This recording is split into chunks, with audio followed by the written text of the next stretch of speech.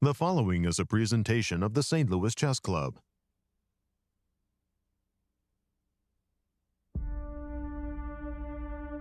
Blows were traded early and often at the 2026 Super Rapid and Blitz Poland in Warsaw. The dynamic back-and-forth results created an incredible five-way tie featuring all three Americans, a world champion challenger, and the event's defending champ, Vladimir Fedoseev. The Grand Chess Tour is back and better than ever.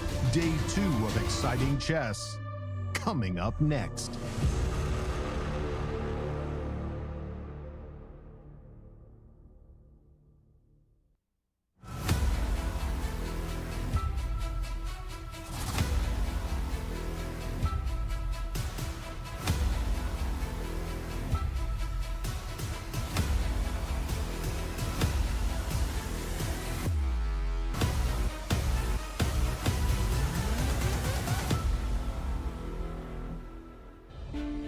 Welcome back, chess fans, to day 2 of the 2026 Super Rapid and Blitz held here in beautiful Warsaw, Poland. We start the day in the Old Town as we are waiting for the players to arrive at the chessboard. We've had an absolutely explosive start to this tournament. We cannot wait to see what the players are going to bring in day 2. Let's go to the studio and start day 2 action with Yasser, Maurice, and Nazi. Well, it's lovely Warsaw, Poland, the site of the first stop on the Grand Chess Tour. The city nicknamed the Phoenix City for rising from the ashes after the devastation of World War II, a credit to the indomitable spirit of the Polish people.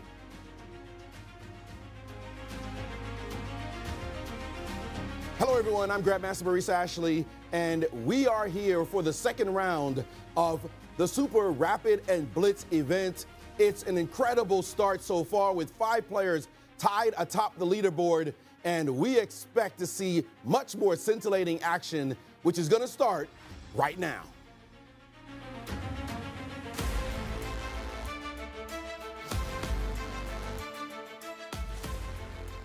Hello everyone and welcome to our show. I'm your host Nazi Paikidze and I'm here with the legendary grandmaster and commentator Yasser Seirawan. Nazi, it's a pleasure to be with you and Maurice as always.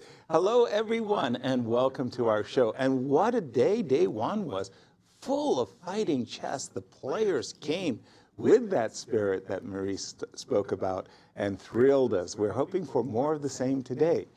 Nazi, do the honors, tell us the standings, what happened in day 1.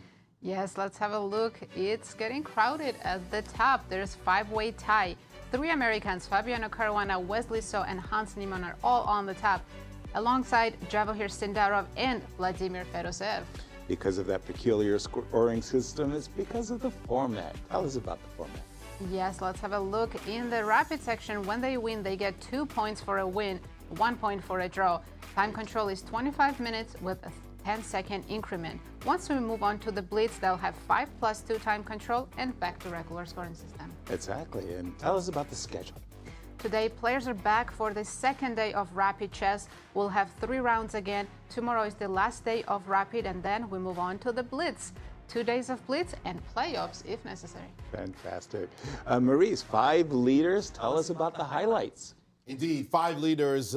The day was full of action, ups and downs. We saw leaders come and go, but in the end, these 5 stand atop after 1 round, and we expect to see much more of this action. But let's drill a little bit deeper into the 5 players who are atop the leaderboard, and 3 of them happen to be American. As you see here, it's Fabi, Javokhir, Wesley. They're losing round 3. He was threatening to run away with the whole event. And Fedoseev, last year's winner, and Niemann finally back in the tour after that Sinkfield Cup from 2022. And some might recall that event and the controversy associated with that one. Well, we see, as I said, 3 Americans are atop the leaderboard: Fabiano, Caruana, Wesley So, and Niemann. Hans being the only one who didn't lose a single game, playing very solid chess so far to have that score. Vladimir Fedoseev, last year's champ, he lost the game and then he bounced back, showing why it is that he is indeed a favorite. And he's saying, look, I'd love to repeat. Watch out for this young man. And definitely the young man you have to watch out for is Javokhir Sindarov, the championship challenger to the world title.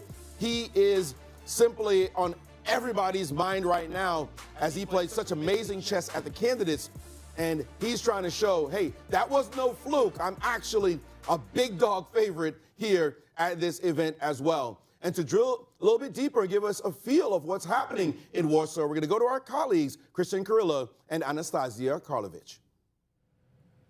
Thanks, Maurice, and welcome back, chess fans, to day 2 here in Warsaw, Poland. What an extraordinary beginning to the tournament we've had yesterday. I will be your host here on site, Grandmaster Cristian Chirila. And I'm your co-host, Anastasiya Karlovich. And of course, Maurice, you talked about a lot of matchups, but one big one is that one between the challenger, Javokhir Sindarov, and of course the world champion, Gukesh Dommaraju. And you asked them what they think about this upcoming matchup. Take a look. Yeah, I was closely following both the candidates. I mean, it's like a extremely dominant score, yeah, what Javokhir managed. And it's very impressive, but I think these kind of round robins and match is a very different experience, so I wouldn't draw too much from it. But obviously, he's a great, it's a great player who has shown great results in this year, but also last year winning the World Cup. So I don't want to think a lot like I will play against world champion. I'm trying to focus every game to play just against world best players, and I will try to play good chess and don't think about everything this, because you can go crazy if you think there's a lot of stuff. And my match will be end of the year. Right now I'm trying to focus to play my next few tournaments. It's so fun and interesting, in fact, to analyze this type of matchups, especially when we have a World Championship match coming up. Anastasia, what do you see in particular about this upcoming match? Yeah, and I mean, first of all, I wanted to say that Javokhir, I really like his approach, that he decided to treat every game the same way. Doesn't matter against whom he is playing, against the world champion or the other participants. On the other hand, easy to say, hard to do. I still think that on the background, he will still think about the world championship match. And of course, all chess fans, all chess world is waiting for this encounter. I think Grand Chess Tour will be the first and the last time when they will play against each other before the match. And of course, we have a few reasons to follow. And one of them, it's going to be the youngest world championship match in the history of chess. And both of the players became the grandmasters at the very early age. They were only 12 years old when they became grandmasters. That's impressive, but what's even more impressive in my eyes is the fact that both of these players are already Olympic champions at only 19 and 20 years of age. That's just an incredible accomplishment. In 2022, Javokhir Sindarov became an Olympic champion with Team Uzbekistan, and of course, Gukesh, in an act of revenge almost, it felt like, because Javokhir got that title on Indian soil. Gukesh came back, led Team India, and defeated everybody in the 2024 Olympiad, and they got the title. Just an incredible matchup. Absolutely, and now that we see also Gukesh playing against Wojtaszek, I just wanted also to remind everyone that both Javokhir and Gukesh are so fearless players. They're ready to fight, they're ready to play against anyone, and always they try to win their games. I don't remember them making really short draws. It feels like they are really fighters and they want to play chess. They have this eager to play. And it's not, of course, it comes also after lots of preparation. Both players are hardworking sportsmen. But they have different styles, right? I agree. I feel Gukesh is much more hardworking, and Javokhir is trying to find the balance as well. We've heard him so many times talk about his love of Counter-Strike, the game. He likes to balance both, but of course both of these players are working so hard and they're so tenacious and they want to win every single game. But we have so many amazing matchups. Back to you guys in St. Louis to digest all of those. Thank you, Cristian and Anastasia, for those insights. Incredible head-to-head battles. We see those world champions and challengers. Do the honors. Tell us about today's pairings for round 4 coming up. Absolutely. Gukesh and Sindarov will play each other today, but that's in the next round, round 5. Right now, we have Fabiano Caruana facing Alireza Firouzja. Two co-leaders, Vladimir Fedoseev against Hans Niemann. Big game. Yes, indeed. MVL against Duda, Gukesh against Wojtaszek, and another big game, Wesley So against Sindarov. Wow, great stuff. And the players are fighting hard for a lot of money. Yes, they are. Total prize fund for this event is $200,000. First place gets $50,000. Second place, 40. Third, 30. Just big prize for everybody. And thank you to all the sponsors. Absolutely, absolutely. As the players taking their seats, getting ready for, and we have a ceremonial first move. D4 on Wesley's board.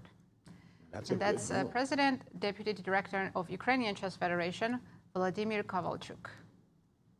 Nice. And I see Cristian over there. All right, handshakes and games are off. Should we start with Wesley and Sindarov? Indeed, and Wesley took back D4 only to put it back on the move square D4. And again, for myself, Sindarov's victory in the candidates was impressive, not just because of his +6 score, but his undefeated +6 score. Against the so far, best in the world. Right, and so far in this tournament, only 2 players, I believe, are undefeated, and Sindarov is one of them. It's Hans and Sindarov? Yes, I believe so. When's the last time we saw Sindarov lose? That's what I'm thinking. It's like, I know he's on a long I think he played some game. online event where he lost, but outside of that, I know in classical chess he's undefeated for over 50 games or so. That's what I'm thinking as well. Very so we impressive. have a Moran variation. Now everybody's. Haven't seen this in a while. Yes. I know, because it's sort of like the players are avoiding everything. This was very popular back in 2010. Oh boy, was it popular in my day too. B5, bishop to D3. Now here the choice was between bishop B7 and A7, A6. And I'm telling you, players put in months of study trying to decipher the advantages of A6 over bishop B7 or vice versa. Did they figure it out? No. Nobody came to firm conclusion, and only after lots and lots of games did they, I think most players, especially Vichy, settled on bishop B7. We'll keep an eye on this one. It's going to be a long theoretical battle, I believe. It feels like the players are getting ready for those theoretical battles. There's an exciting game in Caruana versus Alireza Firouzja, coming out of a sharp Sicilian Khan variation, the knight variation of the Khan. And when you take a look, you see this line with Queen C7. And so we're focusing on the Caruana Firouzja game. And bishop to B4, this move, quite spicy in E5, and we are in the main line here, and already a pawn sacrifice early in the game, and they're blitzing out these moves as black has won a pawn, but has had to concede some dark squares on some level. You still have the dark square bishop, but this one is very contentious. The players are playing like it's all theory. Maurice, is it all theory? Well, it's only one time we've seen this specific position, and I'll tell you that it's a pretty rare move to capture on C3, or actually on even on C3 at all. So we're in so-called theory, but only a couple of practical games to talk about.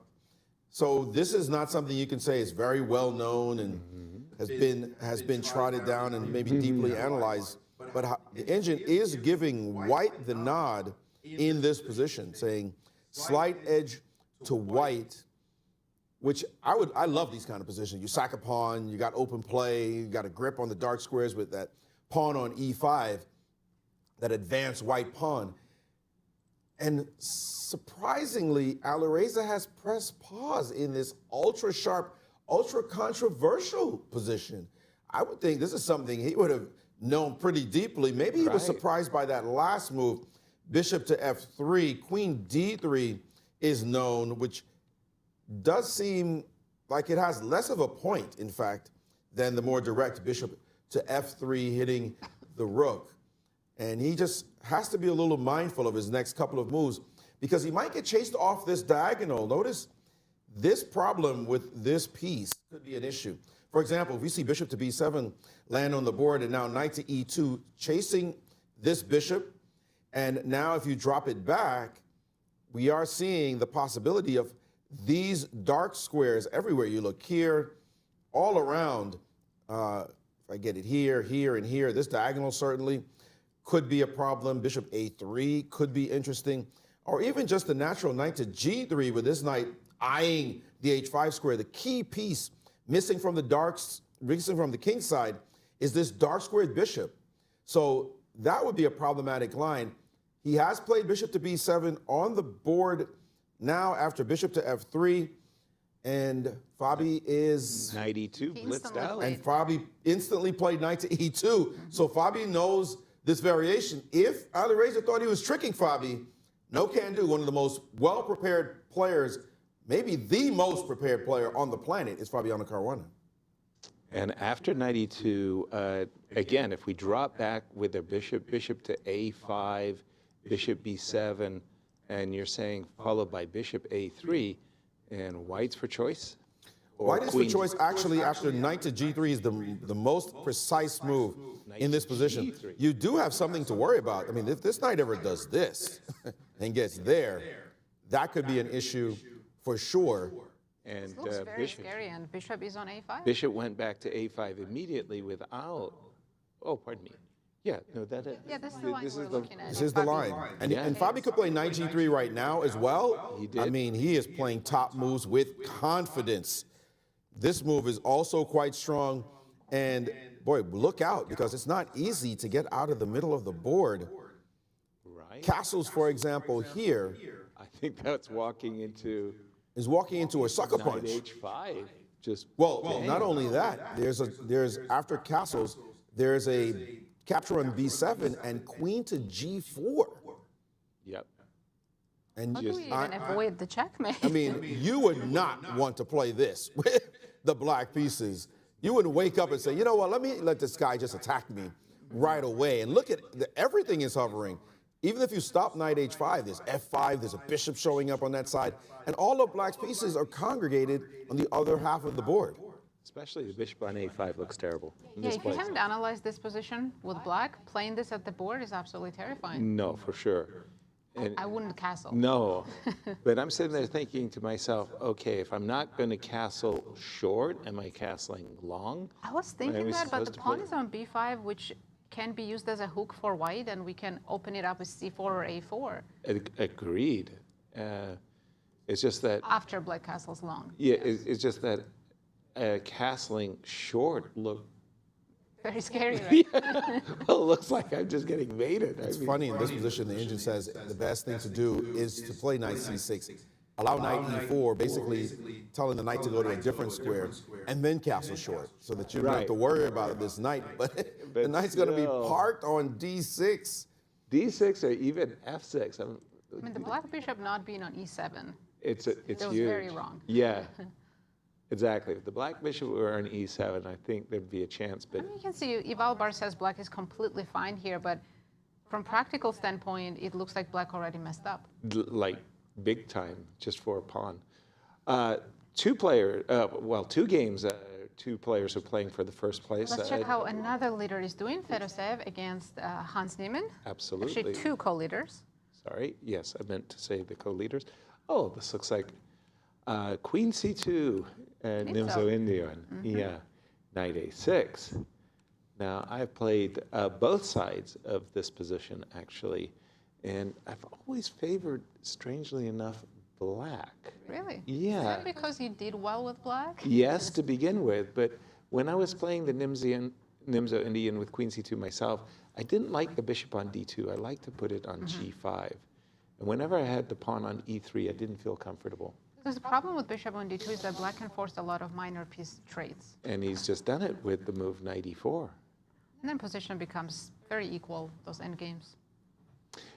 It's funny that you should say that, because let's say you do play an endgame like this, knight takes E4, bishop takes E4. I'm just putting this on the board. I understand I'm allowing bishop takes F3. But you talk about endings, and it's actually funny. I actually prefer this ending for black. Why is that? The C4 pawn is weaker than the D7 pawn. For example, I would play rook C8, rook C5, queen C7, and D5. And Actually, players are following this line. We might see this endgame that you prefer for black. yeah, did he play bishop to d3? Yeah, He bishop did. d3 and bishop d2 on the board. And it's funny, I actually, like, seriously, I know it looks weird to say I have a slight favoritism for black, but you can see what I'm saying, that if I Yep. put my rook on c5, my queen on c7, my pawn on a5. Maybe a bit easier to play with black. Well, I've got the break, d5. You don't have a break yourself. Like, you can play queen d4 and e4, e5, and I kind of laugh at you. But still, objectively, it's equal. Objectively, it's equal. I'm just saying that it's not flipping a coin in the sense that I do have a slight preference for black. Maurice, what's caught your eye in this, the fourth round of day 2? Well, next, another game we haven't gone over yet is the game between Gukesh Dommaraju and Vachier-Lagrave. This game, very interesting because it looks like Gukesh is trying to avoid showing too much prep. If you see from the very opening moves, the move D3 on the board, and that move, not exactly your sharpest, most testing move coming out the opening. So is he saying to everyone, I'm not showing you guys anything. I got a world championship match to play later in the year. I'm not going to bring out my best stuff. This is not his best stuff, I can assure you. So this position was very easy for Wojtaszek to be able to get a good position from. It's no surprise that black is perfectly okay. No drama here. He might have even been able to try to be more ambitious in this position, but black, I mean, look at black's position. Who can argue? It's early stages here, but maybe we'll see more of that from Gukesh. No revealing of any deep preparation. Let's just play some moves and see what happens. By the way, he is going to play Norway chess. If I'm not mistaken, he's playing Norway chess later in the beginning of June. And Norway chess, he is going to have to show some prep. He's not going to be facing Magnus. Facing Magnus and a bunch of other gangsters. Wesley So is playing in that one as well. So he can hide everything from Sindarov. Right. But here in Rapid Chess, it looks like he's just decided, I'll play some things and have a little bit of fun. Absolutely. Looks like it. Picking up, I'm seeing two other of our tournament co-leaders, Wesley So and Sindarov, and they did play right into one of the main lines of the Moran. This one with A7, A6, and It's a really old line, right? yeah, this was popularized by Michael Tal amongst others. He had some fabulous performances in these positions, and also study the games of Boris Gelfand. Here we go. Knight G5, Knight C5, and as far as I'm aware, Queen F3, Queen H3 was an older approach that was used. Wesley They decided to immediately went open up the E5, position. like, let's blast the position open. Okay, that's a pawn sacrifice. Queen takes E5, rook E1, queen D6. Queen takes D6, and Wesley's saying, okay, I'm looking to win back my pawn, but I want to do it on my terms. I want to capture on C5 and capture on E6. So queens came off, but is this endgame better for white, or is it more equal? I'm seeing my chess thermometer, the thing on the border, is saying it's even, and I suspect that we're still in theory here. I just don't know exactly. Yeah, as always, Javokhir is ahead on the clock. Which by is about an 4 indication minutes. that he's still as well prepared as he ever was. That's kind of interesting. What would you do here? Well, this position has been seen That's what I was many asking. times. Many It's times, still deep in the heart of theory and praxis, of course. And this position, actually, castles is the main move. And you mentioned Gelfand. He's been on the black side of this. Kramnik against Karpov, a game he lost back in the 90s. Shirov is the big practitioner in the line with black and has great results, including draws against Kramnik, beating Nikolic. This position is perfectly fine after just simply castles. Black can get out of the center. So we're not really sure what Wesley is hoping for here. After simply castles, it will not be anything special to capture on c5 and then take on e6. This is just basically a nothing burger to play this line with the white pieces. This is what you would love to get out of it. Fairly straightforward for black. No big dangers, if you will, to play this position. Wow, you know, optically, I'm looking at the rook on e7, and maybe I'm overrating this situation. And I was thinking that I had something. The chess engine is saying you got nothing. I think it's because chess engine likes black's queen side, a5, b4, and just quickly. Okay, so for you played example, before with after white? b4, Oh. And he has castled. and he's inviting this very forcing line. I must say that, and Wesley instantly played bishop He takes played these bishop values. c2. Wait, no? No, I No, think he's played he bishop brought yeah, his rook takes to he's the following center. the line. He's getting a tempo with the rook. He So played this looks rook like a d1. small refinement by actually bringing the rook see. to d1 with a tempo Ah, that's slightly better than the line that we suggested just yes. now. including rook a d1 is obviously very sensible. Hopeful move. h2, h3.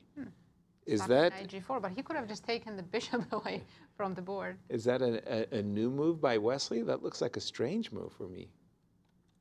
h3. No, there's still about 20. 30 games. Wow. 30 games with the move h3. So Wow. still, again, in the heart of the position. And many that's games very- played, we've just, it's a kind of line that you've seen Wow. many times and then you simply forget.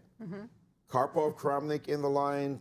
Again, you said mentioned Kramnik versus Shirov, Gelfand, all the great names from Yes. the 90s Yes. went down this line, and it's just supposed to be okay, perfectly fine for black. Everything that he's done so far is not supposed to be that special. And maybe Wesley's thinking, this kid, he's Can't not going to know all the everything. old stuff from the 90s. You can't know He everything. wasn't even born yet. He wasn't even a Whoa, thought. Whoa. We've got a new Bishop move. B6. Bishop And his B6. new move is, in fact, Knight takes A pawn g7. blunder? a novelty, and it blunders a pawn.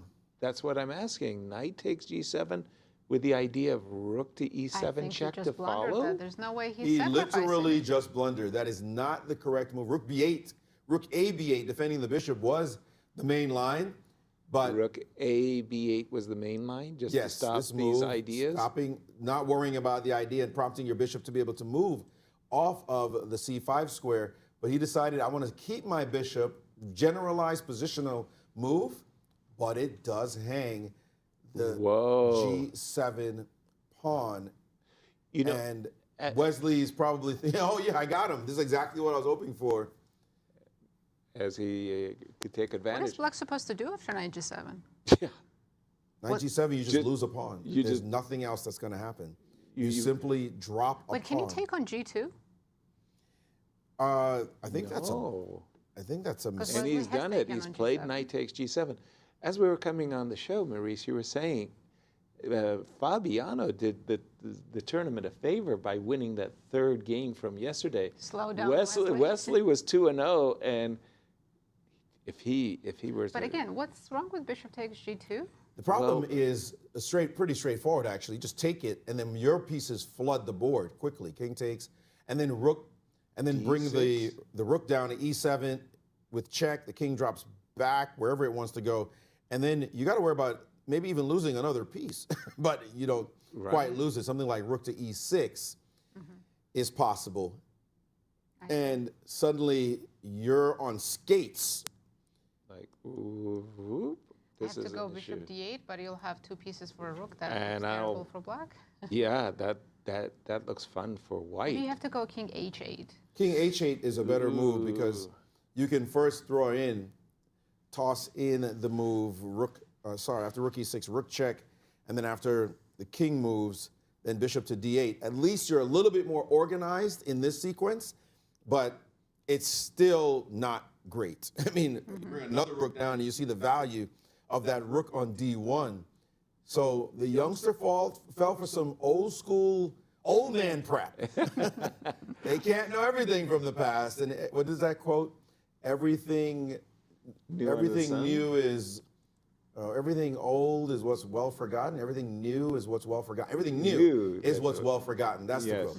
So stuff, it may be old, but if you forgot it, it's brand new to you. And this was new to Sindarov, and he has fallen for this tactic, and he's accepting now. Ooh, he took on G7. Yeah, his position. He did not play takes on G2. Is definitely not good. He's allowing rook Knight e7, takes. rook b7. And I mean, this is really two bad moves This gets in a bad row. fast. Two bad moves in a row. Bishop b6 blundered a pawn. The king takes G7 really helps White because White. He's played king f8, and I think he wants to trade rooks now with rook b8. And His hand was hovering over the a8 rook. Hope that is Yeah, he's queenside played it. majority. And the opposite colored bishops. That's He's his hoping hope. that the majority and the opposite colored bishops will be sufficient to save him, but But Wesley can just trade rooks and go g4. Let's go. Yeah, that's yes, two that is connected a pass pawns. significant issue. The other thing is there's like these ideas of b5, pardon me, b5, b4, and c3. This move, bishop f5 is nice. You actually gain a little tickle against the rook. You I'll don't have want to take play rook takes. b7. Or you do? I think I Ooh. have to. I would thought you had to go rook e8. But you're dropping But material. now that bishop, which was kind of passive on I was c2. hoping rook c7, b4, and quickly c3 would be some compensation. Okay, so that's two pawns, though. Two pawns. Don't believe it. At least there's something. I have a Actually, c-pawn. this is different because you do get in knight e4 in this position. Yes, f2 is a target, yeah. And suddenly you do get counterplay against the f2 pawn. You have to be a little bit more careful, it seems, right here after bishop to c8. I could see Wesley going into this by accident, but Wesley's so clever. Remember yesterday, he had a chance, g6, G6. He looked didn't play it, winning, and he didn't fall for it. and he went king He g4. notices those ideas very nicely. Here, rook d6 is the most accurate move now that the rook has blocked Exactly. the bishop from going to d8, and this will maintain the advantage. So we're not taking the second pawn. but Not we're taking the trading second. the bishops most likely. That would Yes. be in White's favor. A big game going on here. What other big games are taking place, Maurice? I think at the moment, this is the biggest challenge. By the way, if we go back to the Fabi game, Yep. this position, it took Alireza Ooh, almost 10 minutes? 10 11 maybe minutes, more yeah. minutes to finally decide on trading. We saw this position one move earlier or half a move earlier Right. before he finally said, okay, the first thing I'm going to do is take on f3, and it turns out it's just bad after queen takes. This position, but Fabi's stopping to think for the very first time. He wasn't expecting a bad move. No, and by the way, he spent a lot of time himself. Fabi? It was a few minutes ago that bishop took on f3. Fabi had, from what I remember, about 25 minutes. He had more time than he started with That's right. when was he got blitzing. to this position. And bishop f3 has stalled him from playing queen takes. I'm actually shocked that he's taking any time looking at this one. Queen takes looks so natural here. His c-pawn is under threat, so to speak, but who's taking c-pawns in a position like this? a8 rook is hanging. Why would you hesitate taking the queen? I mean- know, it's a tempo, right? Yeah. He spent 6 minutes on queen takes f3. That's Okay. shocking. What could he possibly be worried about here? Okay, He's he's calculating not really worried, but deep. he must be thinking that, my rook is probably better on f3 than on f1. And if But I you're could blocking play, the queen that we wanted to put on g4. true that. But if you get knight knight e4 and rook g3 and queen h5, you might even prefer that as a setup. By the way, Where is that queen all f3, reasons? if I may, queen Yes. f3, knight c6. Yeah. There is the possibility here of castling queenside for black. If you go all in, for example, Knight e4. oh, let's centralize instead of. But the thing about knight e4 is suddenly you could castle in the other direction, and this is not that horrible anymore with the knight on e4. In fact, the inches are screaming paradoxically, I might say, that this is better for black, which you could never have paid me money. You take away my Grandmaster card now, I'm sorry. To say that black is better here. It's only because of the extra pawn. It's the extra and you pawn. don't have enough compensation for it. Wow, though, it looks so bad. It looks like you have potential, but you can't play F5. I would still pick white. Yeah, you look at the dark squares and you think that you have something in this position. And maybe this is what is giving him pause. His thought that this is the natural plan to play, but somehow white's not getting anywhere. And suddenly black does have threats. Knight D4 could come in at some point. And the C file, the weak pawn on C2. If you don't show something concrete, this is the kind of con position that black doesn't mind having this backward pawn on D7. After all, he's up a pawn. You figure out how to win it one day. But he has enough play elsewhere. So I think this is why Fabi is stuck. The move that he's supposed to play in this position is knight to H5. Right. But that could prompt his opponent to castle queenside. And here you have to feel confident that everything you're doing is correct. Apparently C4 is super strong, but this is outside of his prep, and he is forced to now think, do I have enough, even sacrificing a second pawn, in order to prove that this is really a great position, and it is a great position for white. Yeah, but you have to be bold and go for that second pawn sacrifice. C2, C4, love But it. it's fun to do that in this position. Yeah, but that's right. Go for the attack. But They're you're both right. really taking Both a players lot of have, time. have really gone into the tank. We haven't looked at the game between MVL and Duda. Let me just check in on that. Whoa. Opposite color bishop end game. MVL has an extra pawn, but it looks very holdable for black. Remembering that MVL had one of the really Toughest days. Yeah. bad day yesterday, looking to bounce back, as is Radoslaw. I'm going to just check in on the game. Actually, I want to draw your Gukesh. attention, Yeah. yes, to Gukesh's game. I think he might be in trouble. I don't like his knight on A3. Well, we really like what Radoslaw was doing, playing very, very classically straight through the center. He played the move E4. Knight went, wow. So Gukesh refused to trade all minor pieces and make a draw. Exactly. But now he might be walking into a worse position. I love Radoslav's minor pieces here. Check them out. Those are beautiful, just simply gorgeous looking knights in the center of the board. Knight Not on just the D4, knight, knight on rook, E4. the rook sitting on E8 already. That's sweet. Knight This F2 is- ideas in the position. This is one of the flaws Sacrificing. of deciding I'm not going to show my prep. Right. In a game with the white pieces, and not only not show your prep, but play something that looks. Even though he's had a bad event so far, Radoslaw is not a player you can take lightly. I mean, you give him a position like this, he'll say, okay, give me a chance to play. Well, I mean, from black's point of view, his play is so simple: Queen D6, Rook D8, all of these happy moves, and He's played a rook E1, Rook E1. defending that E3 knight, so knight F2 is not a worry anymore. But he has Wait a undefended the F2 square. So Queen F. Queen F6 F6. begs to be played as a move. Radoslaw quickly played C5, which I also like. He's reinforcing the knight on D4. I like that move as well, but in this particular case, with what Larry Christensen would say, with an open position, you bring your pieces. Yeah, but after Queen F6, maybe knight G4, and I kick you right back. No, you don't Maybe kick that me was the anywhere. problem. Just a second. Knight G4. Where could I go? B6 is a decent square. B6 is an awesome square. So that you see, what I really want to Oh, do yeah. is desperately play Rook D8. So I set up tactics. Now white pieces are really misplaced. The queen and both knights terribly Yeah. placed. Actually, think of the knight on A3, the knight on G4, the I don't rook even on know A1. which knight is worse. I know. The lack of harmony. But I hear you. You make a valid point. Knights love protection. And the move C7, C5 does precisely And you that. can It see the body reinforces language. knight. Wojtaszek's like, okay, I have Hey, a wait chance a to win minute, this. you I know, have like, a chance wait to a beat the minute. world champ I- with the black pieces. with the world championship crown comes this juicy target. Everybody wants to beat the world champion. Everybody. I mean, this position looks terrible for white. Because Gukesh in trouble here. big trouble.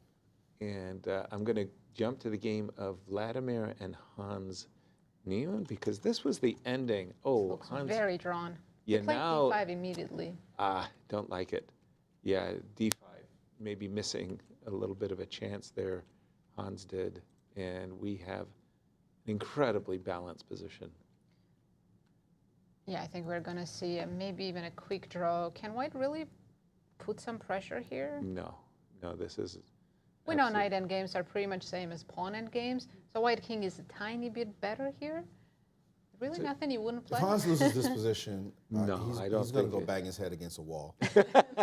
No, I don't think that this No, I understand exact it's position. objectively equal, but can White try to play? Well, exactly. gain some Where is your space. king going? Like your king isn't c4, b5 was my goal, but of course you stopped me with knight d6. correct. So that puts the kibosh on that. Black's next move is pretty much king d7, e5, and advancing the king. Hans is looking around like, can I make an offer? And just to remind everyone, these two players are part of the 5 players who are sharing first at the moment. So Fedoseev and Hans are facing each other, as well as Wesley and Sindarov playing against each other. Fabi is playing a bit down against Alireza Firouzja, but yeah, these games are all going to affect the standings. Yeah. By the way, let's get back to that Fabi game, as you mentioned, and it gets more and more curious. Queen c6. Queen to c6 instead of knight c6. Surprise. And that queen, looking for an end game, no thank you, is what Fabi's going to say. Sorry, I'm up a pawn. You're up a pawn. I don't need an ending. I need to just keep increasing the efficiency of my pieces. And knight to e4 it just begs to be played. Remember, we saw knight e4 was a problem before because you could castle. But note that your knight is now sitting on b8, not c6, undeveloped. And there could actually be a nice little rook lift saying, anytime you're ready for that pawn, you can have it because we plan to attack. We're hunting rabbits. Maurice, my only question is, why is Fabiano taking so much time to make this very natural-looking moves? He's down to 10 minutes. You asking me? Ask him. These moves look so natural. I don't know why he hasn't just dropped them on the board. And he's spending so much time as though this is so difficult. I guarantee you, Fabi usually beats me up when we play Blitz. In fact, he gives me odds and he laughs and takes my money. And it's so embarrassing.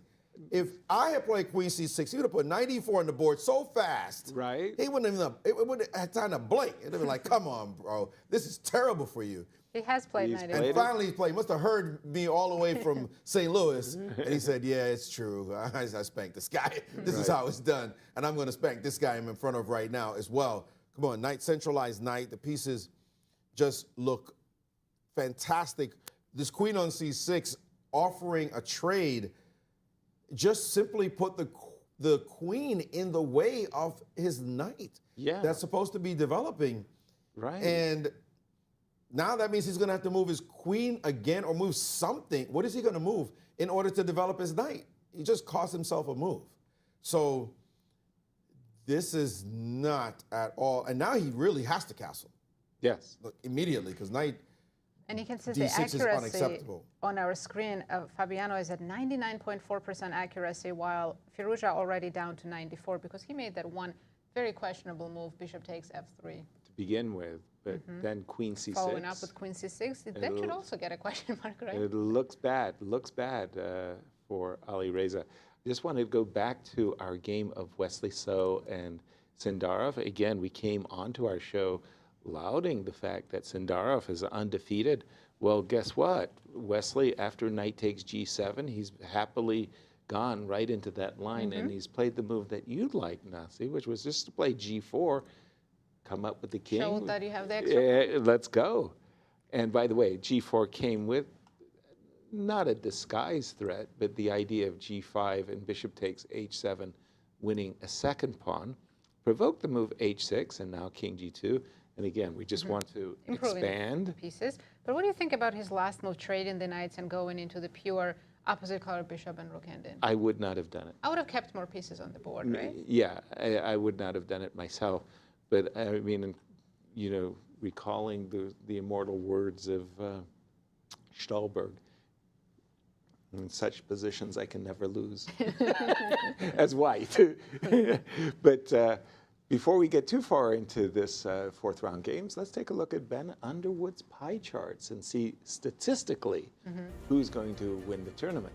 Well, here we go. Yes, pre-tournament, Wesley So was the favorite at 19.6%. Then three players very close, sharing second: Fedoseev, Firouzja, and MVL. It's difficult to accept Gukesh less than 1% chance, but let's see. After yesterday, okay, how much the pie has changed? Well, Fedoseev Fedoseev and Wesley are still in first and second. right. Firouzja, that's surprising. Wait, And- Firouzja has less points. Yes. Well, But he's still, Firouzja and Fabi are sharing third, and Hans is now up at 6%. and now the chances to win the rapids. Just the rapid section, let's see. Let's see. Sindarov is Sindarov. well, if he loses to Wesley, that's going to change very quickly. But So statistically, they're saying that Sindarov is not a oh, great this is blitz player. pre-tournament, Yes. MVL. Because I was surprised to see MVL on the second because Right. he had a rough day yesterday. But then Now, after the After first round day, one, after day Sindarov still favorite at almost 30%. Okay. Fedoseev in second with 15.3, and Fabi and Wesley and Hans in third, fourth, and fifth. I must have failed statistics class. Yes, I did too. Because these numbers just look crazy. And I don't understand, if Wesley's favored to win the tournament, I guess he's favored to win the tournament, and then Fedoseev equaled his score, and so now they flipped because Right. they're tied for the same score. Yeah. And now they tied for flipped. They're first. saying, well, Wesley had better keep a quicker pace in the rapid, or else Fedoseev is going to keep improving.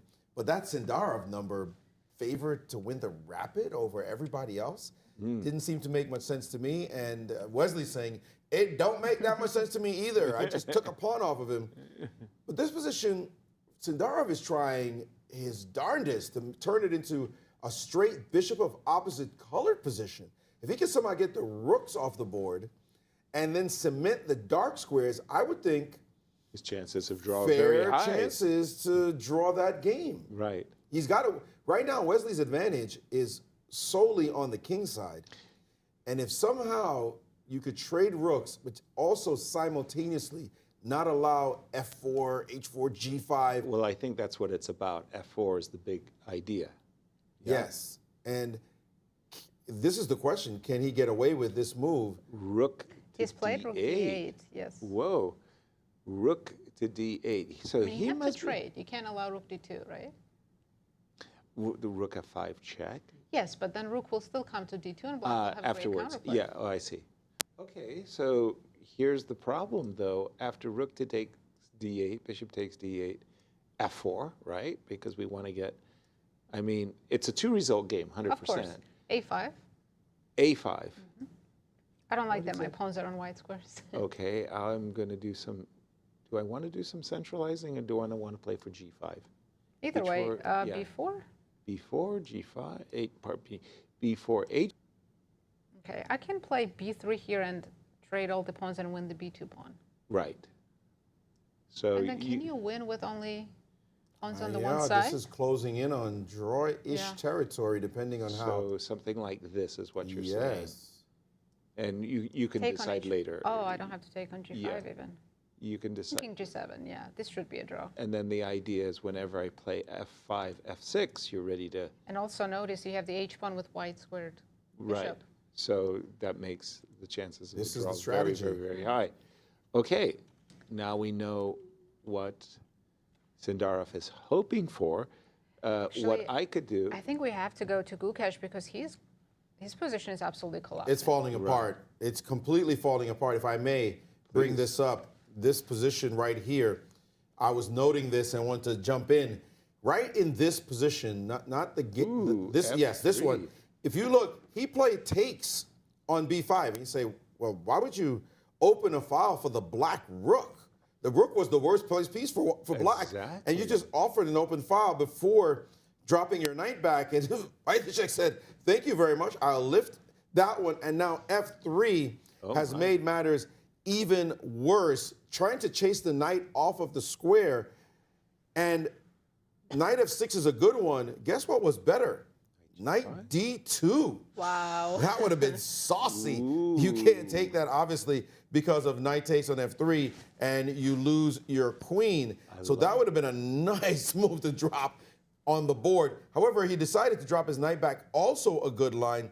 Now knight takes, we're expecting to see no endgame, but pawn takes should be played. Don't trade down. That would be just tossing away your advantage. Right. But pawn takes. He heard you. As played. And he has played it, and now white's pieces are just simply being pushed back. You could go for more trades.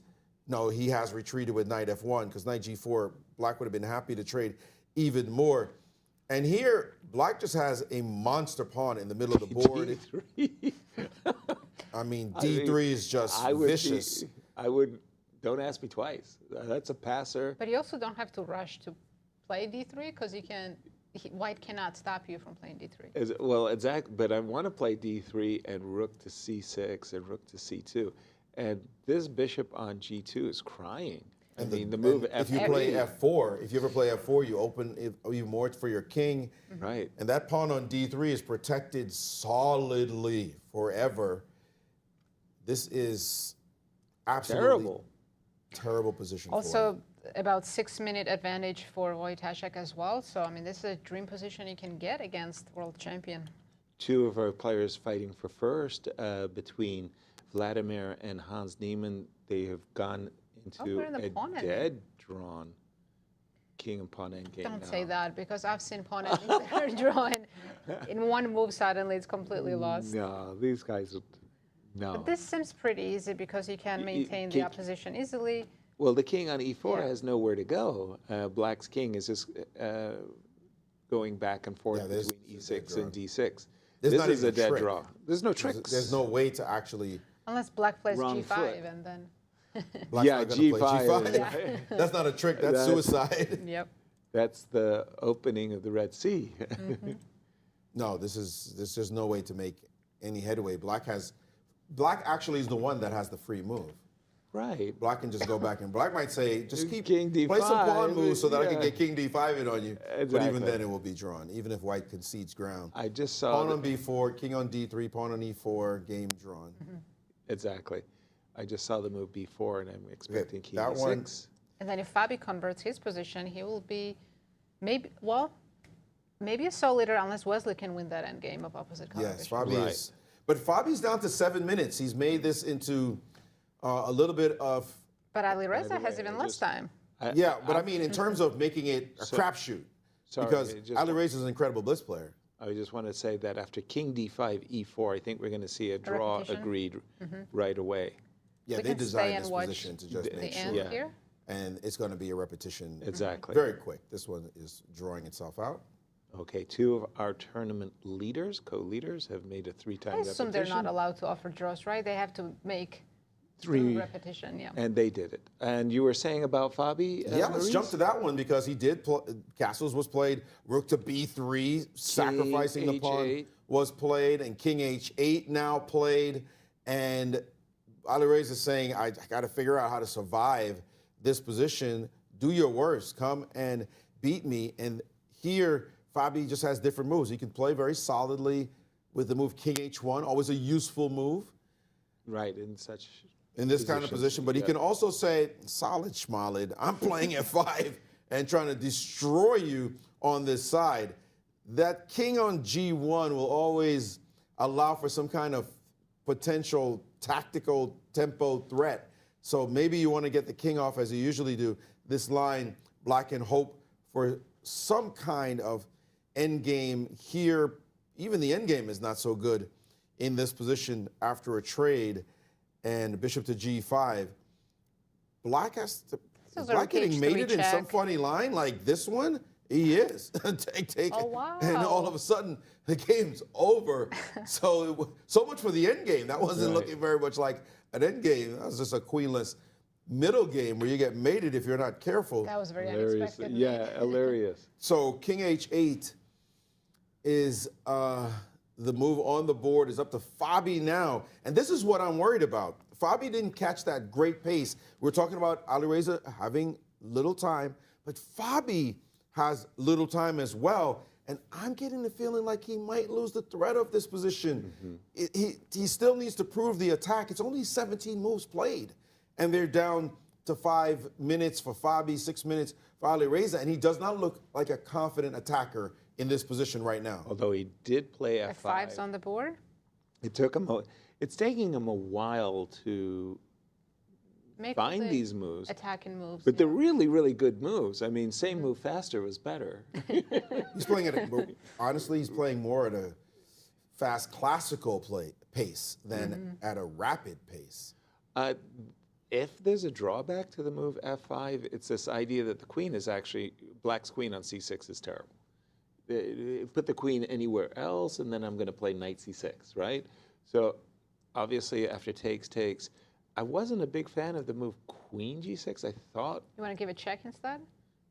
I was going to... That loses to rook H3. Rook H3.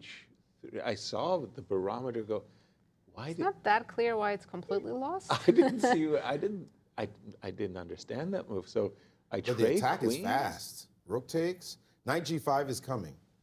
Rook H5 and pawn to H6. Bishop takes H6 is coming.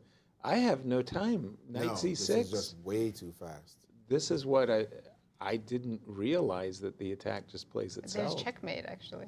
It Bishop is. takes, yeah. And it's a killer checkmate. Actually, not like that. No, you have to play rook G5 here. Rook G. Oh, that's hilarious. That's sweet.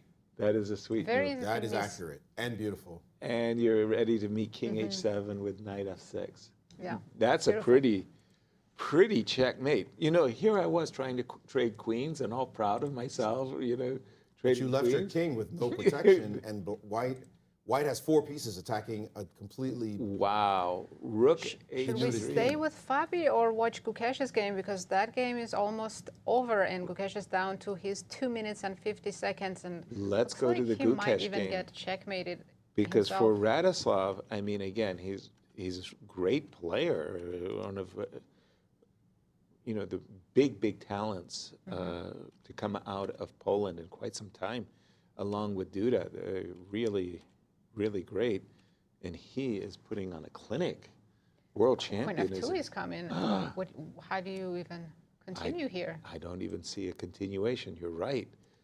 I mean, Gukesh can't take the rook, but he cannot not take the rook. He has to do it's the choice of evils. He has to take the rook and leave the knight hanging on F1, which Oh, he might my as well goodness. resign. Right. This is resigns, actually. This Wow. is resigns. A terrible first game for Gukesh, and And next think he he's- has Sindarov coming up in the next game. Ooh. it doesn't get any easier. I But don't... Sindarov might be. It would be remarkable. If he loses too. The irony that they both might lose this 4th round game as they get ready for the big matchup coming up. But Round 5. Something about Rook his E2. his strategy or his mindset or his approach, something's going on with this great player getting into trouble time and time again and not showing that incredible form he showed on his path, which really was a majestic odyssey on the way to the world championship title. And now he's a shell of himself. And these games he's losing, I mean, he's losing to youngsters even. I mean, he lost to our very own U.S. player, Abhimanyu Mishra. Good player, but not 2750, 2800. Queen C3 and This game is over. MVL drew his game against Duda. Queen. As expected, it was the opposite color bishop endgame. Yes, back to Gukesh. He played Queen C3, and Wojtaszek responded quickly with Rook A8. he wanted to play the Yes, move he's Queen preparing that F2, move. but the problem with Queen F2 immediately is Suddenly you get this checkmated. check, and you think to yourself, well, now I'm winning. No, you're not. The old X-ray. Bobby Fischer teaches chess.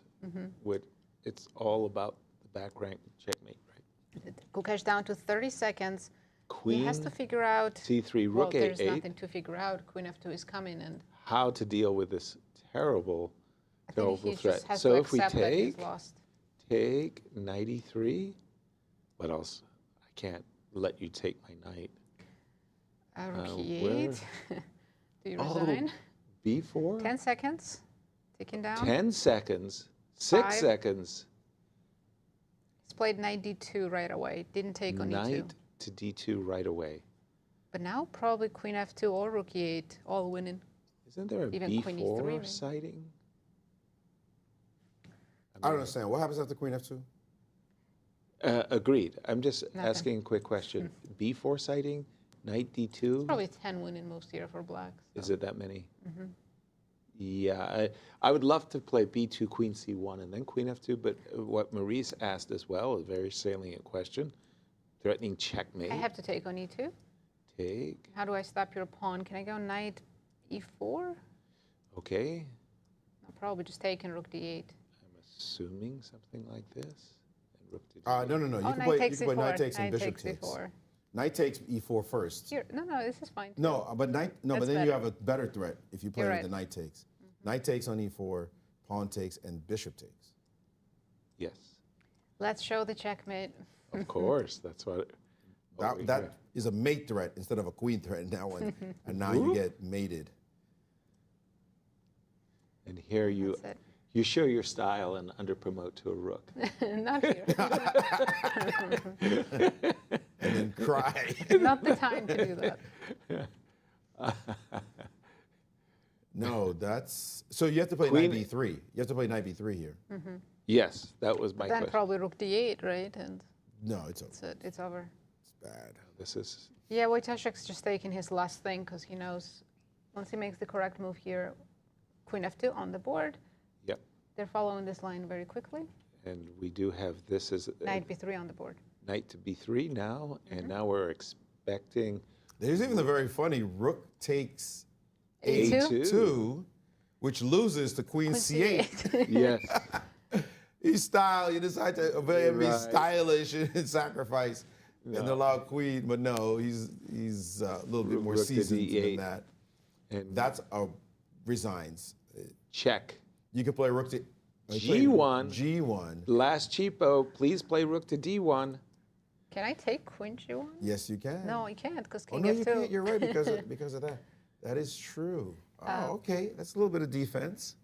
So we have to take a long bishop F5 or bishop to G6. We want to play rook to D1, but we don't want to allow a back rank How check. about bishop C2 How about Bishop B1? or bishop B1? That's Attacking You're- the pawn on A2. I was trying to guard the you won my heart. the D1 square.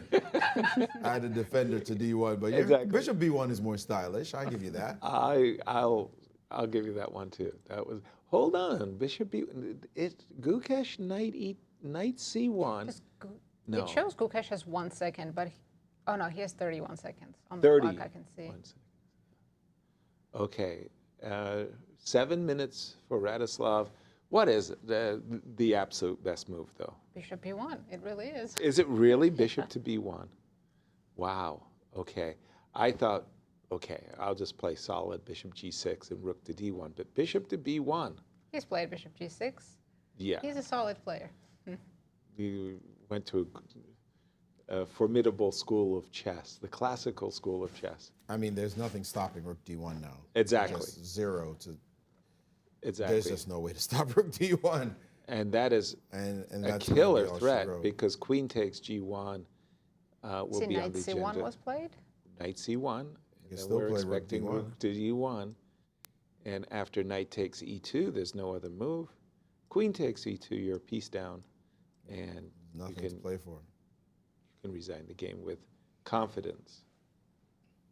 Yeah, Rook.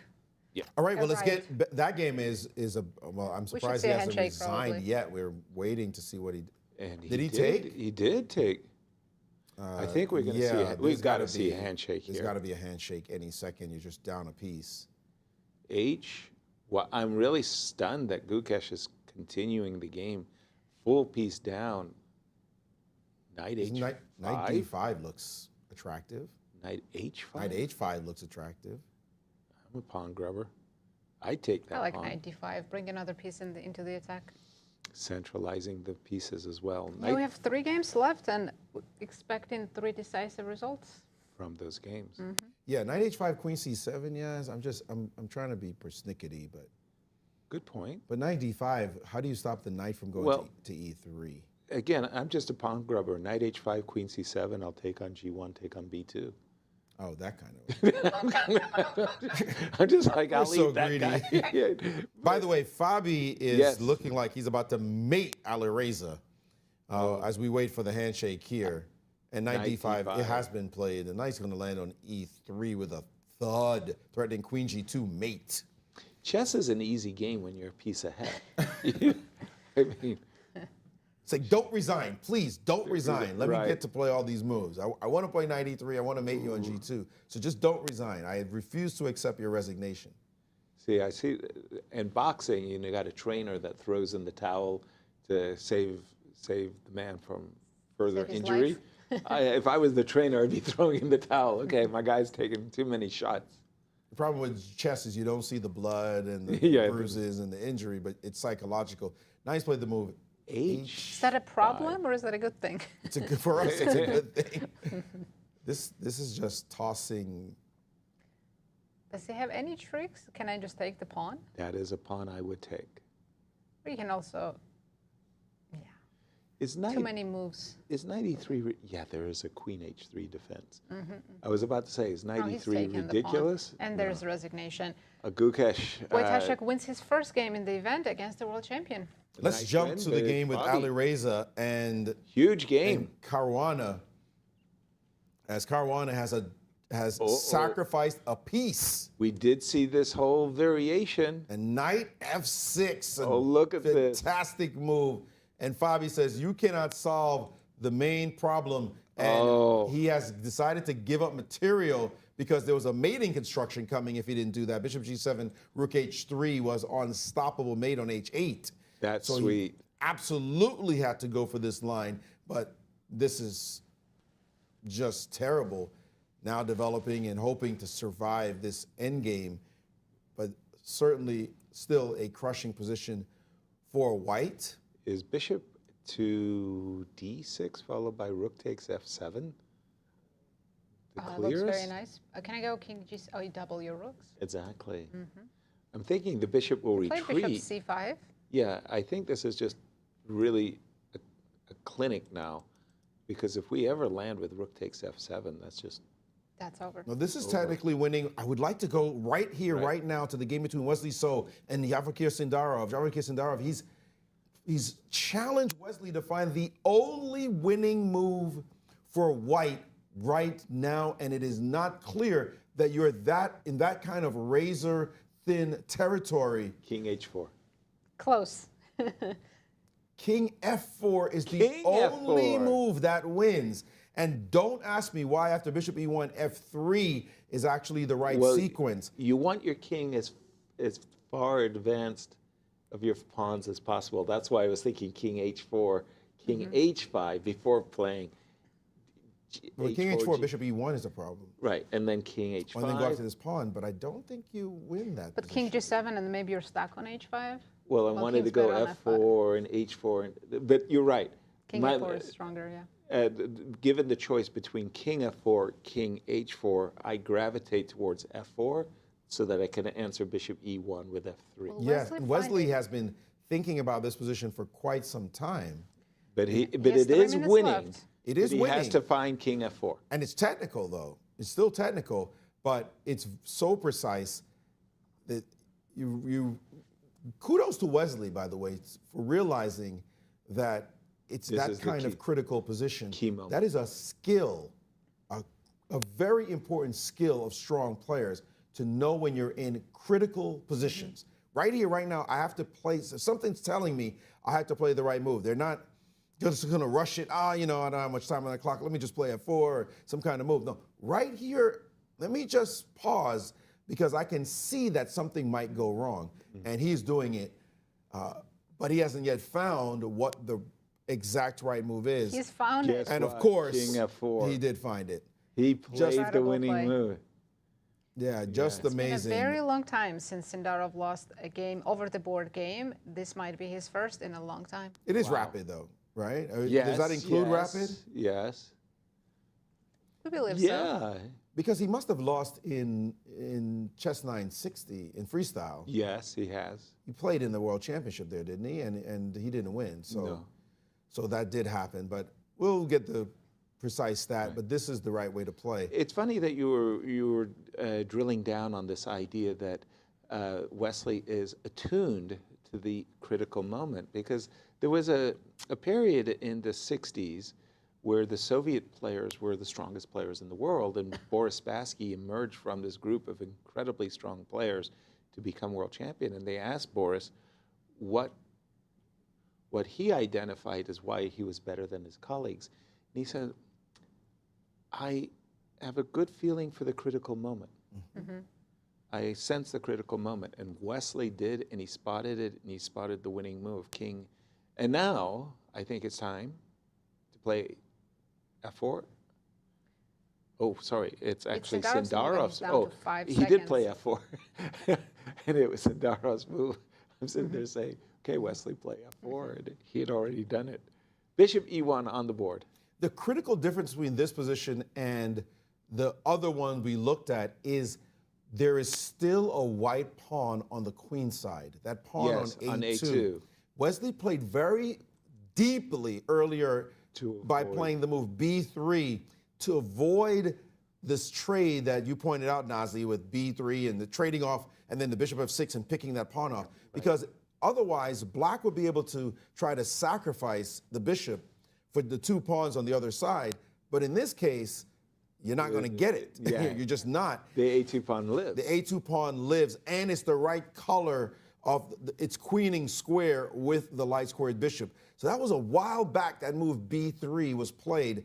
If you go back a few moves, you'll be able to see that critical moment when Wesley knew just right here. Then he said, wait a second, I'm not going to rush on, because you would think, why not just leave those pawns alone? Right. He said, no. I'm going to make sure a pawn remains on that side. And he played B3, and that he's reaping the benefits of that foresight that now you can sack your bishop if you ever even get a chance to sacrifice your bishop. But guess what? It's not going to help you at all. In fact, if those pawns were removed from the queen side, you wouldn't even need to sacrifice the bishop for both pawns. Just for the G pawn. Just for the G pawn. If you just get the sacrifice on the G pawn, that would have been more than enough. But it's not going to happen, as Sindarov is well aware of this problem, and he's hoping his king can be more active, maybe, but it's just not going to work out. I think F5 check and F6. Put that pawn on F5, the F6, and exactly. then G6, yes.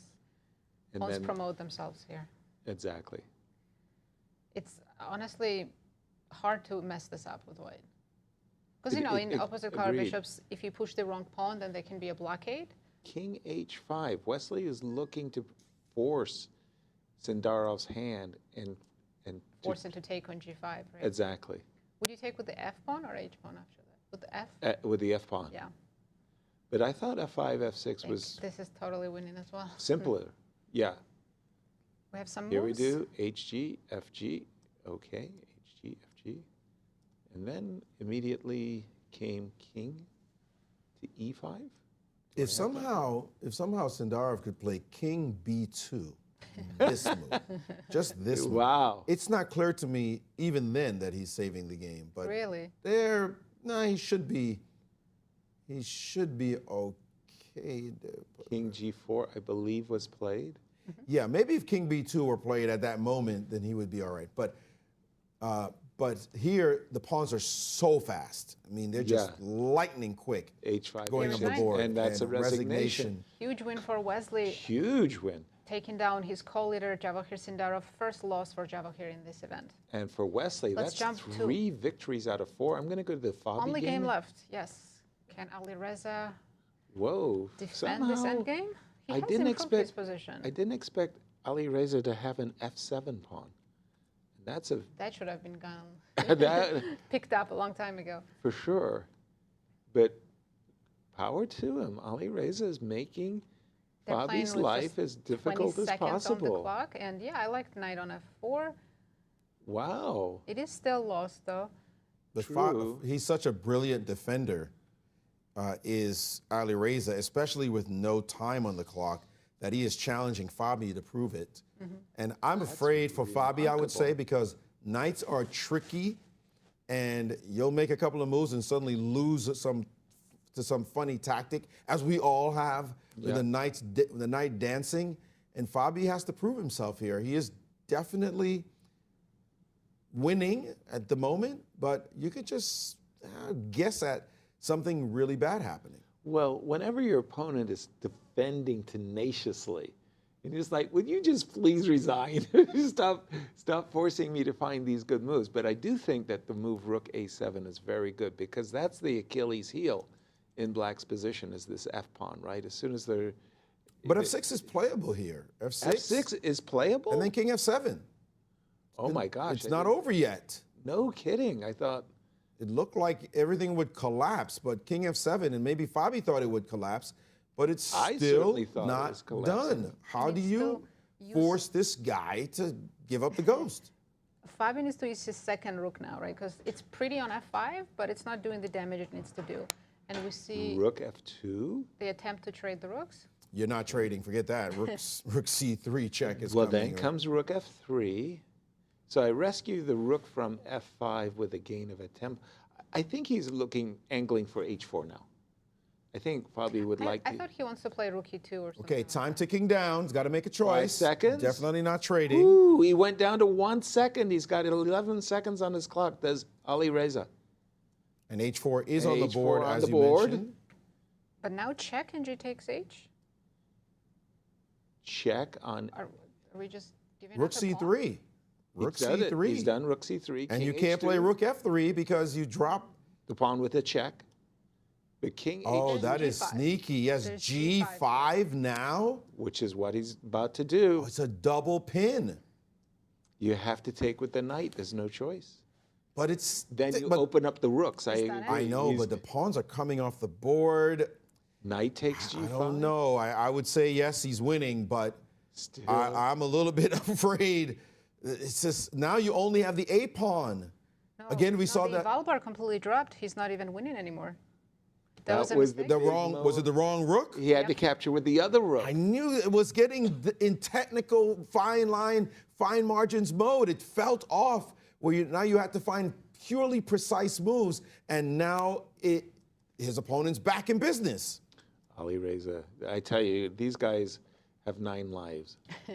Amazing. It looked so natural to capture with the A rook, and you had to sure take with did. the F rook. And good luck explaining why you had to capture with the F rook. Maybe it's because you could swing and start threading mating ideas. Right, with the Alireza 2 has rooks. a very strong move here right now. Rook G3, threatening knight Be F3 serious. check. Rook With G3. checkmate. He missed didn't it. find played it. He the check. played Rook H3, which was much more natural. Yes, rook G3 would have been But more this is a mistake. constraining. King G2 and King F1?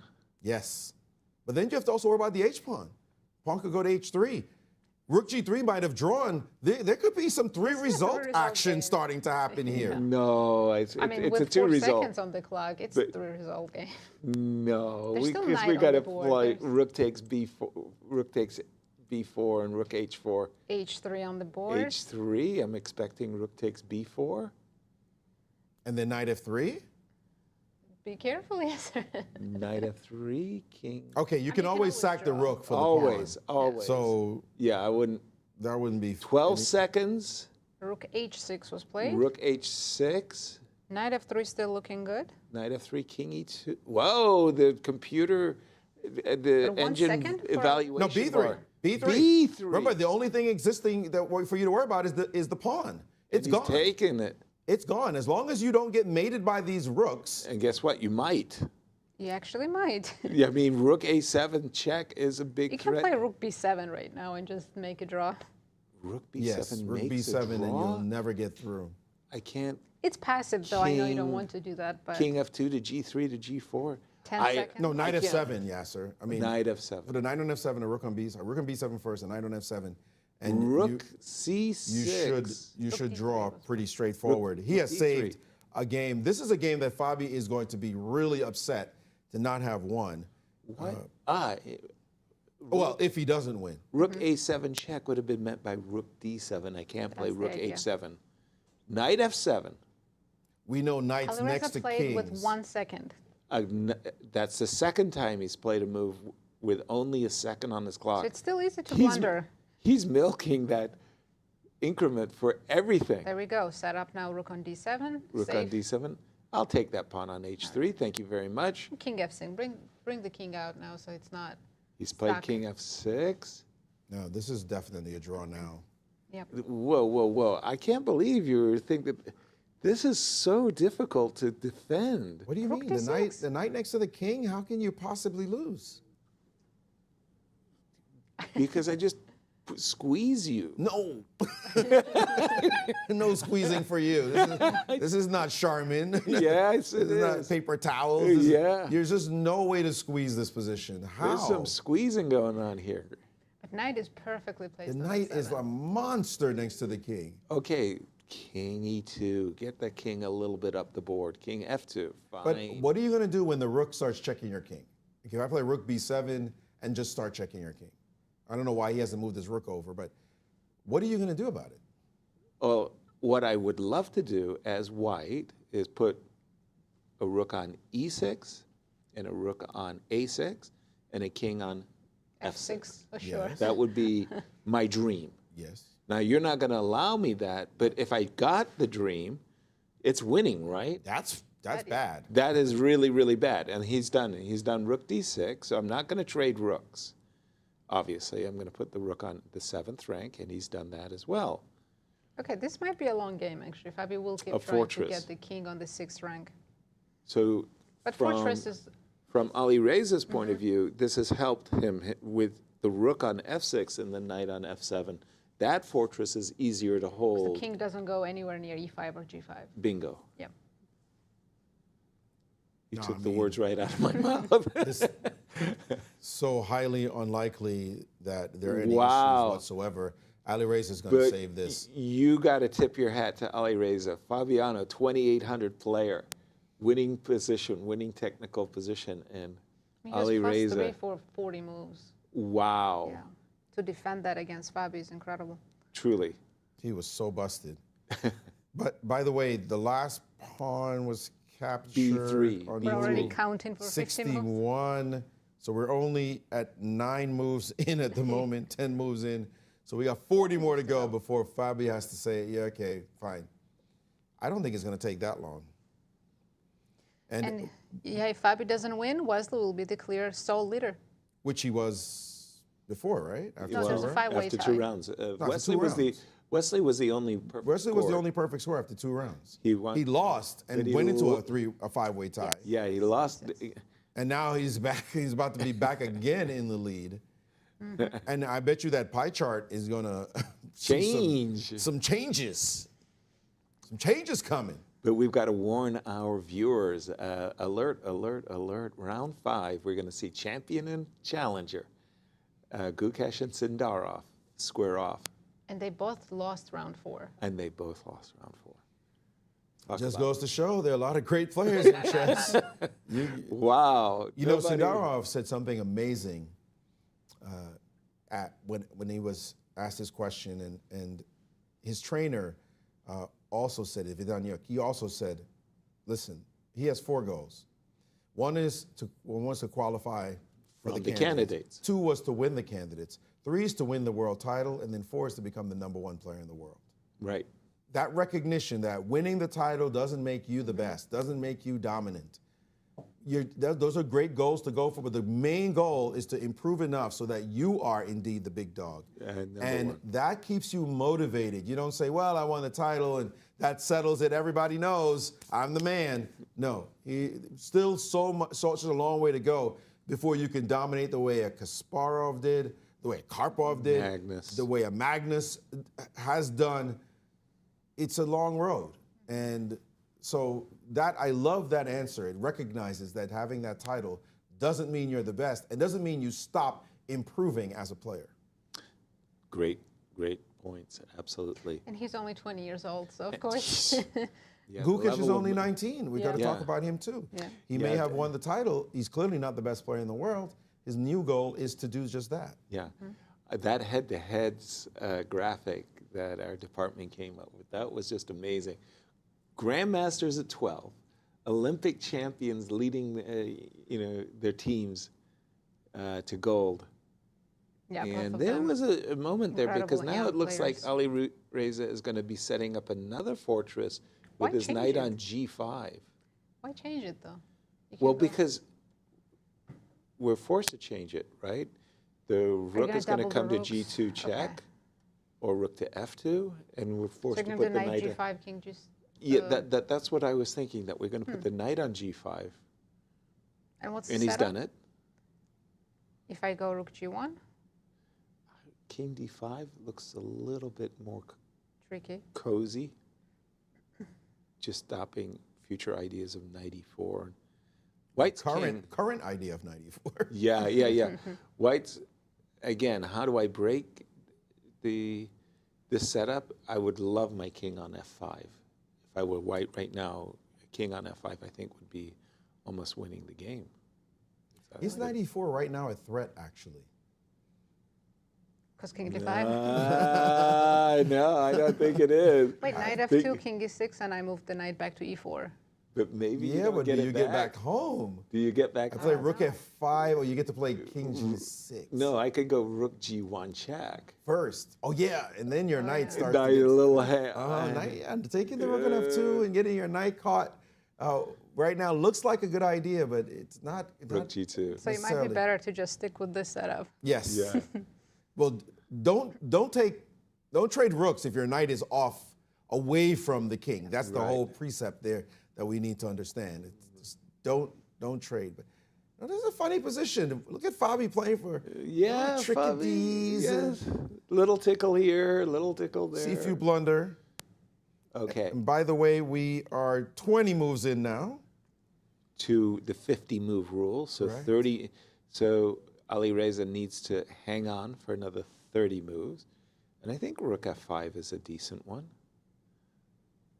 Yep, should be. The knight is close to the king, so Yes, very, very important. He has done it. Rook f5. Rook g8, king f6, and everything's okay. King f6, yeah. My goodness, Alireza has played this very, very well. He's just transited it from one fortress to another, and he's just played great. I mean, no tricks for It feels like time Fabi. pressure does not affect him at all. Except he went down to 1 second twice times, already. but he does that. I mean, That's how the do you point. press your clock with 1 second and expect it to still be standing? Yeah, he could pull off a Gukesh and knock over a piece. Yes. And then you'd be in deep trouble. But there's Fabi saying, I know it's a draw. Who cares? I'm Let's going to keep just playing. try to trick you again. King f6, very good, because he wants to play knight e6 check and to drive White's king away. Knights are so good next to kings. Mm-hmm. Even versus queens, they're great next to kings. Agreed. They stop checks with the great octopus-like movement, often 8 different directions. They're just so good defending kings, and this is what we're seeing here. King, and with the rook's help as well, black's rook, it's even easier. Yeah.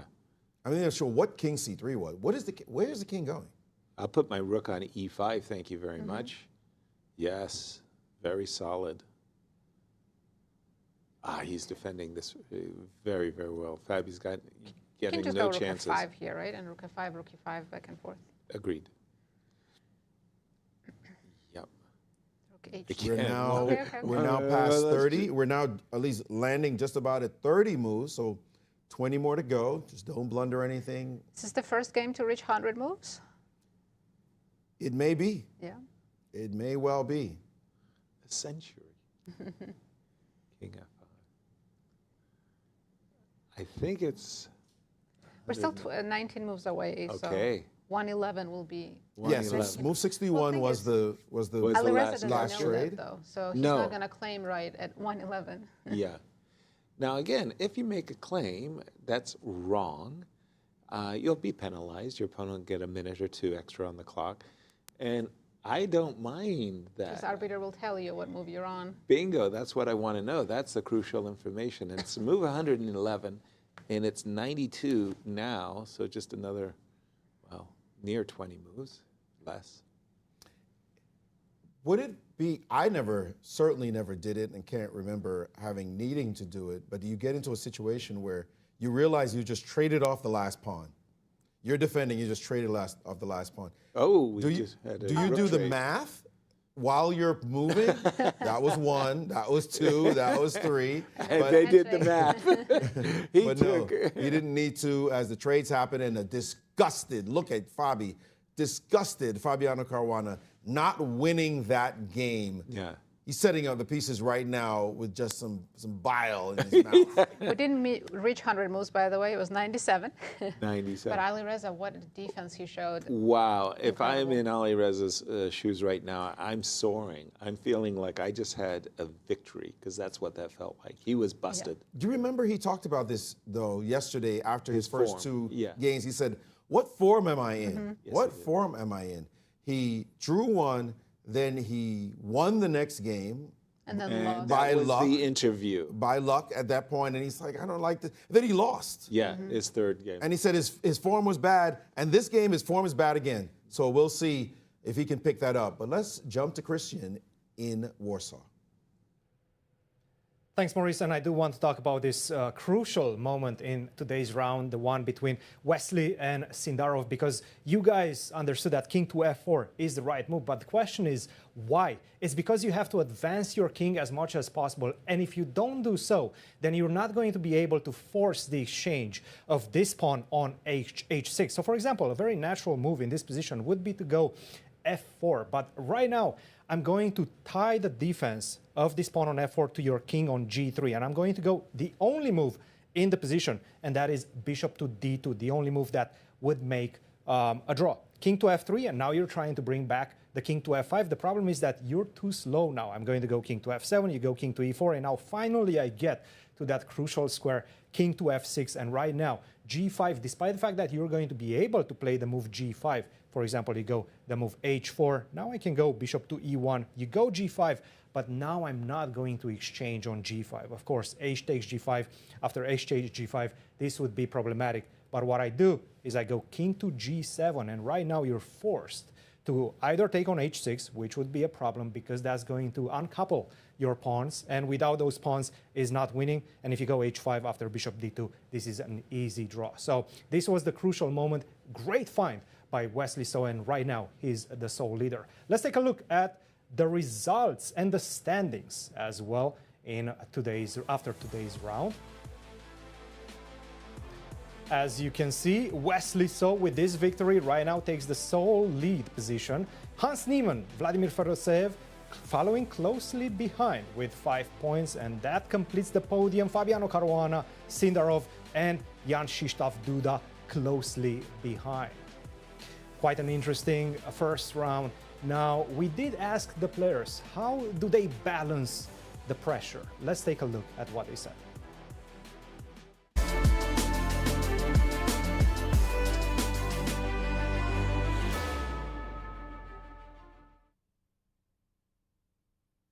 How do you balance preparation, rest, and mental focus during such intense tournaments? It's an essential component because when you are always under fire, basically, and during competitions, and every game is a struggle, takes a lot of energy and mental resources from your brain. It's a very key component to be able to recover from games, find active and passive ways to regenerate your energy, your mental and physical sharpness.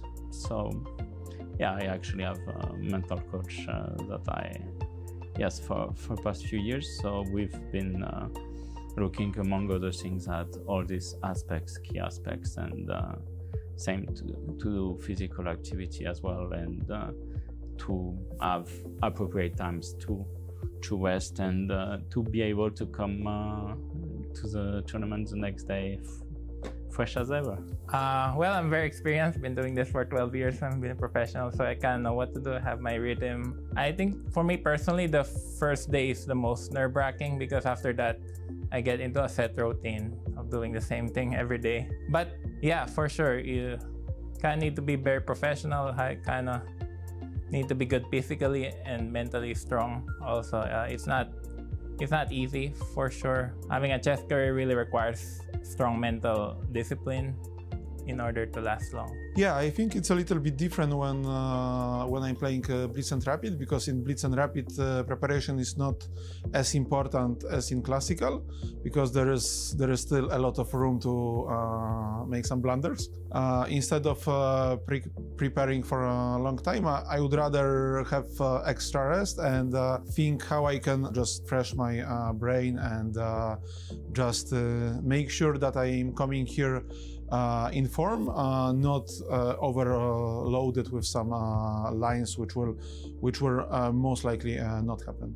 Yeah, I mean, especially now the tournaments are back to back. It's very important to keep the rest and keep the focus also. So I think if you have good results, you get energy.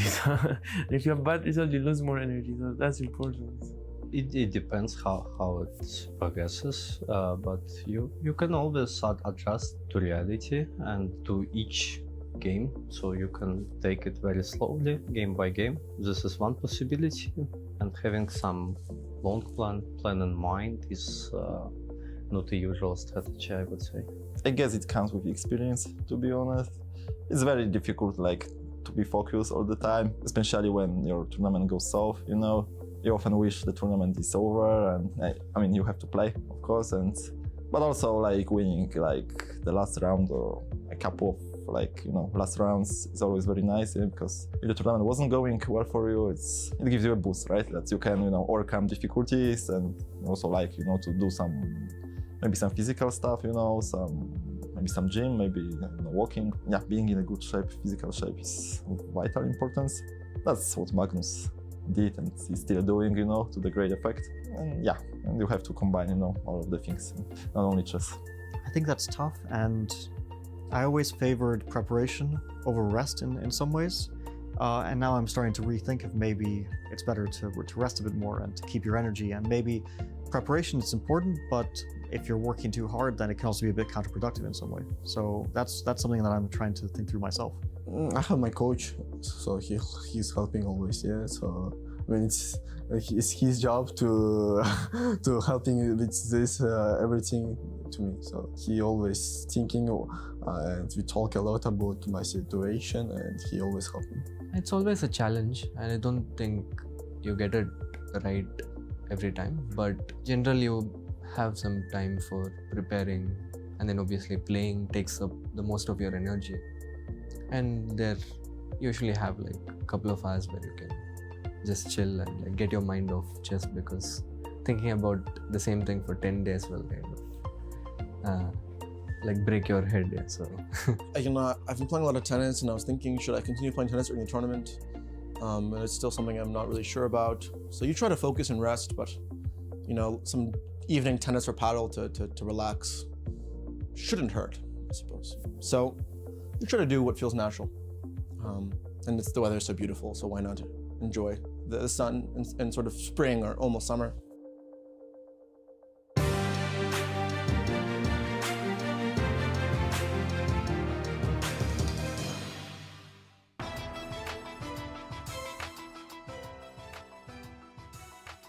Welcome back, everyone. We had the first rapid game of the day. It was very eventful, 3 decisive games.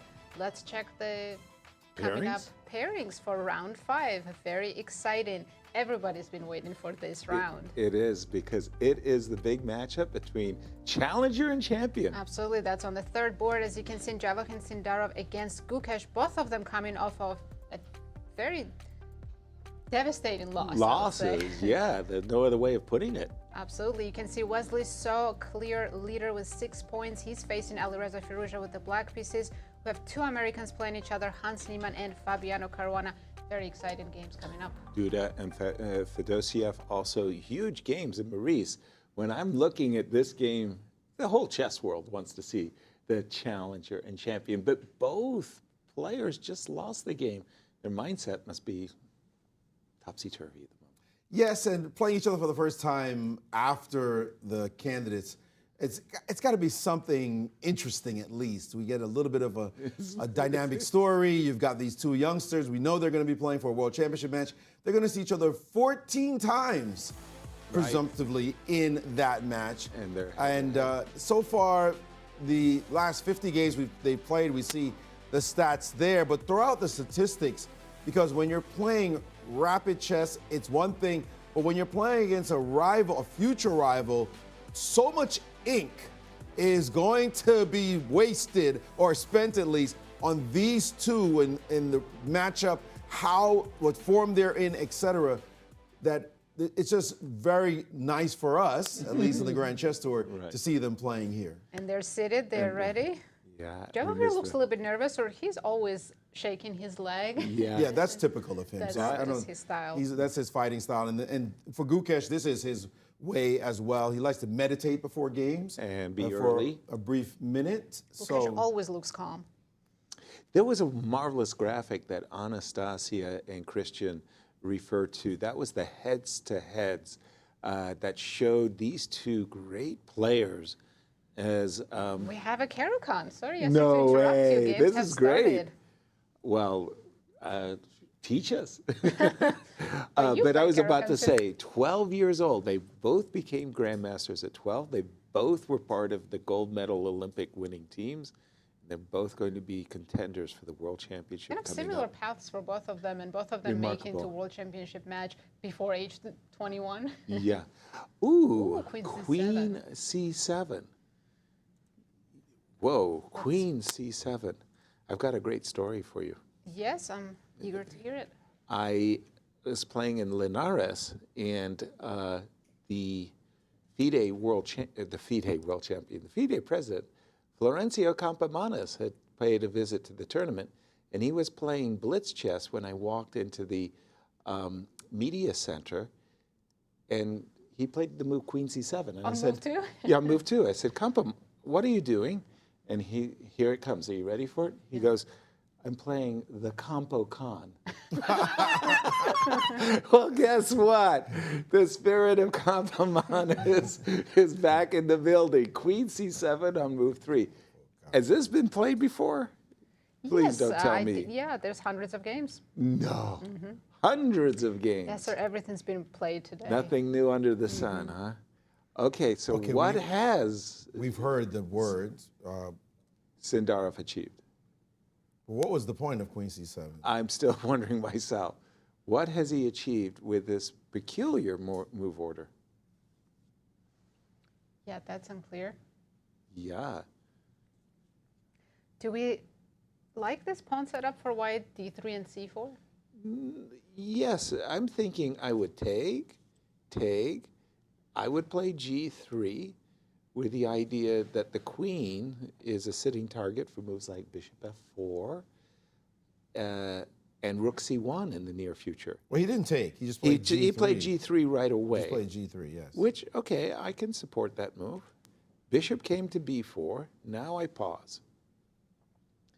I would prefer to play bishop g2 and castles and sacrifice a pawn because I've got queen By the way, a4 do we check. think both of them are avoiding each other's prep for the World Championship? Because They have. seen this strange variation of Caruana. It looks very peculiar to my eyes as well. We're So- not seeing this in the World Championship. No, no. What will Very not be unlikely. seen later in the year. Okay, I find myself drawn to queen a4 check and bishop f4. Bishop f4 with a tempo looks very good. Yeah, definitely. And asking, what is your queen doing on c7? That is a very good question. But look at that. Gukesh has 26 minutes to gain time. Javokhir thinking. But it's a new position, right? 26 minutes. So for There's still Gukesh, games in this position. Yes, there's no 8 kidding. games in my database. Well, guess what? He has sacrificed the pawn as Sindarov. He's played the move bishop g2, inviting captures on c4 if you want. I don't think Might it's as a well good. take the I don't know. I think No? I would probably castle as black and say, no, I'm not interested in the pawn. Maybe knight c6 to prepare against bishop f4. My idea is if you play bishop f4, after that I'll play e5. Are you sure you can do that with the king I'm still hoping in I the, can. He's still in the center. I've got queen e7, queen e1, queen e2 moves. Apologies. Knight c6. I probably just castle. And bishop f4 anyway. No, I'm liking Sindarov's position. I think that the queen on c7 is misplaced, and black is going to have some issues. Right Okay, away. well, so knight c6? No, I'm going to take the pawn on c4. Oh, how do I Let's punish check it? that. Okay, I'm castling. Okay, and I'll take on d3. Okay, am I playing queen a4 check and knight e5? Let's have a look-see. May I just That's see this? ambitious. Let's go, knight c6. Oops, sorry. You also have a knight d4 as an option. Knight d4. I was actually playing for knight e5, but okay. And what if I simply castle? You're only getting the pawn back, right? You're right. That is so weird. I like my pawn on d3. It's still alive and well. It is alive, isn't it? No, then then I have messed up. Castles takes on d3. Well, bishop f4, or queen takes d3. Queen takes d3. Bishop f4. Okay, bishop f4. And he has taken, Gukesh has taken pawn on c4, bishop f4. He's played it? Yes, it's on the board. Oh, I just But thought... black pawn is on c4. Didn't castle. Ah, he did not castle. Sorry, apologies. Bishop f4 immediately, to quote Walter Brown. Now, where does the queen go? a5? Queen a5. I mean, this position has gotten extremely sharp and complex. Well, from what looked like a tepid opening line, White has incredible development, but has sacrificed the pawn for this position. And it's fascinating because White might be giving up this pawn on c3 after bishop takes, pawn takes, queen takes, and knight back to d2, and not to give up the pawn on c4. And Queen a5. And he has played queen a5, and this is a fascinating position. As Catalan players, we love that bishop, though. Absolutely, and you have, and importantly, the other bishop may be pointed out as being quite strong as well. It can enter onto the d6 square. It can be cemented by a pawn on c5, and White will have compensation for the pawn deficit in this line. I would think that you could comfortably play this with the white pieces and feel like, yeah, I'm just giving up a pawn for the dark squares and for tremendous bishops, good development. The bishop on c8 leaves a poor impression. So exactly how do you unfurl as black? Right. Your pieces do seem constrained. This is a pretty easy line, I think, for White to play. Yeah, this is where you just have this sense. I think this game is ending in a draw. They had a 3-move repetition between. I will say I don't even know. I didn't see any of the moves. I'm going to say it was a Grunfeld. Yeah, that looked like the Grunfeld.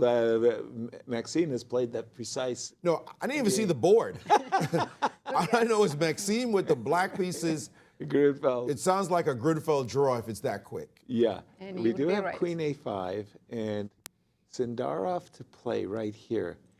I did find one online game in this position, and Jeffrey Zhang played this with white pieces and lost in a blitz game. So maybe Gukesh is actually following that game. And how did Jeffrey play it? In this position, after queen a5, he took on c4. And we got to that bishop takes c3 business? Yeah. Okay, so d takes c4. Any takers for castles, by the way? I mean, I like castles. I'm not a big fan of my knight going to d2. I really wanted my knight actually to go to e5. And I'm assuming we're taking a pawn. And then castle in right away. And castle. And now it's up to me to show my attacking skills. Knight g5. This is Catalan just minus the central pawns. Right, which, you get rid of the pawns so that your pieces can operate on a wide But just open like board. in style of Catalan, we're down a pawn. But we have the fantastic bishop. Black's development is pretty bad on the queen side. Yeah. Not clear how bishop on c8 gets out. Yeah. That's it. That's it. Well, but here, knight c6, rook d8. Let's white to move. No, but I'm saying, but that's going to be what? Oh, well, But I was we're not playing, gonna let sorry, you I was do that, playing yeah. knight e5. I was putting my Let's even knight. still go knight c6 and sacrifice the pawn back. There's bishop a6 ideas Good point. with a tempo. No, but you knight c6, I'll take with the bishop. It's okay, I Forcing can maybe take it bishop back. takes c3? Or Not to take it back. There's Oh, still you're not- bishop a6 after. maybe there's Oh, not. So you have. Maybe there's, what? So many tactics. Bishop a6 now? No, bishop a6 now is her point. No, Whoa, that's whoa, whoa, whoa, that's whoa. that's a good trick. Hold on, That's a hold on. good What, little what just trick. happened? So many pieces are hanging. Looks like I don't have queen d4. That's annoying if we don't have queen d4, queen c5. Queen I guess. c5 or, yeah. That's hilarious. But you can take on b4. That's just on time. You Well, take on c6? I don't think any of this will happen because Because Javokhir took on c4 right away. He did. Let me refresh. And yes, I apologize to our audience that we're not looking at any other games at the moment. It's just that this is such an eagerly awaited showdown. Well, we already looked at one game. It was a Did draw. we? It was a draw. We didn't even look at it. If something major happens in other games, I'll draw your attention. But everybody wants to watch this game. Yeah, that was people showing their homework. Takes on c4. By the way, for Radoslaw, who lost his first 3 games yesterday, he's bounced back with a win and a draw today. Not a bad He's start. feeling like 10,000 times better than he did a moment ago. Well, bishop c3 happened. Queen. And They're following Gukesh that. is not backing down. He's saying, give me the pawn, knight to d2. We saw a game yeah. by Gukesh going up a pawn by giving up the dark squares. What game was that? It was the game he actually drew instead Alireza? of. First game against Alireza? Alireza. Was it that game where he Yeah. was losing? No, where he was winning. He was winning. Winning, and he let Alireza draw. Yeah. And for Alireza, by the way, he has really dodged 2 big bullets. But we were talking about those 2 bishops in that game, particularly the dark squared bishop in that game for Alireza, and it went south fast. Gukesh was willing to give up his dark squared bishop and say, okay, I'll let you have that, and I'll play around it with knights. And he was able to get a quick advantage. So maybe he has some memory of that, saying, you got your dark square bishop, trust me, it's not that dangerous for you to have. By the way, speaking of Alireza, if we want to switch to a game, I'd love to jump to the opening moves of the game between Alireza and Wesley So, who is our tournament leader. Alireza has been walking a very fine line so far. And if we take a look at these opening, the London system was played. And take a look at Alireza. He said, I know I've been lucky so far. I don't care. I'm going for it. I'm going to be super aggressive with h4. The engine says, I hate that move. Move your knight backwards. Let me play c5. Thank you very much. And insisting even further, let me keep going with g5. It's as though he hasn't learned his lesson. He said, no, I don't care that Lady Luck has been smiling on me. I'm going for it. In fact, I think that I've been so lucky rolling the dice. I'm at the casino now. This is casino chess, or maybe Russian roulette chess, except this guy ain't Russian. Let's see what happens now, because he's just pushing the envelope with these wild, aggressive moves. I think he's overdoing it big time. Here, queen b6 definitely has my attention, because the pawn on b2, you don't want to play b3 in these positions as white, but you don't even want to play queen c1 either, so you're stuck. Queen b6. Might have to play knight c3. Knight c3, queen takes b2, knight b5, that type of business? Yeah, that kind of pawn sacrifice. Okay, but Wesley's looking. He looks kind of surprised by this. Well, Like, what what are you is trying the to threat? do? Yeah, what is the threat of g5? I don't know. Knight c6? Just open g-file and not letting you castle, but I also can castle a short, so Right. I mean, very strange. Right, that's the first question. What's your threat? If you're not really threatening anything, you're not gaining a massive amount for that last move. Right. It's something like knight c6, and you say, what are you doing? Right. Instead of even queen b6 is very direct refutation, or attempt at a refutation. But knight c6 is a nice, calm, developing move. Which And saying, so what's your g4, h4, g5 demonstration really all Achieved. about? How does it affect my position so tremendously? And it's not clear what it does. Maybe he wants to play rook g1 and threaten g6 to force you to take on g5? There's always bishop h7 to f5. If you try to set up what you've just described with rook g1, I can sidestep That's it. simple enough. Simple. I'm a pawn grabber. Is it Are you? ridiculous? HG, HG. Do you want to take on g5? Take on g5. But e4 is hanging. Ah, you take on, oh, yes, Yeah, of bishop course you e4 do. wins. With the rook nicely pinning, you can take on e4. I can't recapture with the bishop, which of course is what I wanted to do. Oops. Good morning, St. Louis.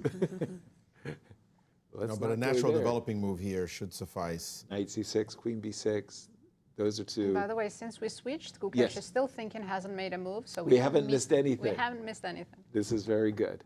This is very good for us.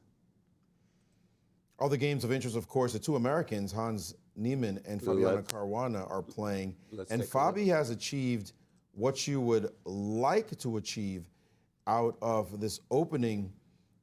Looks like a Sveshnikov. It started off as a Najdorf, but the structure shifted after a knight landed on the d5 square. And that eventual exchange on d5 has caused this pawn structure that is typical of this kind of setup, where black is able to achieve eventually the move f5 and get play in the center as well. White usually readies an f4 move in order to curtail those pawns from advancing, but So we're watching Fabi's game against Fabi, Hans. Hans Niemann.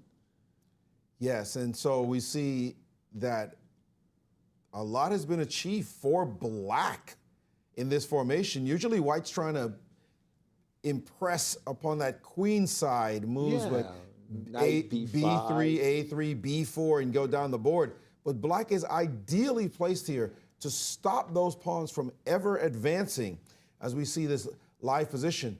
Nothing bad for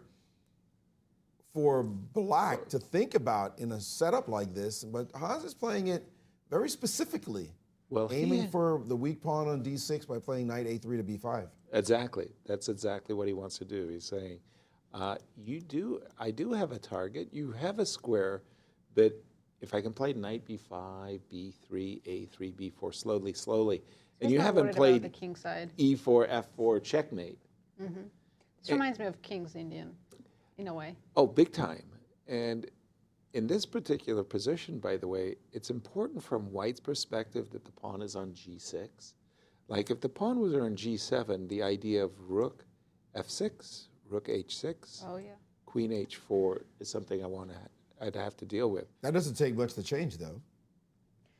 Well, just no, move the because the queen pawn is first, on put the G6. pawn on g5, put the rook on f6, put the rook on f6 pawn on. Yeah, you can still do Move the that. queen, move the pawn on g5, and use the pawn as a battering ram. Yeah. So, for Queen example, H4 maybe. queen h4, b3. By the way, Hans is the only player in the event who hasn't lost a game. Because Sindarov lost in round 4. You're right. And now you can play rook f6. Now you play rook f6. Now we play knight to b5. Now you G5. play g5.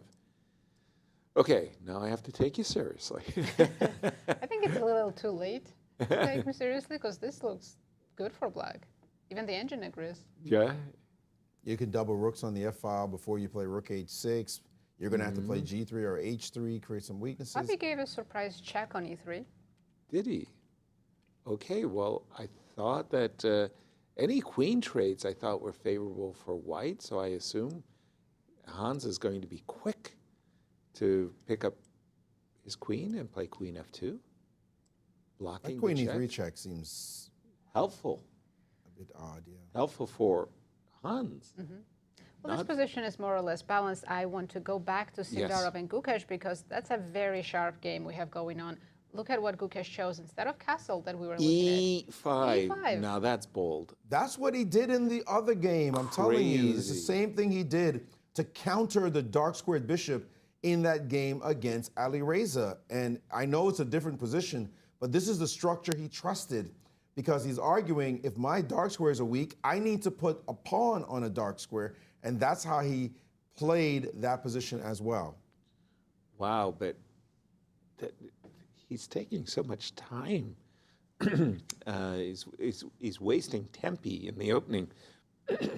So if white goes Can't bishop believe g5, which he happened, just played. I think Gukesh's plan is maybe bishop g4 with a tempo while you can, and then castle, give up the pawn on b7, but finish development.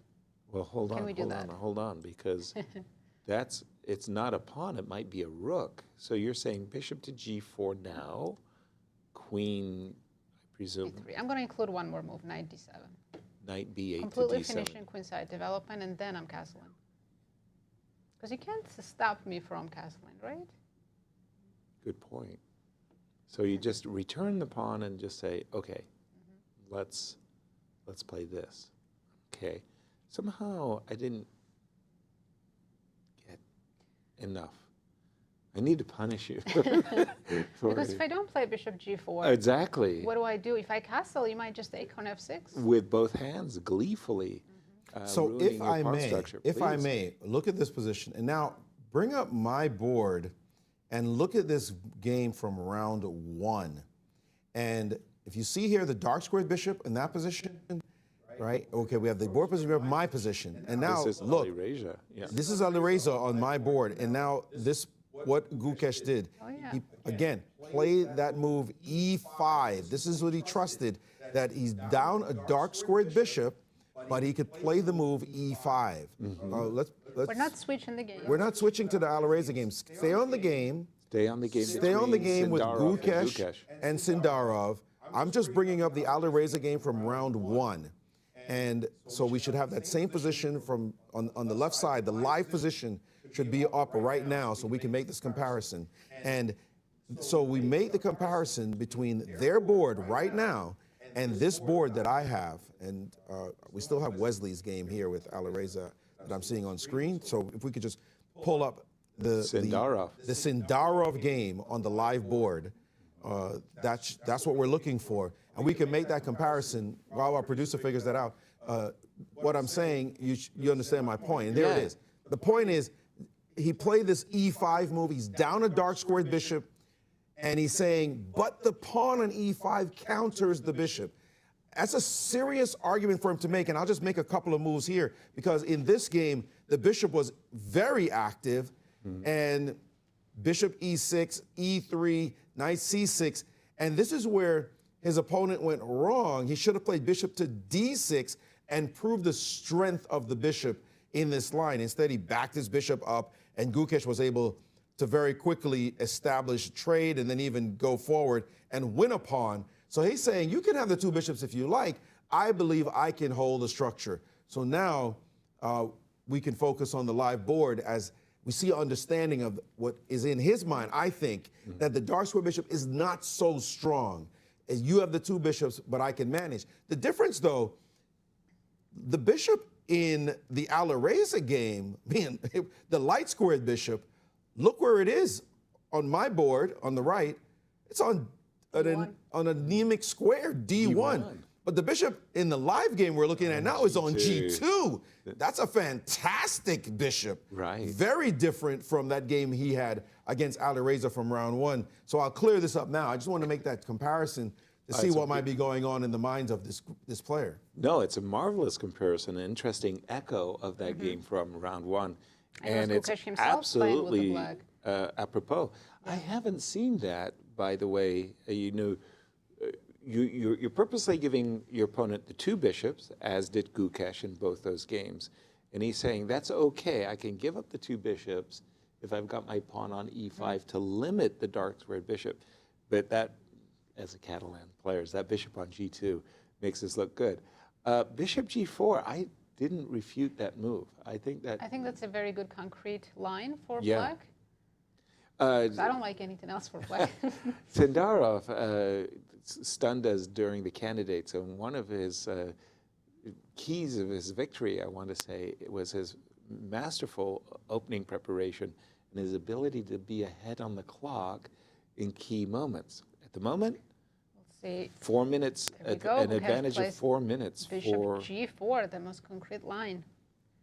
what Yes, you he played does have against me. almost 4-minute advantage. And I went Queen B3, you went Knight D7, and I mean, we can continue there. You might end up getting a better middle game anyways, even after black castles. okay, but taking this, Queen takes B7, Rook B8. I don't have a good answer. No, now I'm starting to like black. I don't have a good answer. Bishop No. castle probably first. Indeed, I hate it. It's interesting to see Gukesh's conception about you having the dark squared bishop, but me being able to counter in the center and have a free flow of pieces. And it looks so good for white, and all of a sudden, black's pieces are developed. And the advantage is just gone. It's not there. Yeah, he seems to be comfortable with the setup with black. Knows that it's not as bad as it looks. So when we write, you know, the book, World Champion Gukesh, Best Games, we'll say this is a strategic point that Gukesh has introduced. Well, what to double happens? chess. What happens is sometimes you may have seen the idea somewhere. I don't doubt that he has in his studies, and he realized, you know, maybe people think it's so good for white with this bishop, but I think if I put that pawn on E5, it'll be a different story. So that is very instructive. But at any rate, we can move on to other games while this one is proceeding apace. Of course, there's Wesley So's game that has, Wesley did just relax and say, what are you doing? He just brought his knight out. And he's also played the very consequential move C4, which I find quite fascinating, because normally you like from flexibility, but he said, no, I want your bishop. C4 is a move you avoid unless it's concretely quite good. It seems too early to commit to C4. That would be my assumption. That's how it felt. It's a really consequential decision to play C4 and give up that opportunity to capture on D4 at any point. You like to maintain flexibility if possible, but he wanted the bishop. And he got it. And he got it. And he got it. He might be worse for it, maybe, but he got it. Give me the bishop. It forcefully reminds a certain French defense like situation. French defense is where you've played bishop B4 winnower, right? And normally speaking, black has a problem. Wesley would have a light square bishop stuck on C8. It's not the case. The bishop is actually beautiful on H7. And for the moment, Alireza has got to prove that he's got some compensation for that great bishop on H7, which is eyeballing C2. You know, we talk about the grandmaster trade, bishop for knight. It's always a debate. Is it good here? Is it good there? We saw the one between Gukesh and Sindarov. We see it here as well. Wesley So saying, I want the bishop, and the argument begins. And your knights have to be able to play really quickly to prove themselves, because the longer the game goes, the stronger the bishops become, because the game opens up and the bishops say, you didn't realize just how much we could dance. You think you're the dancers darting around the chessboard, but we fly around the board ourselves.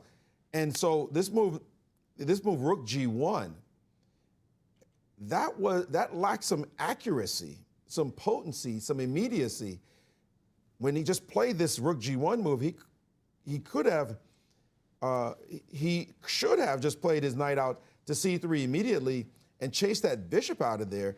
And where you put the bishop matters, because white could play this funny move knight to H2 with the idea of bringing the queen to H5. And again, I talk about pace.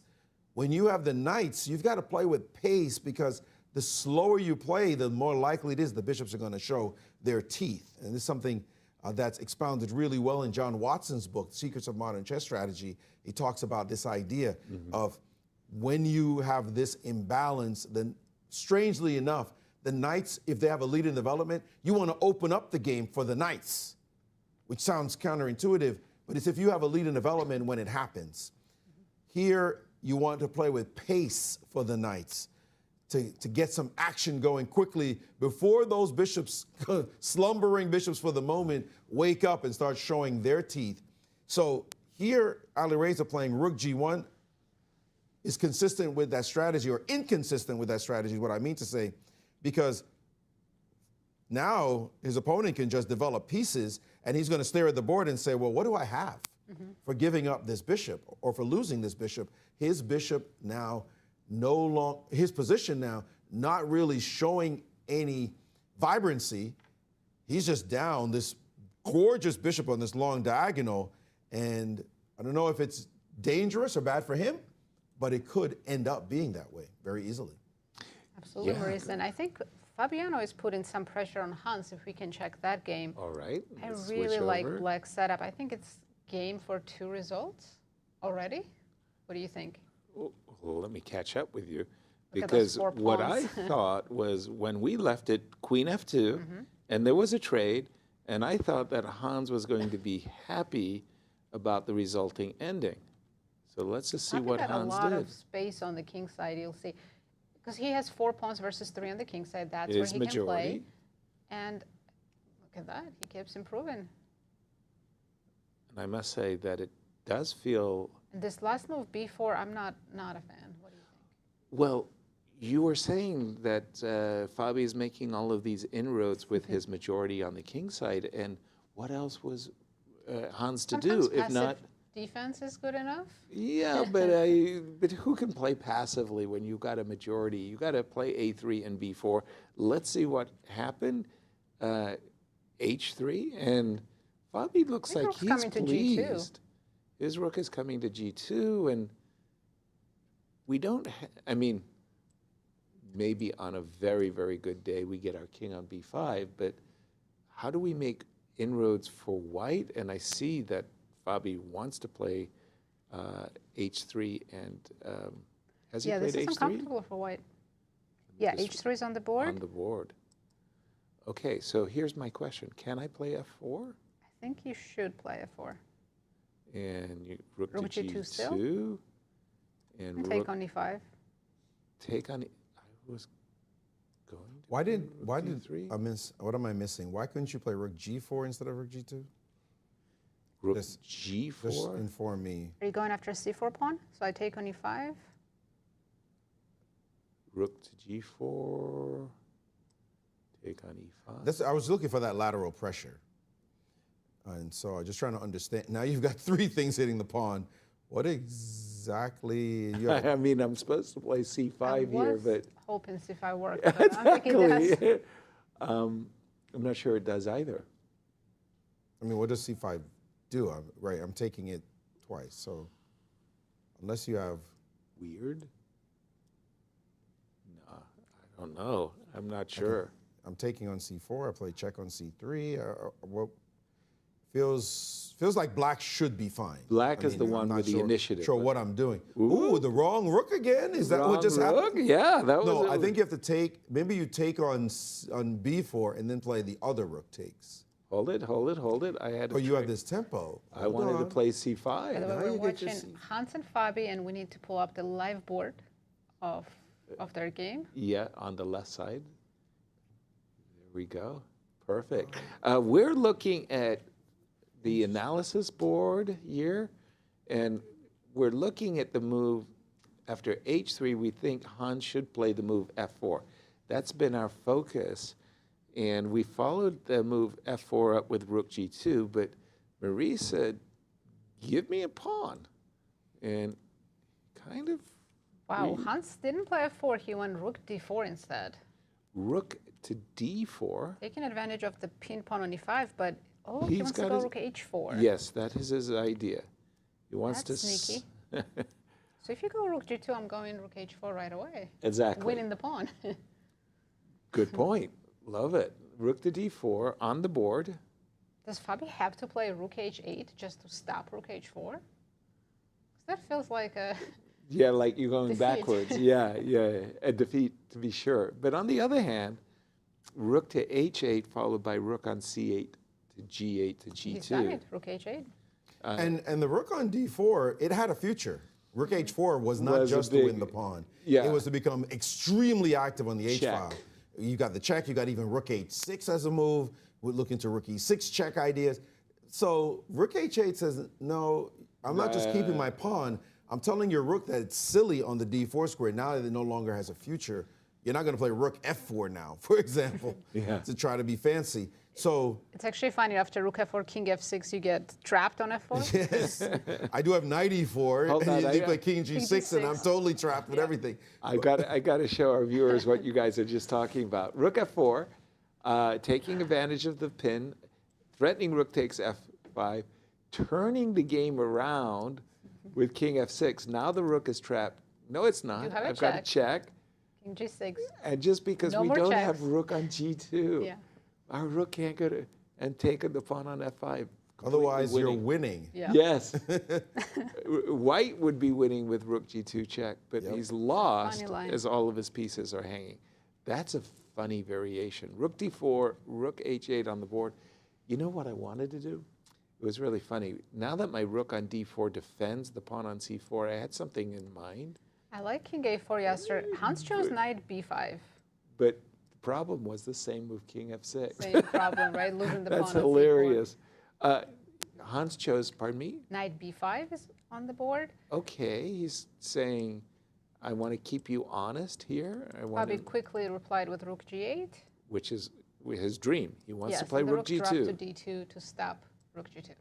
Okay, but now rook g1, followed by.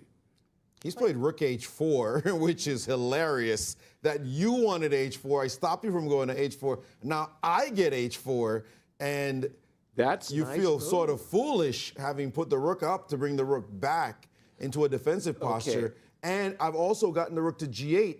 Somehow the rook on c8 jumped over the rook on g8 to go to h8. But of course, it's just a reshuffling of the pieces. Can Hans put his knight on c6? I think he should. Black king will go to f6. And then I still can't get my king to No, d5. he still can't. The knight on c6 is a paper tiger, in fact. It is. So, okay, how does Hans deal with rook f4? I like this rook h4. It stops f4 ideas for white. But it And rook f4 is preps coming. rook f4 and rook g2, and black is for black choice. is having all the fun. this is definitely black for choice. The only black piece that's not doing any work is that knight sitting on d7. Well, in fact, the knight on d7 is doing a great job at stopping c4, c5. Yeah, that's true. I mean, Hans could get in c5, then the structure could collapse. Like if you inadvertently played knight f6, I think c5 Hans is will going take some time here to figure out how All to right. set up his pieces. Let's go back to Javokhir and Gukesh because we have some kind of imbalance now. f6 Wow. has been traded and Black king is somewhat open, but I actually think it's quite safe. Sindarov did not play the move queen b3 against bishop g4. He chose queen c2. Gukesh, knight c6, castles, and Yeah, we were only looking at knight Yum. d7 to not allow bishop f6, but yeah, I think we both felt like, wait a minute, we don't want those double pawns. we don't like that. But I think Gukesh is making it work. Okay, king is on g7. So typically white here would play g4, knight g3. Or queen h5 and queen h4 or something of that nature. But you There's like knight d4 coming though. you Black's like knight on d4 is so good. g4, knight g3, it's knight just too h5. slow. But knight d4, as you just mentioned, is a solution. Now, wait a minute, hold on. f4 is 2. What is f4? f4, f5? F4, that's so aggressive. Thank you. Very courageous. Thank you. This trade of bishop takes knight has so fascinated me here because you gave up the two bishops in order to Double the pawns. Double the pawns. Damn This it. is the transformation of advantages. You have the dark squared bishop that's supposed to be a superior piece. Now you've traded it. One of the advantages of having a bishop, paradoxically, is that you are more likely to be able to play bishop takes knight than your opponent can play knight takes bishop. Right. And that's a real thing. That's a statistical fact. So bishop takes knight has allowed for the compromising of black structure, but if white's pieces can't really gravitate over there in a meaningful way, then who cares?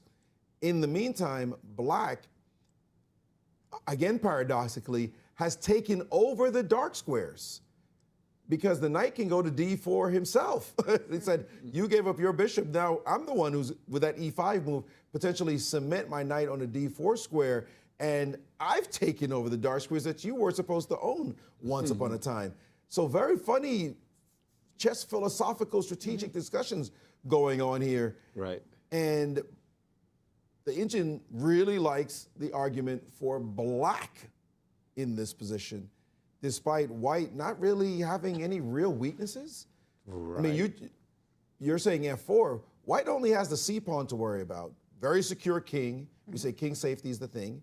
So white should be not bad, or no. But there's a knight landing on d4 soon. That's the problem, and that knight landing on d4 is really, really disruptive because, first of all, it attacks the queen, but then it makes the c4 pawn very vulnerable to a rook c8. And I would, like you said, g4, knight to h5 is one approach. I love queen h5, queen h4 is another approach, and then the most direct approach I was thinking about was f4. And F5 is so strong. well, that's the point. I thought that f4, f5 has to be stopped, and you would stop it by playing f5 yourself. I would play knight g5, and I was thinking you might play e4 or h6. Let's try h6. h6. I can also always include queen c5 check. I like that move, but whenever no you rush. like. Yeah. Whenever you like. It's on you. This is a very interesting So pawn structure. Black yeah. should be weak here. And f4 is on the board, yes, sir. You guessed this move. Well, it's like, I thought that g4 was too slow. Yes.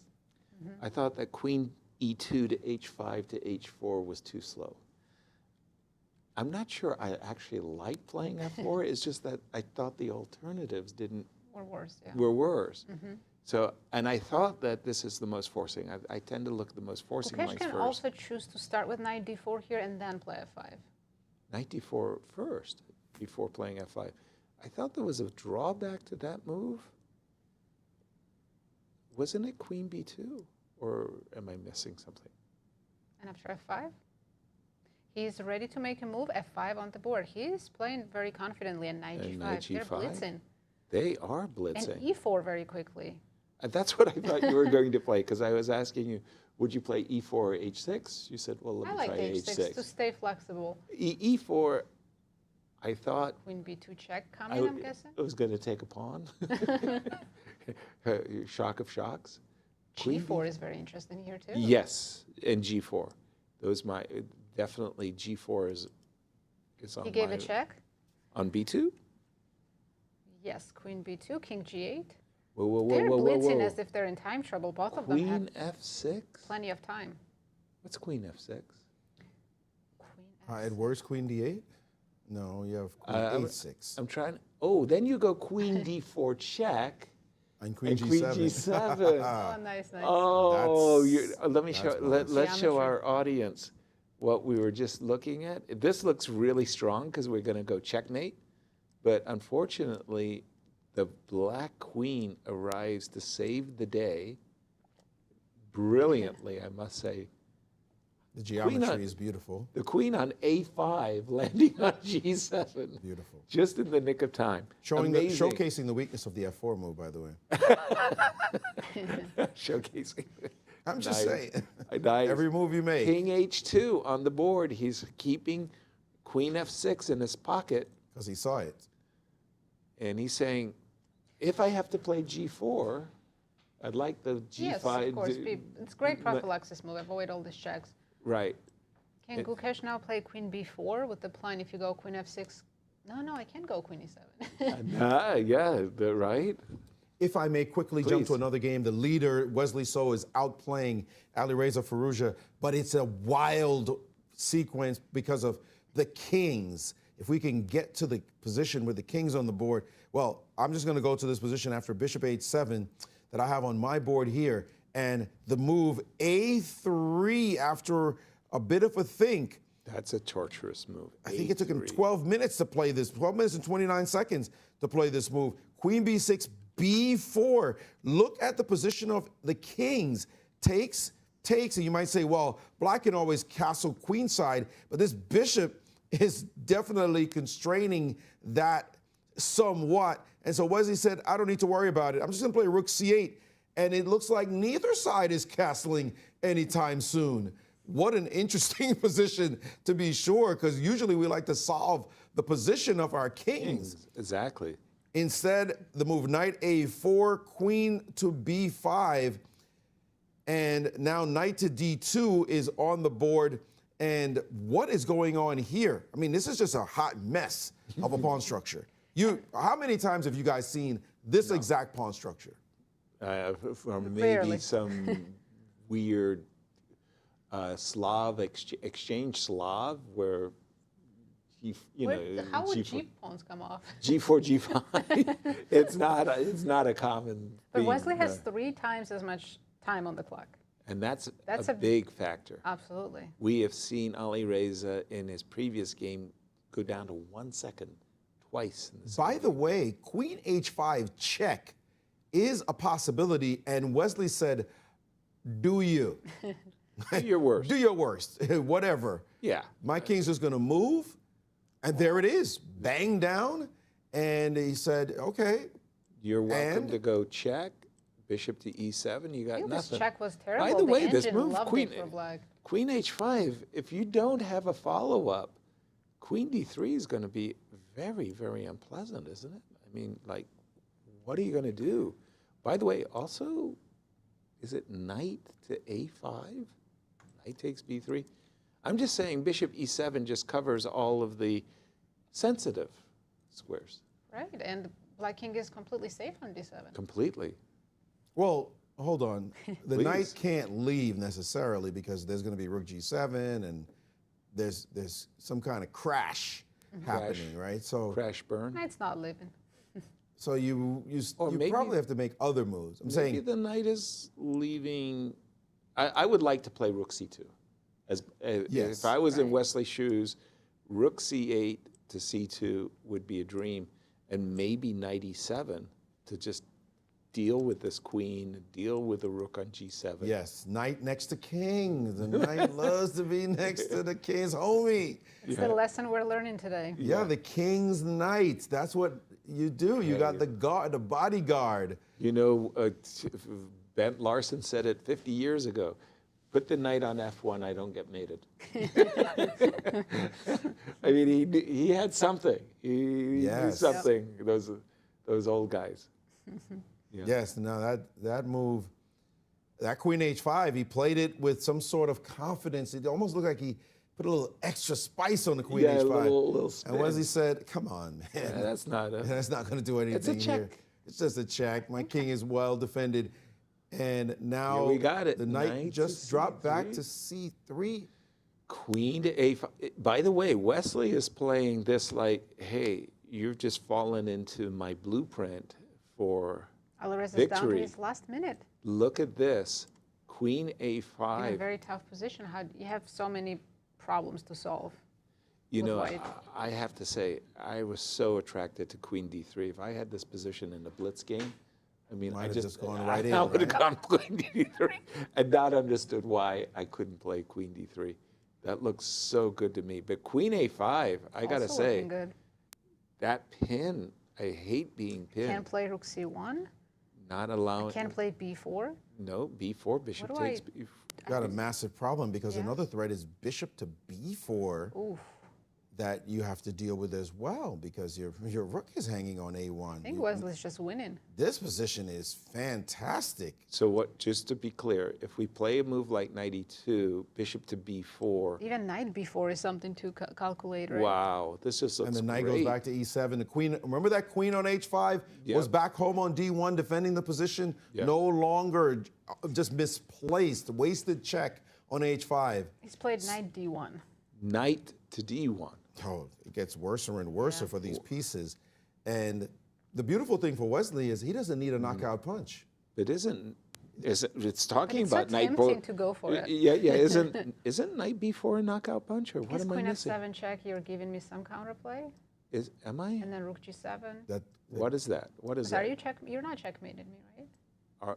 Am I No, not? I can always run. Where can Maybe you not. run? Hold on, I'm just.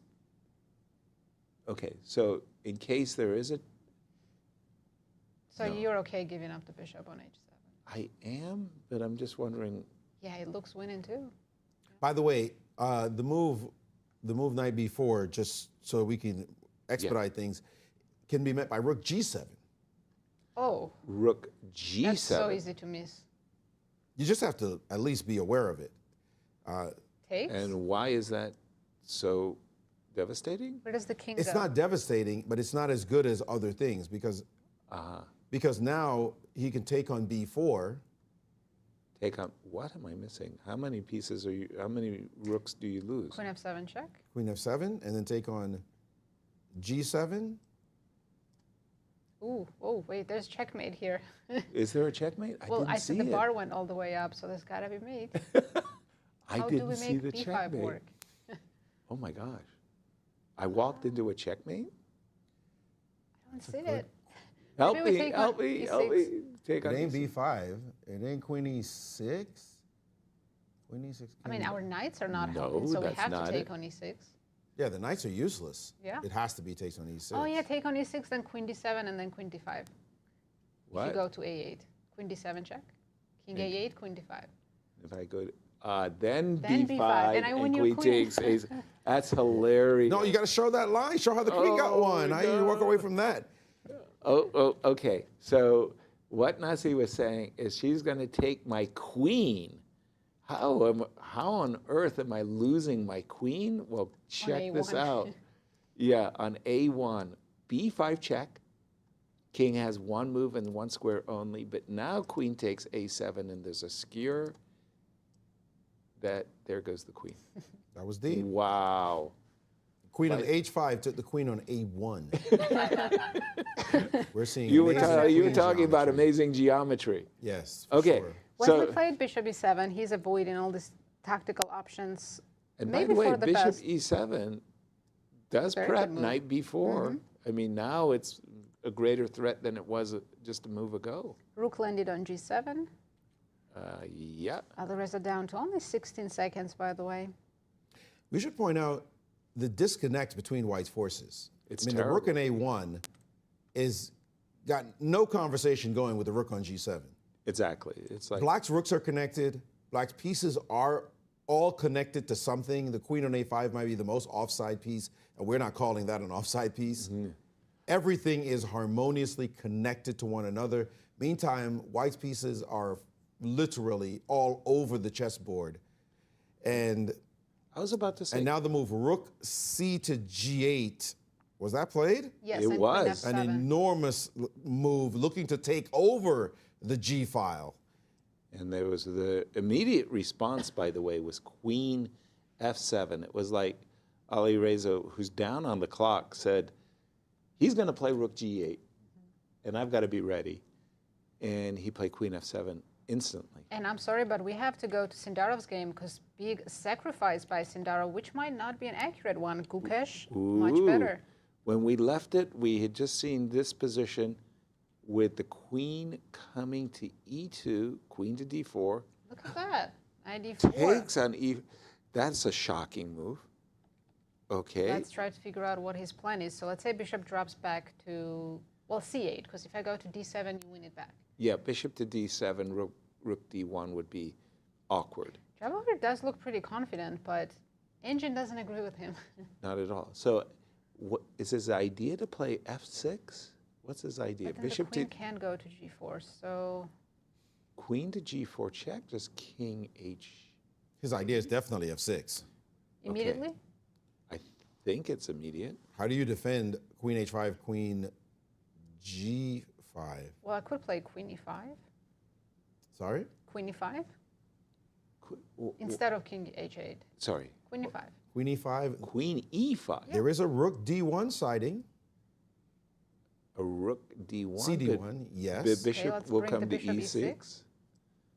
Now we're back, and it feels like we're just in time to deal with the defense. But rook Bishop d5, c8 rook all the d5 way. is playable. And by the He way, hasn't played f6. He played rook d1 Sindarov right just away. played instantly. He played rook c1 to, pardon me, he played rook on c1 to d1. Now I can put the queen on f6. You're no longer getting pawn f6. Uh-oh. On the other hand, I'm not happy with the pawn on f5, completely limiting my bishop on c8. So you think it's just a positional sacrifice for It's turned two into a pawns? positional sacrifice. There's no question about it. It's Wow. turned into that. The f6 pawn would have been the dynamic way, looking for the mating attack, but this way is purely positional, saying I'll be able to constrain you slowly but surely, because there's no forced win. We can kind of glance and see there's no Let's see, direct some moves. forced win. Queen And he's f6, taking with the queen e4. queen on e4. I'm also hearing that Fabi is losing his game, but What? I think we should How did he blow that stay game? here. Against Hans Niemann? Yeah, well, I can see on your board, on your monitor, Hans's king is on b5, and I was dreaming to get the king on b5, and he's done it. And It's the time trouble. time trouble. Yes. Crazy. A lot of blunders are happening at the moment on 3 different boards. I mean, Fabi was completely winning that game. Well, much better. I don't know if he was yeah. winning, but much better for sure. But okay, Gukesh right now looking great. Can he Gukesh. play simply king h8 and say, I'm up a piece, show me your compensation?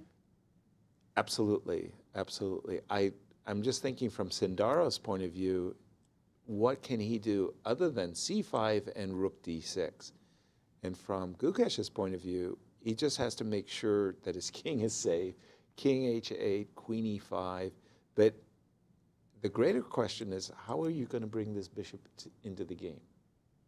I can for a while. For a long while, right? So it's just going to be a positional piece sacrifice. I think it's after king h8. I can also try to offer a queen trade with queen e5. Yeah. Make your queen Go away. Go away. Yeah, please Take leave over, me alone. the center. Yeah. If I may quickly, jumping to the Hans Niemann Fabi game, I can do this very fast. If you just On your check board? on my board, Okay. I'll do this really quickly. In this position, Black is doing very well, but he played this move, rook a8, which just kind of backed away from what he was trying to do because he thought by bringing his rook down, he would win a pawn, and that he did. But suddenly the counterplay came the other way, and here knight d8 came as a shock with the threat of rook to f7. Sweet. He should play knight g6 and run with his king. Instead, he played king to g6, allowing knight e6. Oh my goodness. And now the position is collapsing quickly. And now he's played the move e4. A very important line here is that knight to h7 will be met by check and give me that piece. And sudden fork would show up on the board. So he was not able to play that way. And he had to play this move e4, giving away a full piece. And this is why Fabi is now busted. He's hoping for his e-pawn to go up the board, but these pass pawns are not going to be as fast Fabi's looking as away. he hoped. But Fabi knows that he is losing this position. And Hans Niemann surging once more as he's about to jump up near Wesley at the leaderboard. Fabi's looked away from the board like, I don't want to see what I just... by this. Where is his knight? What did I He's do? lost a whole What piece did I in this endgame. Complete turnaround. This is definitely lost. Let's jump back to the Sindarov. And the game of Sindarov and Gukesh. Gukesh is down to 50 seconds. Has gone, he had nearly He 4 played minutes. rook d8 instead of a king h8. He had nearly 4 minutes on his clock. Let's go to live so we can Yes. follow the players. Did Gukesh, and he Knight did not takes play d8. king h8. He played rook d8 and went all the way down to 50 seconds. Wow. This is a wild game. This is something that could come out of the World Championship match. It's very hard to evaluate too. There's Is a queen e8 check. and rook f4? Yeah, that's the thing that I found Black most has attractive. h5. To stop rook g4. Stop rook g4. Otherwise, I So- thought Black was getting checkmated. So, grandmasters, they're They're very good at finding the only moves. at forced moves. Mhm. We calculate forcing moves right away, and we saw the move rook f4 with rook g4, and instantly Nazi Maybe even said, bishop f5 is actually an option. Forgot that was possible. ooh, and A just big an update. update. A tournament leader, Wesley, has won his game against Alireza Firouzja, extending his lead. By the way, I think we saw queen e8 check on the board, and I think we've got on the rook board. f4. Do we have h5? Not yet. Gukesh has 40 seconds to decide between h5 or bishop takes f5, maybe also a possibility. So rook g4 is a winning threat for Sindarov. Rook With g4 queen check. f8 and checkmates. And checkmate with queen f8. So we have to, Gukesh has to stop the threat. We looked at h5 originally. It took a long time to make that move, down to only 20 seconds. Okay, and he played it after 20 seconds. But now what's the Can we play follow-up for g4? white? g4. All right, g4. Let's go. You're not worried about that diagonal. I'm worried about everything. but g4, queen I have d6, 96. f6. I have 96. What? Because your pawn is pinned. No. So he didn't play that. He went queen e2, just Queen- attacking h5. If Black can figure out how to develop these pieces, White is going to lose this game. That sacrifice anymore will not have been enough. Sindarov. And he can develop right now, bishop d7, knight c6, both moves available. But and he's okay, going for hold it. on. Queen takes h5 is on. Bishop d7, queen h5, knight c6, then king can go to f8. And you don't even have a check. Exactly. Your queen on f6 is doing an. Gukesh's what a queen game. is defending all the crucial business squares. Wonderful queen on That f6. sacrifice turned out to be speculative without the move f6, because the queen is sitting on f6, and that makes all the that difference. pawn on f5 is damming up the position for White. He's not able. He'd wish he could just pick up the pawn somehow and just get the pieces flying along that file. The bishop on e4 on the diagonal. Okay, it wouldn't be so easy. It's better to have the pawn on f6 actually, but it's in his way. And there's Gukesh saying, "Nope." By the I way, am both developing all my pieces now. Once the big dog rook shows up, you're in trouble. Exactly. Both players underneath 1 minute. In fact, they're down to 30 seconds apiece. The players are getting a 10-second increment in this Now, if rapid Gukesh chess. wins this, he will have some psychological advantage for the upcoming match. Well, yeah. It'll at least be a statement. Yeah, exactly. is, yeah. With the black pieces too. And those of you who are picking Sindarov to crush me in the match, No. take a look at this one, and then you can hold my jockey shorts. 8 seconds for Sindarov. 8. Rook h4. Oh, he's desperate. That was a desperate move. He's not threatening trying to anything. stop rook h8, but I think Gukesh can just play bishop f5 and just challenge and say, "What do you got?" and on rook f4. Well, bishop f5, rook f4. Bishop g6. Done. There's no That's attack. it. Game no over. Rook attack. f4 what? Game attack. Bishop g6. Bishop f5. Oh, bishop g6. That's rook nasty. f4. Didn't find it. Rook e8 on the board. I was about to say, just bring the big dog, as Maurice said. And now Queen g4. They're both in he- huge time trouble, so we're going to see some blunders now. But now it's the pawn. Now we can just take Black's king is completely safe. completely. No threats. No, at Any all. move looks good. Rook e5, Rook e5 looks great. rook e2. rook What? e2 looks better. I saw rook e3 for some reason. Oh, it's a blunder. Oh no! Rook h6, white is winning. No way. Wait, what? How? I've got queen d6 check. No, I And I've got think, yes, sir, F6. your board's just something wrong with your board because We white got is the not ro- winning. We got the wrong No, rook h6 didn't transmission have error. any idea. But Gukesh your is down. evolver made me think that white was winning. No, there was no win there. But Gukesh lost on time, according to my. No.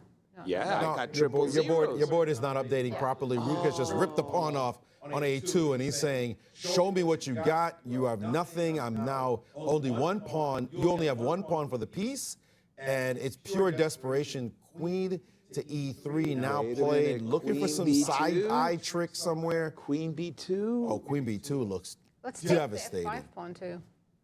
Queen b2, and You're allowing queen h6 check. We're not worried. No, we'll just take a stroll to little the stroll. king's. A stroll to the A queen. stroll down the streets of Warsaw. King e7, right? King Or king e8, e7, yeah. king d8, a stroll. Actually, king e8, your only check is from e file, Yep, and you can just go knight e7. knight e7. Yeah. H8 is Now protected. an offer of a queen trade in Oh, a position where you're down a piece. Well, Gukesh will take that gleefully with Yeah. both hands. This is now A5. just completely over. Now he can only hope that somehow he moves his king and throws his H-pawn down the board. But technically speaking, this position is completely winning for black. And here goes that A-pawn. Right. Black also has a very fast pawn. Okay, white has the H-pawn. If you can start pushing that, it won't be easy to stop. By the way, Hans Niemann has defeated Fabiano Caruana. When we Big left, win. Oh, huge win. And for Hans to Wow, defeat he's having a the great top event. seed, Yeah, who was in first place coming into today. yeah, tied for first. Yeah. So we need rook A1, knight B4, A2, move the rook and win.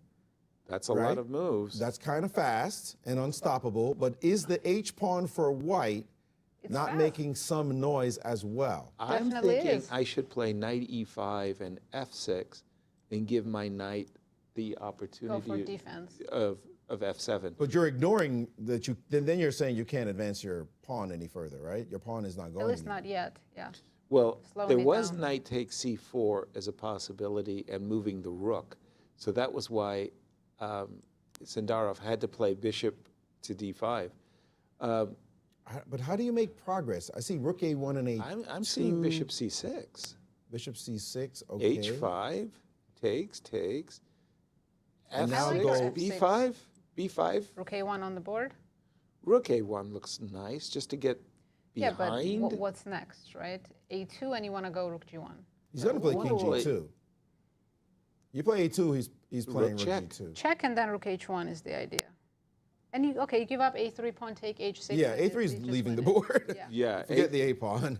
The Yeah, rook let's check. go after this and Well grab- played. That's the smart thing to do. That was, no, seriously. Gukesh's accuracy in this endgame is very high. Impressive. Impressive indeed. Yeah, that's a Chess is easy when deal you're a knight ahead. a deal sealer. King F4. You can take on G4 with the rook because Yes, the knight's it's not ringing. checkmate. Rook G4. Rook takes G4 is genius. Oh, he didn't play it. Oh, but I love rook takes That would have been G4. so sweet. Rook takes G4 would have been It's still completely touch. winning, yeah. But we like that stylish Style. moves. style. No, it's Resi. Oh, he grabbed his queen. Oh, he's Looked like he just picked up his queen. Did Gukesh, if I'm not Hans mistaken. Niemann did that earlier Now he's yesterday. saying, White can't take the pawn on A3. You would He lose the can't. rook. It's a skewer. no, this is. You're absolutely right. So H7 is your last trick. H7? Any takers? H7, yeah. Last trick? What's the trick? I don't know. But you got to move. You got to move. 30 seconds. I will for take on Sindarov. G4 with a check and then go knight F7. That's it. Yeah. But yeah, I think Sindarov knows this game is over. There's some point that you're moving very quickly and you just can't stop yourself. But There we go. what to do? H7. He has played the move. And Gukesh All said, the moves. Gukesh preparing Gukesh to- is looking for his knight. He was reaching for it. He knows he's got the win in his pocket. Knight F7. That's it. And D6 E3 pawn is still safe. Yeah, D6. D6 is my last trick. Okay. And Gotta if I take? Rook F8. Oh, you're very tricky. Trying. No, rook F8, then just push. A2. A2, yeah. Rook takes knight. Ah, I play rook, I queen. play- There we go. That's it. Resignation. Resignation. Oh, and a fist bump. Fist bump. A fist bump by Was this Gukesh. an important game? Got him. Was this an important game? Nice. Where do Incredible we win go? by Gukesh. Where do we go? Big time win. I mean, we've got to talk about, is one game left? Yes, we still have one game going One on. game left, but we're going to have to get deeper into the discussion about that one, what the implications are. Gukesh fans all around the world saying, yeah, what? That's our man. But in the meantime, this one looks like a draw. Looks pretty tame. We're going to have some Whoa, G3. close World Did I Championship match coming up. Did I see that? See, now we're making assumptions Of because course, after that game. Gukesh proved that he's still got some bite when it counts. Mm-hmm. Did Duda has 4 Fedoseev? seconds, but we're going to have F and H pawns. Through the magic of television, we're going to see a resignation coming up And Gukesh's reaction.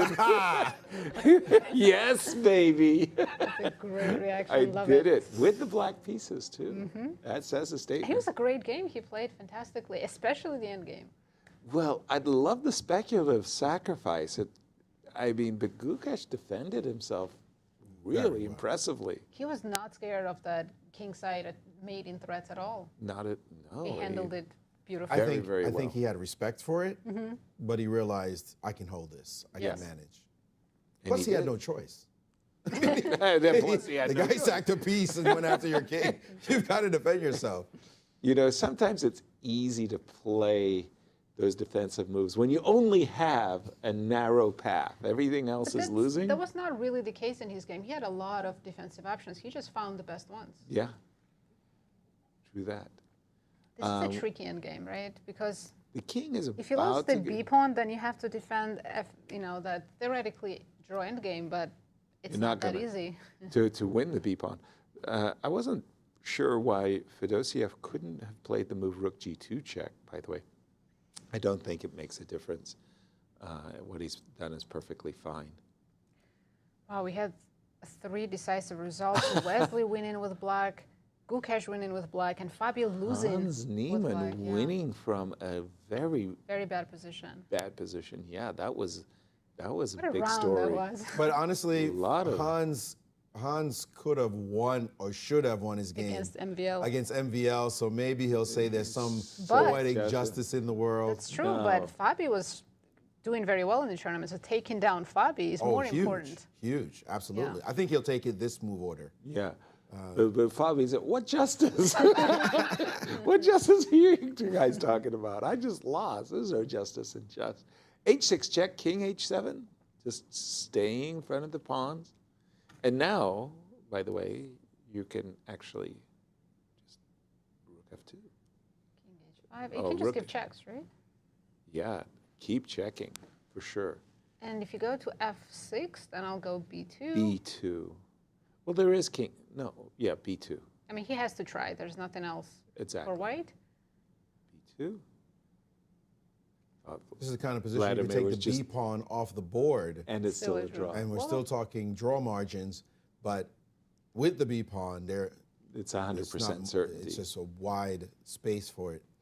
Right. So King f7, rook f2.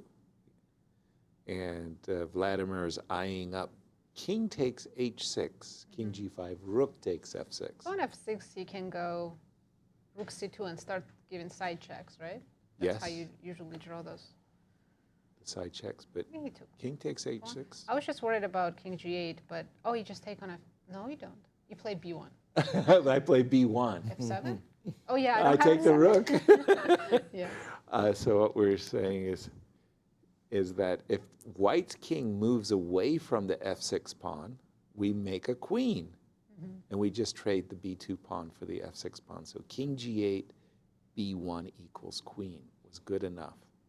this last move is quite funny, trying to force black's rook to move away from the pawn, but that last rook move, rook to the about side, to initiate lateral checks, causes real problems for white.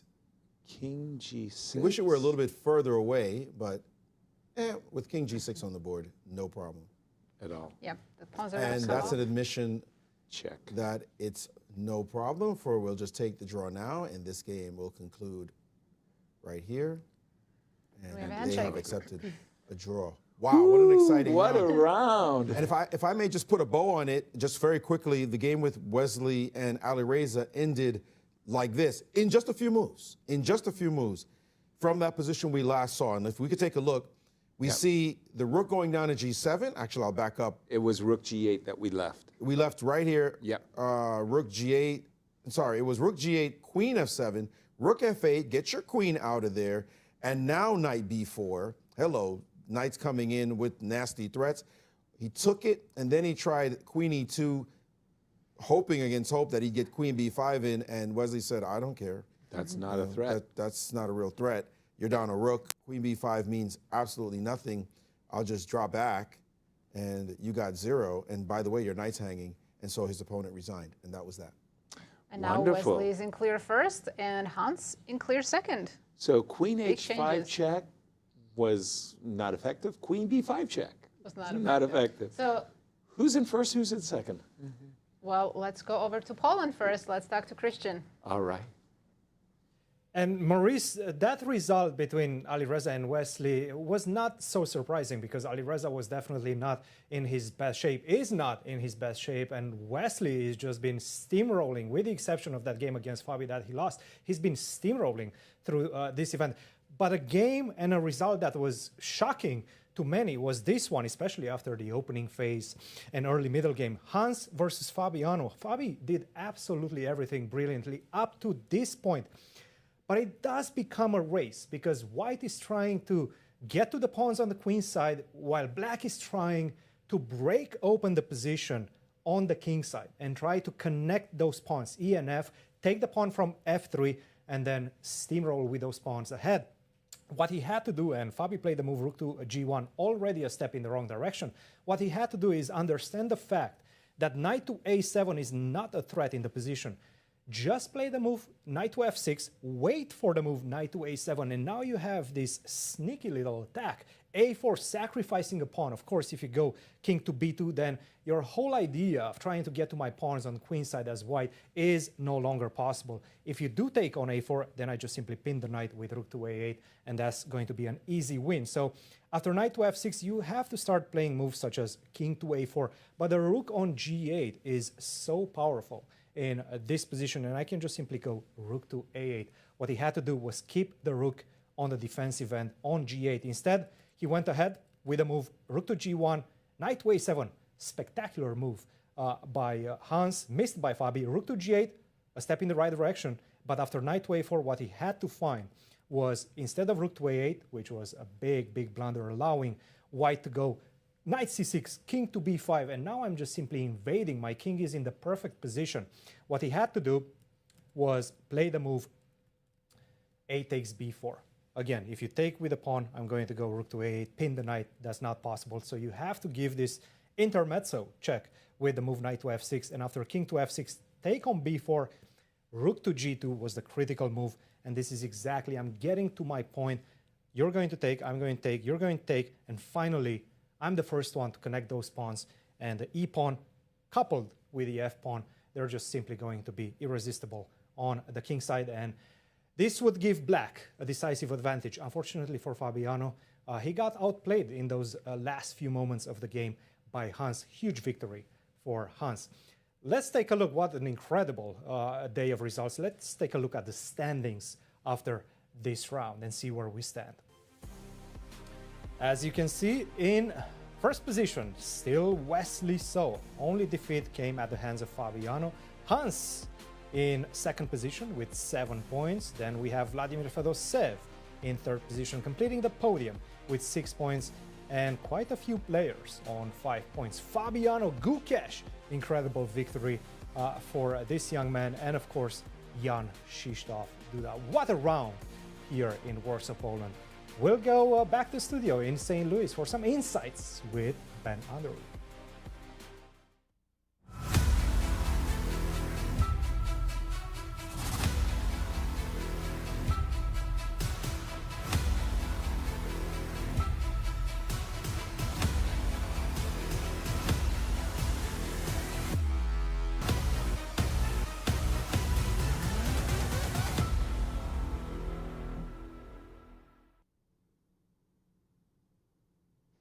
Hello everybody and welcome back to your break coverage of the 2026 Super Rapid and Blitz Poland. My name is Ben Underwood, statistician at the St. Louis Chess Club. We're going to be hanging out, talking statistics on these players. We're talking brilliance, blunders, everything in between. So don't go anywhere.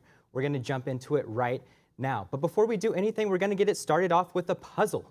This comes from yesterday's game between Fabiano Caruana and Maxime Vachier-Lagrave. So go ahead and look at this puzzle. Take 3 seconds to make your predictions on what the winning move is going to be. And we're going to get right back to it at the end of the break. So we just saw this crazy matchup between Gukesh and Sindarov. Gukesh fist pumping at the end of that game where he ended up with the win. So what is their matchup going to look like as we get into the Blitz games?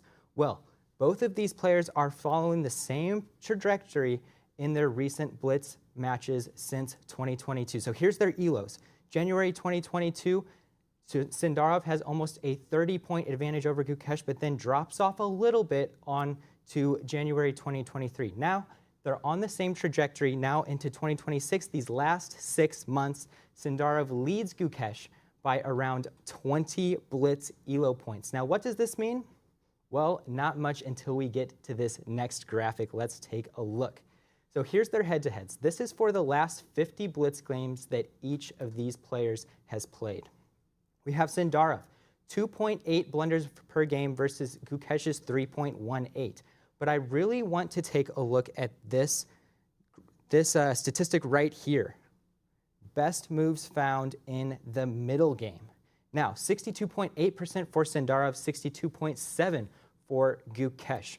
What does this mean? Well, if you remember the statistics coverage from the candidates tournament, Sindarov, in his first 7 games where he went +5, only found the best move 59% of the time.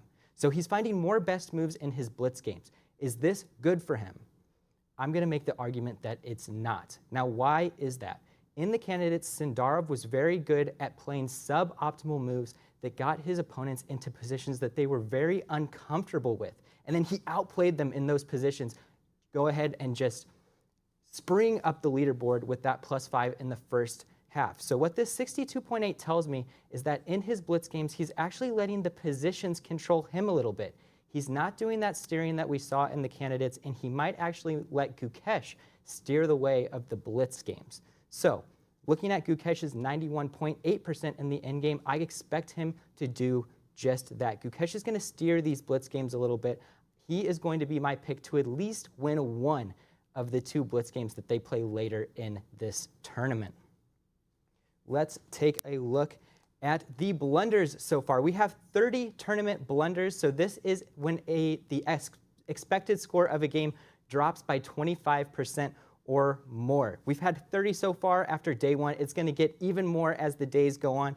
Most significant blunders of day 1. We had Duda, round 3, move 40 with a 55.75% drop in expected score. Gukesh, round 2, move 51 with a 49% drop in expected score. These are the most significant. I don't think they're going to be the most significant as we get into days 4 and 5, but let's take a look at this Gukesh blunder and the idea behind it because it's really interesting. Gukesh played king to e4 in this position. Now, we'll say that this is a mini puzzle right now. Go ahead and take 3 seconds. What's the winning move for black here after this blunder? It is pawn h3. What's the idea? Well, it kind of looks free right now, right? Go ahead and take with the knight right there. But after takes, you're leaving open this fork here on f2. Now, you decide, okay, I'm not going to go takes, and I play any other move. Is it better? No, it's not. Once that pawn goes to h2, this knight is posted up on g4, protecting that pawn indefinitely. You're going to be able to slide the rook over, protect on h1. That pawn is going to become a queen, and you're losing the rook altogether. This was a really interesting idea and ended up a win for Hans Niemann yesterday. Let's take a look at the time usage in 2025 now. So this is time surplus at move 20. So just to explain this statistic a little bit, if we're playing a game, I have 15 minutes on my clock at move 20, you have only 10 minutes. That is a surplus of 5 minutes for me, or 300 seconds. So now looking at this graph, we have MVL here at almost 5 minutes on average ahead of his opponents by move 20. So we'll say 5 minutes here. Caruana about even. Wesley So down a little over 2 minutes. Now, does this affect how the outcomes of the game eventually perform? Not really, but I want to look at what this means at move 30. MVL drops a little bit. So does So. They're given a little bit more time to their opponents, but Caruana drops by almost 2 minutes. This is very significant for him. We've already seen today in this game versus Firouzja where he had winning positions and eventually lost them later in the endgames being down on time. I'm going to make this argument that Caruana needs to spend a little less time between moves 20 and 30 and kind of avoid these positions where he's winning and then blunders it back into a draw like he did versus Firouzja today. We are right back at our puzzle. Go ahead and take a look. What is the winning move in this position? I'm going to go ahead and give 5 seconds more. And the move is rook takes g7. What is the idea here? Well, if you take on g7 with the king, this queen is going to slide over. Double attack on the king and the rook on d4. So can you just slide this king out of the way instead, not get into that? I'm going to say no. This rook slides over, takes the knight for free, takes that pawn on a6 eventually, and it becomes even worse than had you just taken the rook to begin with. Now we've got a little bit more time. Let's look at the chances to win the blitz. We already talked about this blitz matchup between Sindarov and Gukesh, so what is it going to look like as we get into these last 2 days? I have Fedoseev at 26.2%, So 25.4, they are the two favorites. Now what are the factors that go into that? It's going to be their blitz elos, their head-to-head versus the field, and then some of their recent performance. So is crushing the blitz elos right now versus the rest of the field, but Fedoseev has 12 wins versus the field, more than any other player who has just played a couple events on the Grand Chess Tour. So his blitz projections are very high, especially since he had one of the best performances of all time in the blitz last tournament. We're going down the list a little bit. MVL at 12.9%. He's a very good blitz player, as we know. Caruana at 9.6%. And then let's look at some of these players that might be a little bit too low in my projections. Niemann at only 1.7%. We know how dangerous he is. He had a great matchup against Duda just last year, who is an incredible blitz player. Sindarov and Gukesh, who we just went over, a little bit too low as well. I think any of these players are dangerous, but Fedoseev and So remain the favorites. Thank you all for hanging out. I'm going to be back during the blitz rounds, so don't go anywhere. If you have any questions about the statistics on these players, want to tell me that you hate the projections or anything else, go ahead and throw those questions in chat. But for now, we're going to throw it back to the studio where Yasser, Nazi, and Maurice have your continued coverage of the 2026 Super Rapid and Blitz Poland.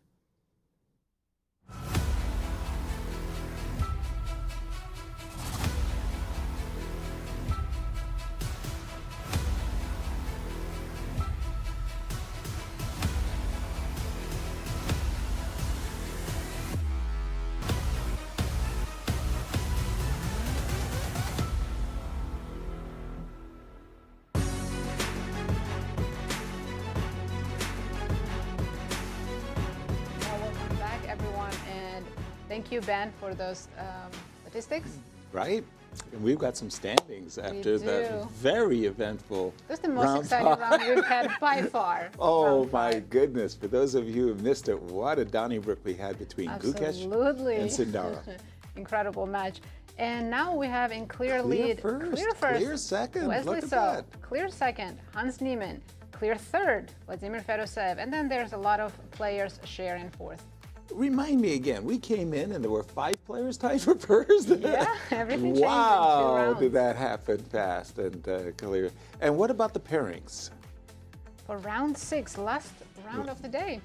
I mean, after what we just had with round 5, I'm disappointed that this is the last round of the day. MVL is facing Javokhir Sindarov, Fabiano Caruana against Duda, Fedoseev against Wojtaszek, Wesley So will be playing Gukesh, and Alireza Firouzja against Hans Niemann. Nice matchups there. And I was going to say that we were lauding the fact that Sindarov was undefeated.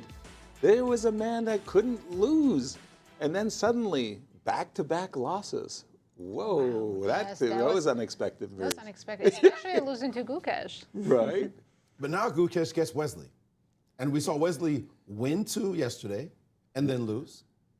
And now he's 1, 2 more. Right. Is there a trend? And Gukesh, I said, wow, we don't know, but Gukesh with the fist pump. Right. Saying, hey, I can win when I need to. Will that give him a surge of confidence? Of course. Moving forward, saying, look, yeah, maybe this is exactly the thing he needed to light a little fire under him and bring back that old Gukesh that got him the title. We also have to talk about Hans. I wanted to say, He undefeated. just defeated Fabiano Caruana from a lost position, or at least much worse position. Much worse, yeah. And he's the only one who hasn't lost a single game. Exactly. Even though he's tried. I was about to say, you know, the same feeling from Alireza. I got a little bit lucky. Yeah, what's my Am I really in form? form? Hans has to say, I should have beaten MVL. This game I was worse against Fabi. Yes, I'm getting the result, but how lucky can I be? Is it just going to keep being luck as a factor, or am I going to start playing well? And earning my and really earning them. As long as you kind of somehow keep that out your mind and say, I'm going to be playing well. Yeah. Forget about that. I got the luck out the way, the bad play out the way, some of the bad moves out the way, but I did get the positive results. Also, results speak for themselves. He's in clear second after 5 rounds. I don't agree that results speak for themselves. I think that's the kind of thing that gets you tripped up because you're doing well, but you're not really playing that great. Right. We'll see if he finally starts playing, gets it out of his system and say, look, man, I can play some good moves. But beating Fabiano should give him a huge boost of confidence. I just wanted to say, from Fabi's point of view, he must be biting himself. He just had Alireza dead to rights. That was like an easy victory in my grasp. He just had a very big Fabi's having a very advantage. tough day today.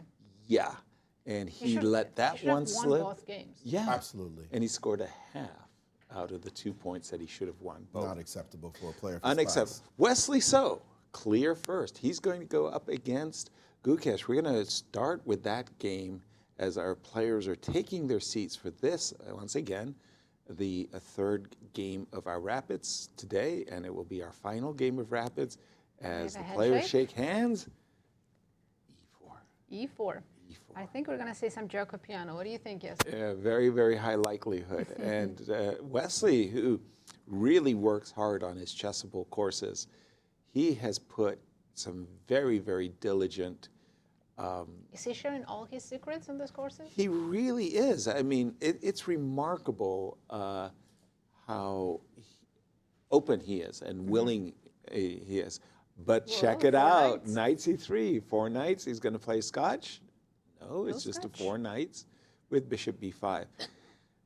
Wesley's very pragmatic, Maurice. He might say, look, I went 2 victories and I lost yesterday, but I've already got my 2 victories. Let me make a draw. That's not pragmatism, that's superstition. Which chess players are famous for. This is true. Bishop b5, an invitation to bishop b4 and a draw. Because they've analyzed this to such extents.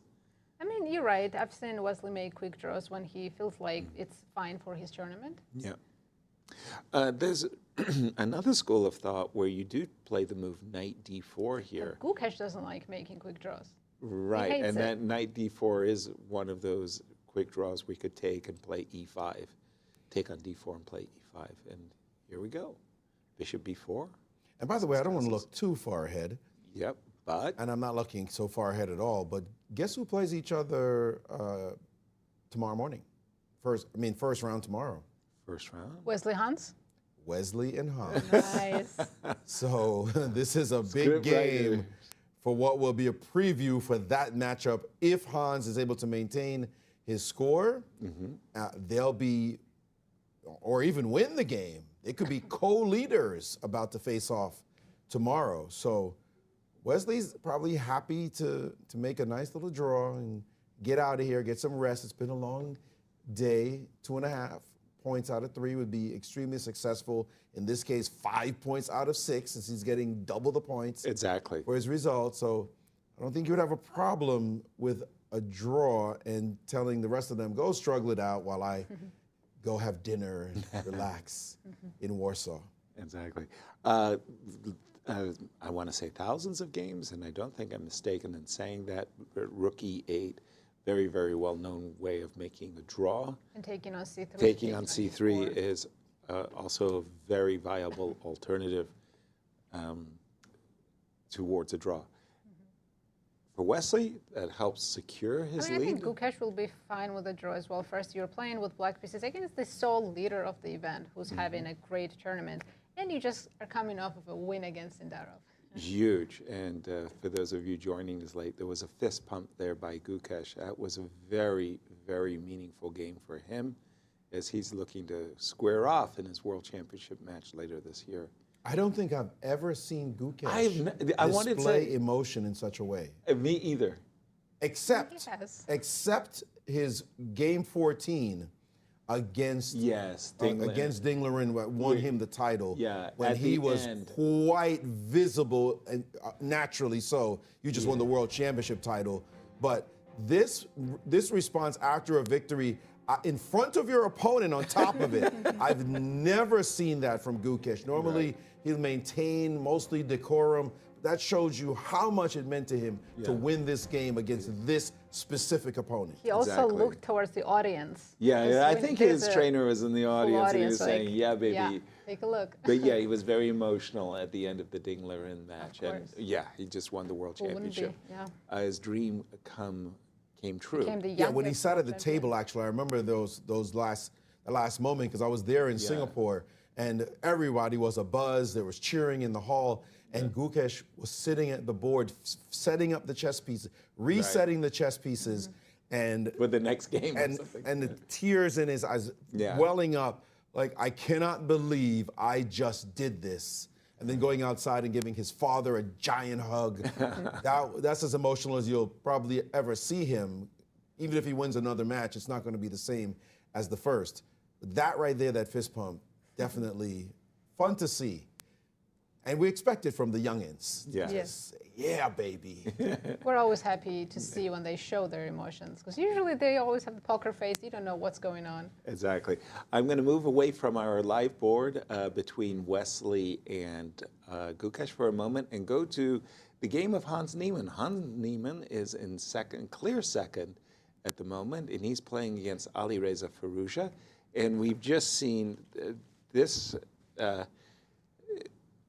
I believe it was Paul Keres who wrote a book about his best games, and he was talking about this position in particular. And I was a young teenage boy at the time, and I'm looking at this position, and I'm trying to figure out, with all of the pawn captures and what can take place and who's fighting to play the isolated pawn, Keres was explaining why the move A2, A3 is good. And I'm like, what? You are not my eyes are focused on bishop to D3, so we can castle. I'm focused on taking on D5 and playing. I like how both of these players are sitting and thinking. Yeah, I was looking at taking on D5 and bishop to B5, and I'm thinking about all of these moves. And here's Paul Keres, one of the greatest players in the world, expounding about A2, A3. So that took me a while to really catch up with that because I didn't fully understand it. But the idea is as clear as a bell once you see what White wants to do is capture on C5, play B4, which comes with a tempo, and then put your bishop on the long diagonal. So Hans captured on C4, played A6 himself. I'm expecting castles and getting into a very normal Queen's Gambit accepted. Maurice, what's caught your eye in this, the final round of the day? Well, Fabi just came off a bad loss. Yes, he did. He's going to want to right the ship. His game right now against Duda has some dynamic imbalances that we've got on the board. We're going to take a look at that. And that one certainly is... That is a weird one. It's weird and rich. I thought you'd like it, Yaz. And it's so weird, the engine just hates it. We'll go back to the very beginning with this move, C4, E4, and now B5. And then just like, we don't like this, we don't like this. And we definitely don't like your position to this point, as White has what is an aggressive pawn on the B5 square that has some kind of at least constraining power. Right. And this rook on this file, this knight is coming out with tempo on the next move. Yep. And it's going to be easy to push this pawn and bring the bishop out. Yep. Tell us what you really like, Maurice. I mean, everything. Like everything favors looking very White. fluid and easy and no problem for White. But Duda didn't walk into this position like not on purpose. So what's the situation here? Why is he playing like this when it doesn't look very promising for Black? Well, in the immortal Don't words have an of answer to that. in the immortal words of Maurice Ashley, ask him, don't ask me. You know, we should go back to Gukesh's game. I think they might repeat very soon. Because there are a couple different ways they can force it to remove repetition. Wesley and Gukesh. So And we I left think it after looking queen at the f3. body language, I think Wesley's considering it as well. Queen to g3, you mean? Yeah, queen g3, 94 and repeat. Or queen f4, 96 and repeat. Either way. Either way. The only one that doesn't repeat, I guess, is queen h5. Or bishop takes g5. Yeah, okay, but that position is so equal. Yeah, it's true. It's totally Wesley didn't play this line not to make a draw. Exactly. He has other ways of playing for advantage, and this doesn't look like one of them. No. Yeah, they'll have an early finish today. Right. Well, we say that, but Commentators curse. Yeah. Yeah. We know how that goes. 50 minutes later. There's Gukesh, is a full 3 points behind Wesley at the moment. 3 points, that's a game and a half. Yep. And there we go. so as far as Wesley's concerned, a good result. As far as Gukesh is concerned, not the greatest thing in the world, but you are getting a draw against Wesley So, the leader of the tournament, after a big win, emotional win. So happy to walk out of there. No blood spilled. I think Gukesh is asking why he didn't play on. No, couldn't have. But for Wesley So, our tournament leader, it's been a great day. Scored 5 out of a possible 6 points. And that's why Ben Underwood's statistics start to look a lot better. A lot better. A great day for Gukesh as well. He came here for, his main goal wasn't to win the tournament. It was to beat Sindarov. And he did. I think, number one, to play well. To just, like, Overall, just have this good. That's everybody's goal. Beating Sindarov, that's a real That's big above goal. even winning this event, Yeah. But, winning the event, I'll take that too. if I'm in good form, I beat Sindarov and I win the event. Yeah. I'm going to reorder. Let me play with that for a second. Yeah, go. I'd like to win the event. True. I'd like to do it while being in good form as well. Yeah, I don't want to back over it. Yeah. And if I beat Sindarov, it's icing on the cake. Let me ask you this question. Do you think he would rather not win the event, but he just beat Sindarov a couple of games, or win the event? That's what I'm saying. I think he'd rather beat Sindarov 3 times in this event. Wow, I find that very hard. Would he rather beat Sindarov and come in dead last? Dead last, no. But okay, he's not second to coming in last. You just said Which when does it become that valuable to beat Sindarov? As long as he has a decent enough tournament, like even 50% is fine. 50 versus winning the tournament? Wow. I'm taking victory in the tournament. I got to tell you, I'm taking victory in the tournament. I beat everybody else. This guy happens to beat me in some. No, thanks. I'll take first in the 50 grand. I remember Bent Larson telling me as a young boy, he said, Yasser, after you become a grandmaster, your goal is to win tournaments. Yes, that's it. That's it. But don't you have tournaments. One single enemy? Be first. Be first. If you win first, usually you take care of your enemies. That's true, but he can win the Rivals. tournament and lose to Sindarov only, or draw him. No. But losing, 3-0 against Sindarov would be bad. Would be really bad. Right. But if you lost a rapid game, you lost a blitz game, and you drew the other game. Okay, but you'd like to win the other game. You beat Fabi. But you beat Wesley, Fabi, you beat Wesley, you beat Alireza. You're like, boom. I guess your value is in that one. I don't think Sindarov is that big of a threat for him just yet, but I know it's very important for him to beat Sindarov, and he'll look to try to win the tournament as well.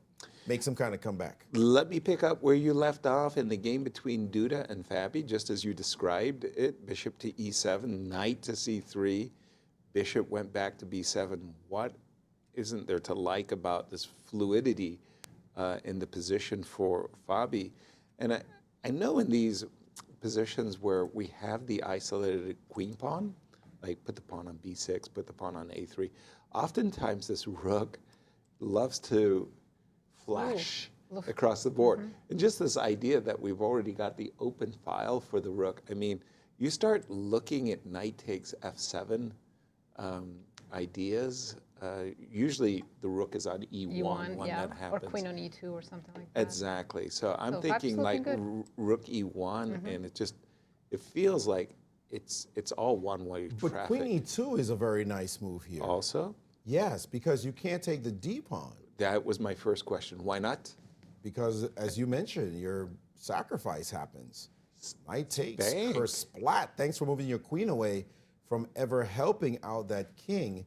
And your queen on d8 queen on would d8 could go slide defend over the to rook, e8 or f8. Yeah. but not in this position because your queen is misplaced. So Sweet. queen e2 is a sort of natural move that you want to play here. And if you want to bring your king to get punched, I think bishop e6 might even Bishop be just e6? as, might even be just as powerful. Queen Even. e6 probably good as well, but nobody wants to play this position.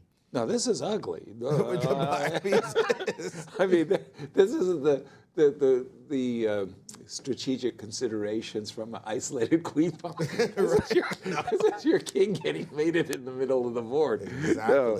No. And the pawn on b5, importantly, was constraining as you the pointed knight. out, the way it constrains the position, the knight after queen e2. Sometimes you're worried about the move knight to c6. Right. Queen e2, knight to d7, knight to c6. But not here. The knight can't. No, I mean that the knight cannot go. The black knight cannot go to c6. Right. But those are certain niceties we can always debate because right now we have Cristian in Poland with the world champion. Thank you, Maurice. Indeed, I am here with the world champion, Gukesh Dommaraju. Gukesh, first of all, congratulations for last round against Sindarov. The last one against Wesley was quite an easy affair for you. Now, tell us about this game, because everybody was waiting for this big clash to happen, the clash between the challenger and the world champion. Did you attach any more meaning to this game? I mean, it's a rapid game, so obviously not. I mean, the match will be much different experience, but obviously, I mean, when you play like games like this, there is always something running behind it. Yeah. So, and I think during the game, I was just trying to focus on playing the game, but I guess for both of us, like I know from also the previous experience when I played against Ding before the match, there was always something going on. So, yeah, it's a nice feeling. Of course, before you start playing the game, perhaps you tell yourself that there's no extra meaning, but then once you're in the heat of the battle, obviously things change, right? Yeah, for sure. And also, this game for me in the tournament meant a lot because like I just lost a horrible game against Radek and I wanted to like bounce back. Yeah, so. And that you did. Were you shocked by this moment when he just took on e4? Did you think you missed something? What do you think his rationale was behind this decision? I think during the game, both of us kind of liked Black's position. I was a bit optimistic, but like I think I was around this point. I realized if he goes Queen h5, Queen g7, g4, probably don't have much. Oh, computer says it's. The computer is somewhat wrong. Okay. Yes. But yeah, when I was kind of worried of this, I should always be fine, but I thought this was his best chance. Yeah. Maybe he didn't spot it and he went for this idea, which seemed interesting, but... Were you concerned at this point, or you No, felt you once have I the saw- advantage, you just have to stay precise? Yeah, once I saw bishop c8 and like there is no direct thing and I can put my queen on f6, I knew that I should be doing very well. I just need to be a bit careful because the time was low. And I think also here, I think c5 maybe he wanted, but I just go rook d8, I guess. So yeah, here it kind of seemed like rook f4. I initially wanted bishop f5, but then last second I realized, okay, there is queen b5. Yeah. Ooh, that's a cool shot. That's That was a bit easy of move to miss. Yeah, I missed it only when he played rook f4. I realized, and but still okay after h5. Like if he does nothing, I was thinking maybe rook b8, b6, bishop b7 should be. At this point, it's all about the clock, right? You know you have a winning position, but you still have to maintain precision with such a weak king, right? Yeah. How do you maintain composure in such moments? I think also it's a bit easy since like there is not many pieces on the board. Yeah? Like we need to parry some direct threats, but yeah, it's a bit tricky. I'm glad I managed. And you did manage, and I don't know if we have that shot ready, but at the end of it, when he resigned, you made a gesture, a fist bump, a very happy gesture. Of course, let's see if we have that. We're going to see that in just a second, but give me the emotion that you felt when he resigned right there on the screen. You shake his hand, you realize that this is it. First of all, who was that for? Just the audience, or you had somebody special in the audience? For myself, I think. I mean, I was obviously this when felt really good, and at the heat of the moment, I did something. Yeah. I think we want to see it one more time. Yeah, I'd also like to see one. It's such an important moment, and we can see the emotion pouring out of you. You know, this, which is quite.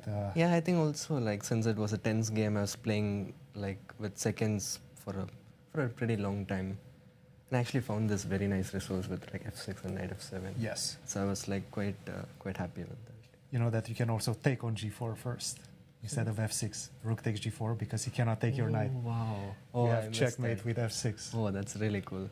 I completely missed. But f6 also does the job, right? Gukesh, congratulations, and we'll see you tomorrow. Yeah. Guys, back to you. Thank you, Cristian. Our congratulations as well to the world champion Gukesh, defeating his challenger. And as he said when he was prepping for his match with Ding Liren, those matchups, before the match, they sting and matter a great deal. They mean a lot to these players, but also to the fans. We loved it. And we're just talking about the emotional reaction that Gukesh showed. It's very, very rare, in his case especially, so composed and, I want to say very respectful at the board. So he did it right in front of his opponent. Exactly. I want to go to the game of Hans Niemann, who is actually in clear second. He's up against a very difficult opponent, a favorite, I would say, coming into the event, Alireza Firouzja, and he's just played the move bishop e8. Now this is the more quiet, composed, isolated queen pawn position I was thinking about.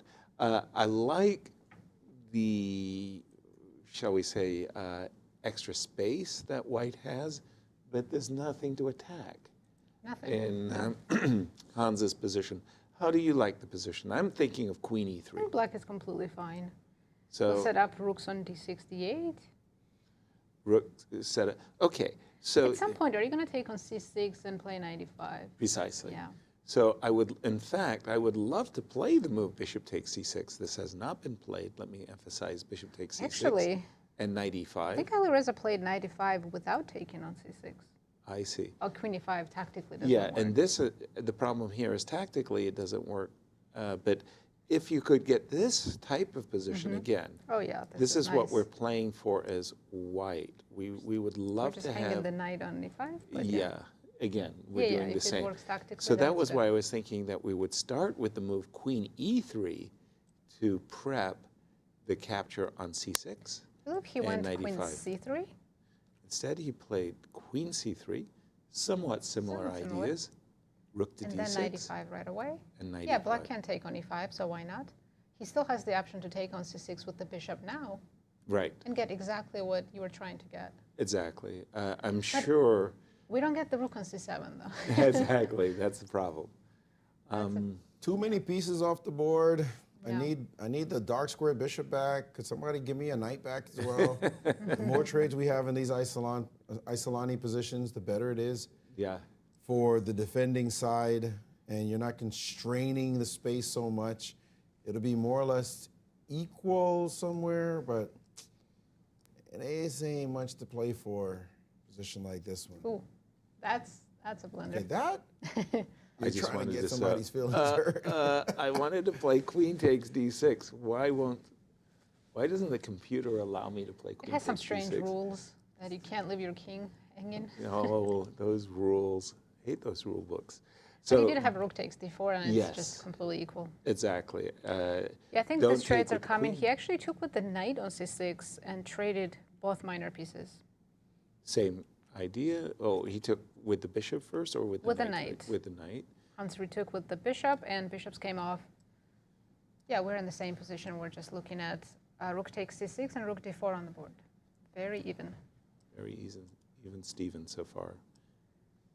So both leaders, Wesley and Hans, looks like they're going to make quick draws and face each other tomorrow morning. Well, I'm a bit. This is a little bit disappointing for Alireza. He's having a very uneven event Yes. by his standards, especially. But with the white pieces against a player you want to beat and pull But he Hans saw down. the way he played against Wesley, the amount of risk he took in the opening. Mm-hmm. And Oh, this- yeah, that game was insane. Yeah. That was crazy game. I think he learned his lesson. Let's play a little bit more solidly when you're Right. not playing well and has established your form. And look at Hans. Hans said, you know, I could maybe back up and trade queens or something like that. I'm going to keep a little included H4. spice in the position with the move H4. Yes, he did. Loosen the king side a little bit, but yeah, you know, it's interesting to see him still playing that kind of fighting chess. But in the meantime, we do have someone who is leading the event with Cristian. It is Wesley So. Let's jump right to Poland. Thanks, Maurice. Wesley, first of all, just an incredible event so far for you. So many victories, somewhat unusual for you. You have a very stable, solid style, but in this one, you're winning so many games. Have you changed anything in your approach? No, I mean, I had 5-6 weeks off after the American Cup, and I just did some preparations. The usual, just studied my opponent's games, studied recent games. Opponent games? Huh? Opponent games? Opponents. Opponents. Opponents games. Okay. I was looking at, I was studying my opponent's styles and just keeping up with theory, just studying, because a lot of new players this year is Grandchester, so I was trying to figure out their style of play, but obviously didn't expect 4 wins. But yeah, to be honest, I wasn't very happy with my play yesterday because against Wojtaszek I was even worse. But you turned it around. Yeah, he played for a draw too hard, and then yeah, I don't even know why I kept playing that knight endgame. Yes.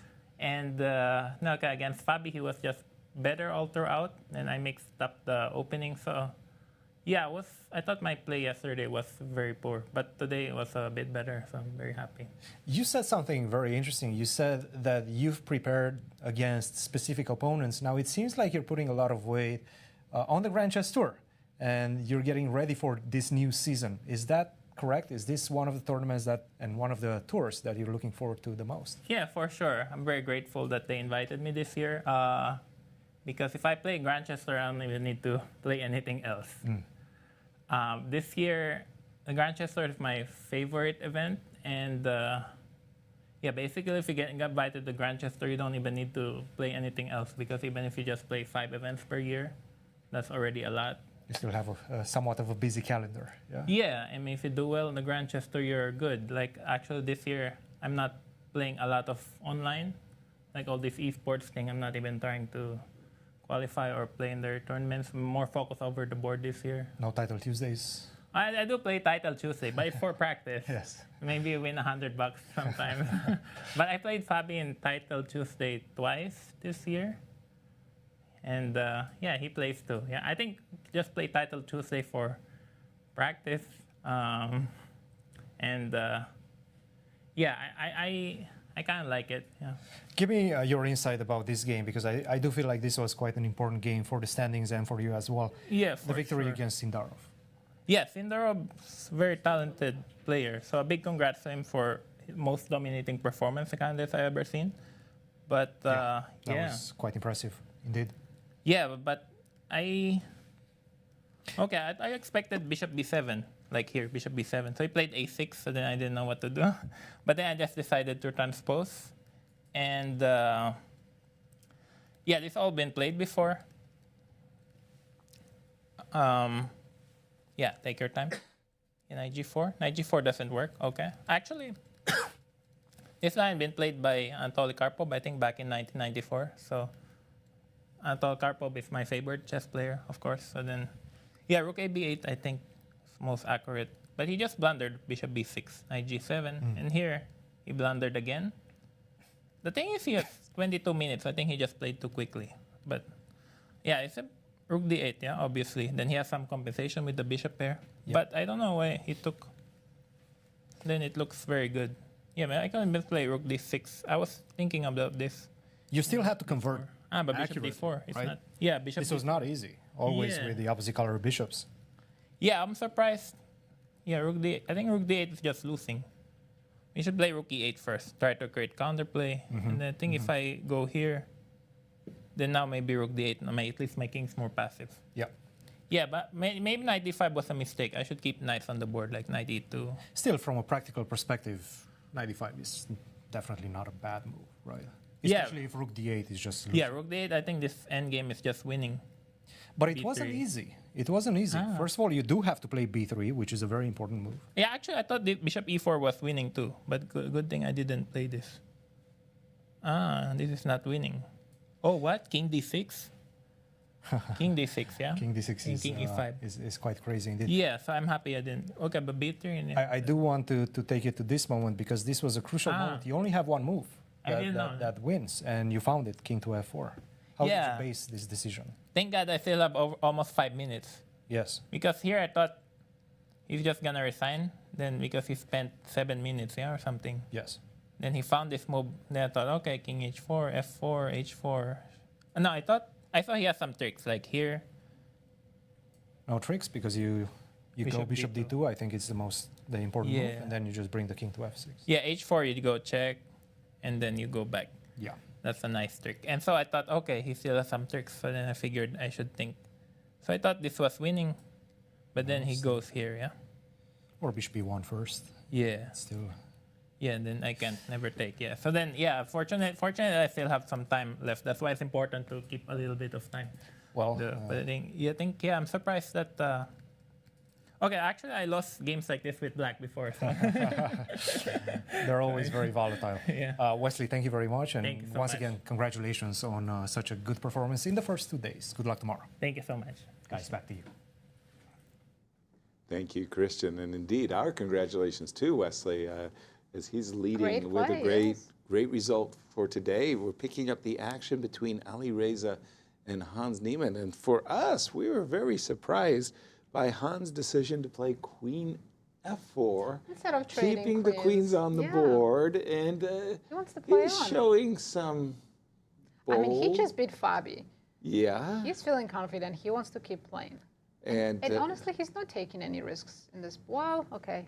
There, I do see some risks. Well, I thought that the move queen f4 is attached to the idea of playing e6, e5, supporting the rook on d8, and, well, if...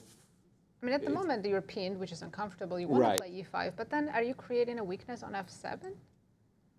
A possible weakness? Yes, well, but I want to play rook to d2, rook to d2, and, you know... But you might not be able to, let's say I go rook c7. Rook c7? Yeah. Ooh, okay. At the moment, can I play rook to d8, rook to e1? There's a checkmate on the back rank, right? That's true. Actually, white king is also not too happy. Okay, he goes queen d2. He realized that he didn't play e5. Yeah.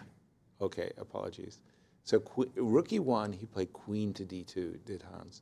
I thought he was playing there for a little bit of an initiative or something. But I think no. he was, but then changed his mind.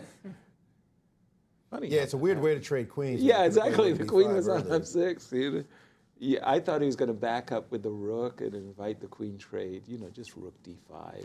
So this one looks fairly even-ish. A position, though, that I am really concerned about because of his form, again, is the game between Fabiano Caruana and Duda. Yeah. Because Fabi's had some great positions. And this one is great. Duda spent 9 minutes and 49 seconds trying to be at a breakout move, and he played the move C5 on his last move. And the engine said, nope, That that's doesn't bad. work. That's not good. And Fabi hasn't moved, unless I'm mistaken. No, he's still thinking. He's just been sitting there, and he's burned so much clock on this last move that he's under 10 minutes now. He had more Oh, than I know 20 why. minutes. He's calculating knight f7. Yeah, for sure. Yeah. He had more than 20 minutes before the move C5, and now he's used half of it. C5. And he's played a move that's, according to the engine, the third best in this position. He could have played bishop e3, but even more so, like this position e2. was possible. Right. Even more so, he could have played the more enterprising queen e2, which sets up that knight f7 idea. Right. That you say he was calculating. And we thought that was decisive, actually. And this move, actually, queen e2, c takes d4, suddenly the sacrifice shows up, and it's very different, this position. The queen doesn't cool, calm, defend the rook because, oops, your bishop is hanging to a straight pin against your rook, and you can take this knight if you want to, but now that bishop goes as well. So this was very good for him. He could have dug deep and found one of these two moves. Instead, he made the most liquidating pawn move, which was to take on c5. The engine hates that he's given away such an advantage in this position, so much so that Black simply almost solved the problem of that pawn on c7 in one move. Incredible. Wow. And now he's trading to go into an endgame from what was an amazing, aggressive, what looked like an attacking position. That's crazy. This is insane what's going on. And now Black can actually resolve the problem of the A pawn by playing A6 right here, right now. Completely equal. And is just about dead even in just a few moves. He really spoiled what that's not looked like Fabi that we know. Yeah, that was a promising position after queen e2 and knight takes f7. I mean, in fact, it just looks overwhelming. And in this kind of opening, that's what you do. You keep it dynamic. That's what you have the space for Fabi to trade down into an endgame and trust his B pawn. That's the only thing you could trust in this position, right? Is the B pawn sitting on B5. Otherwise, the position is dead even. The knight comes out. Right. The knight on B8 comes into the game.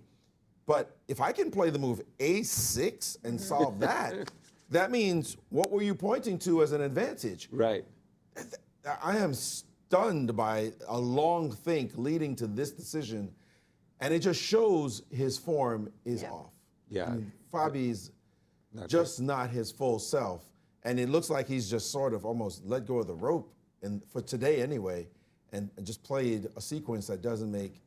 I mean, I'm sure is inconsistent with what we understand about these Isolanis. He's just feeling terrible today. In the first game against Alireza, he was +3 for 40 moves, didn't win. Yeah.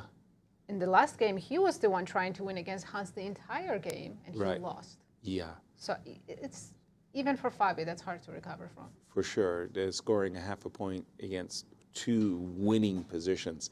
Yeah, that's pretty brutal. And here he's just thrown away, as Maurice properly described it, a great attack. I mean, he's doubting himself because moves like queen e2 and all that is not hard for him at all. It's just he's doubting himself. I think he would play that in a bullet game, actually, because we have seen so many knight sacrifices, and usually, in fact, they're so good, you might, as Black, just play the move bishop to d5 to try to deal with it and stop.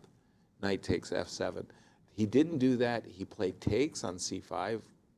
Poor decision. I mean, he still thinks that endgame is much better. Maybe he missed a6, because without a6, there's still good position for white.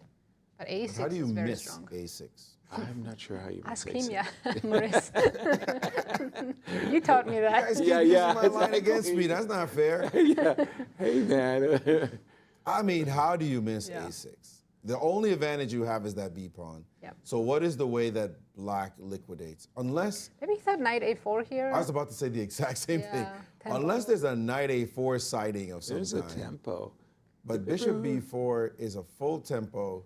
Who did that? Was it Alireza who played like bishop on e8 to h5, hitting a rook on d1? Yes. He won that way against MVL, Yeah.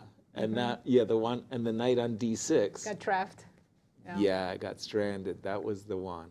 But yeah, knight a4, desirable. Bishop b4, good answer.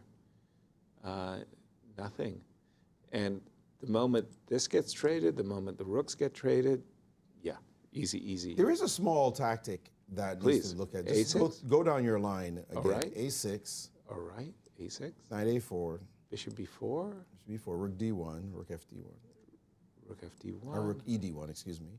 Yeah. Take. Take on d1, take on d1. Now I've got a back rank check to deal with. This is what I was saying. There's a little bit of a back rank issue. And it turns out you can ignore the threat. Because I do have bishop f8. And bishop f8.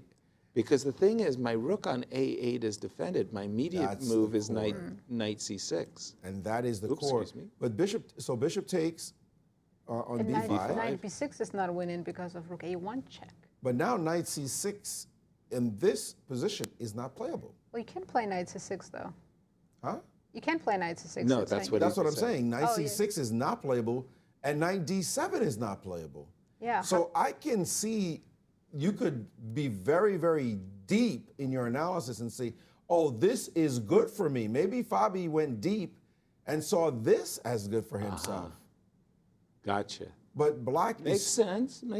Just looking for some rationale here. Right. But this knight d5 move now, with idea of f6, and solving the whole problem, maybe Duda is going through this, catching up with this himself, realizing that this line is very forcing. Everything we just said is actually forced, which is kind of surprising when you think about it. Right. Like after knight a4, this position. After a6, a6, knight a4. Here, black has to be very careful to play a6 to solve the problem. Black has to be careful that after knight a4, bishop b4 is forced, then rook d1, trading is forced, and a rook does land on d8. Maybe he just went down this whole line, saw this, and thought, aha, I got him. Once you see white rook landing on d8, you stop calculating. You think that's it. You might think that, although your Spidey sense should tell you about that rook on a8 being defended, but the fact of the matter is when you take on b5, you do stop the knight from entering the game. And that may be what he saw so deep, way down the line, but now he's finding out, or maybe they will realize, oh, wait a minute, black can solve this problem by just playing knight d5. I remember from my 60 memorable games by Bobby Fischer, both players had calculated so deeply, but one player had seen the scorpion sting at the end of the tail, one extra ply, and that extra ply is knight d5 and black's fine. Yep. But without that, it looks very promising for some potential. Bobby. But still, even if he solved this, if you also calculate the other options where he keeps the queen on the board and takes on f7, why wouldn't you choose that? I would choose that. But of course, we're sitting in the comfort of this beautiful studio, by the way, saying, oh, but it's so obvious. Go queen e2, knight takes f7. It's easy for us to sacrifice the pieces. Exactly. But actually, queen e2, knight f7 is easy. Yeah, that's not that hard. And no, we don't take long to look at. Our recognition. pattern tells us queen e2. Yeah. But if you if you think c5 should not be playable, right? If you think he should not have been able to play c5, right, then maybe you look for a refutation that is direct, forcing, clean. This is how I'm going to win the game. Because you just try to break out of jail with c5 when you had that backward pawn, and I'm going to calculate a line that proves otherwise. And so I take on c5, I take on d8, and then I play bishop out. You can't play a6 because I have knight a4. Boom, boom, boom. And that may be what happened to him because he's thinking c5 is simply not playable. Otherwise, it's a natural position. I just develop my bishop to e3 or I play queen e2, and I'm fine. And so instead he went for this, and now it turns out it's not correct. By the way, I have to interrupt you, Maurice. Duda had 10 minutes. 10 minutes after Fabi played the move bishop f4. He's down to 3.5. He's in a deep He sink. has used 65% of his remaining time. And maybe he saw the same ghost that Fabi did. Because he sees a6 for sure, but he sees knight a4, and now he's making a deep calculation and has now burnt that as much clock as Fabi did, seeing the same ghost. Yeah. I mean, I've played a lot of Queen Gambit accepted endgames where it's 2 on the queen side, 2 on the and 4 on the king side. And in those endings, it's normal for black to play moves like king f8 and king e7 and just cover the business You can play squares. that here too. And that's what he might be thinking But as long about. as white keeps the pawn on b5, that will always have an advantage. Yeah. Okay. So And you didn't play it. So to be clear, I'd love Played to rook play knight to c8. d7, but the knight on c6 is the problem. So Yes, sir. What do you think yeah. of Duda's last move? Rook c8. He I don't fought like it. for almost 9 minutes and Well, played first a of move that all, wasn't the best. Is knight f7 an option? It's definitely an option. Like, oh, I'm losing. His This bishop bishop f2. f2. That's what he prepared. Not a great option. That But would you've have got it calculated, and that's probably his first trick. and I've got And then two when you pieces take on hanging. b8, I take on f7 first. What happened? If I take on b8, you take on f7 first. Yes. And I'll let you play knight d6, rook a7, all that stuff. Yeah. I take on a7. No, that's nothing. Sorry. So no. So rook c8. Don't like it. This last round today we have one draw already, and besides this game, all the other positions are pretty even right now. But this last move, rook c8, did not resolve the main problem, and that is the a6 pawn. And here, I think you used the wrong rook, Yaz. I know. The engine definitely despised my move. I mean, it spits upon me. It's terrible. That's a graphic description. I know. It's like, Seirawan, you idiot. Why didn't you use the other rook? That was Nimzovich, by the way. Nimzovich was very famous in his annotated games, would say, wrong rook. But whenever the player played, Now if you try a6 in this moment. position, which is something And you would love to be now able I to think do. it should Now it work. turns out knight a4 is better. I see forks on b6, Uh-oh. so you can't go bishop b4 anymore. Uh-oh. There is a knight b6 sighting. Oh, dear. No, you're in No, trouble. this- No, yeah. black's in trouble here. Don't do this. This I could easily imagine is completely wrong. But then the problem is, what do I do? The knight on b8 is constrained. Can't go Exactly. to If you d7. can't play a6, you can't move any If I pieces. can't play a6, that's Well, I think terrible. Fabi will take some time here. We'll like his position. Let's Yes. go back to Alireza and Hans, because I think Let's do it. Hans is playing for something. He has a small advantage in that rook endgame. Really, I thought it was super balanced, he's but definitely okay, putting we pressure. left it with rook d2, And- queen d2, sorry. On the clock as well, Alireza's down to 1 minute. We've seen these double rook endings. Remember, we were Yes, really we have. learning During quite candidates. a bit during the candidates. When you have the double rook endings, it ain't as drawn as you think it is. And there are imbalances The here in this initiative, position. yeah.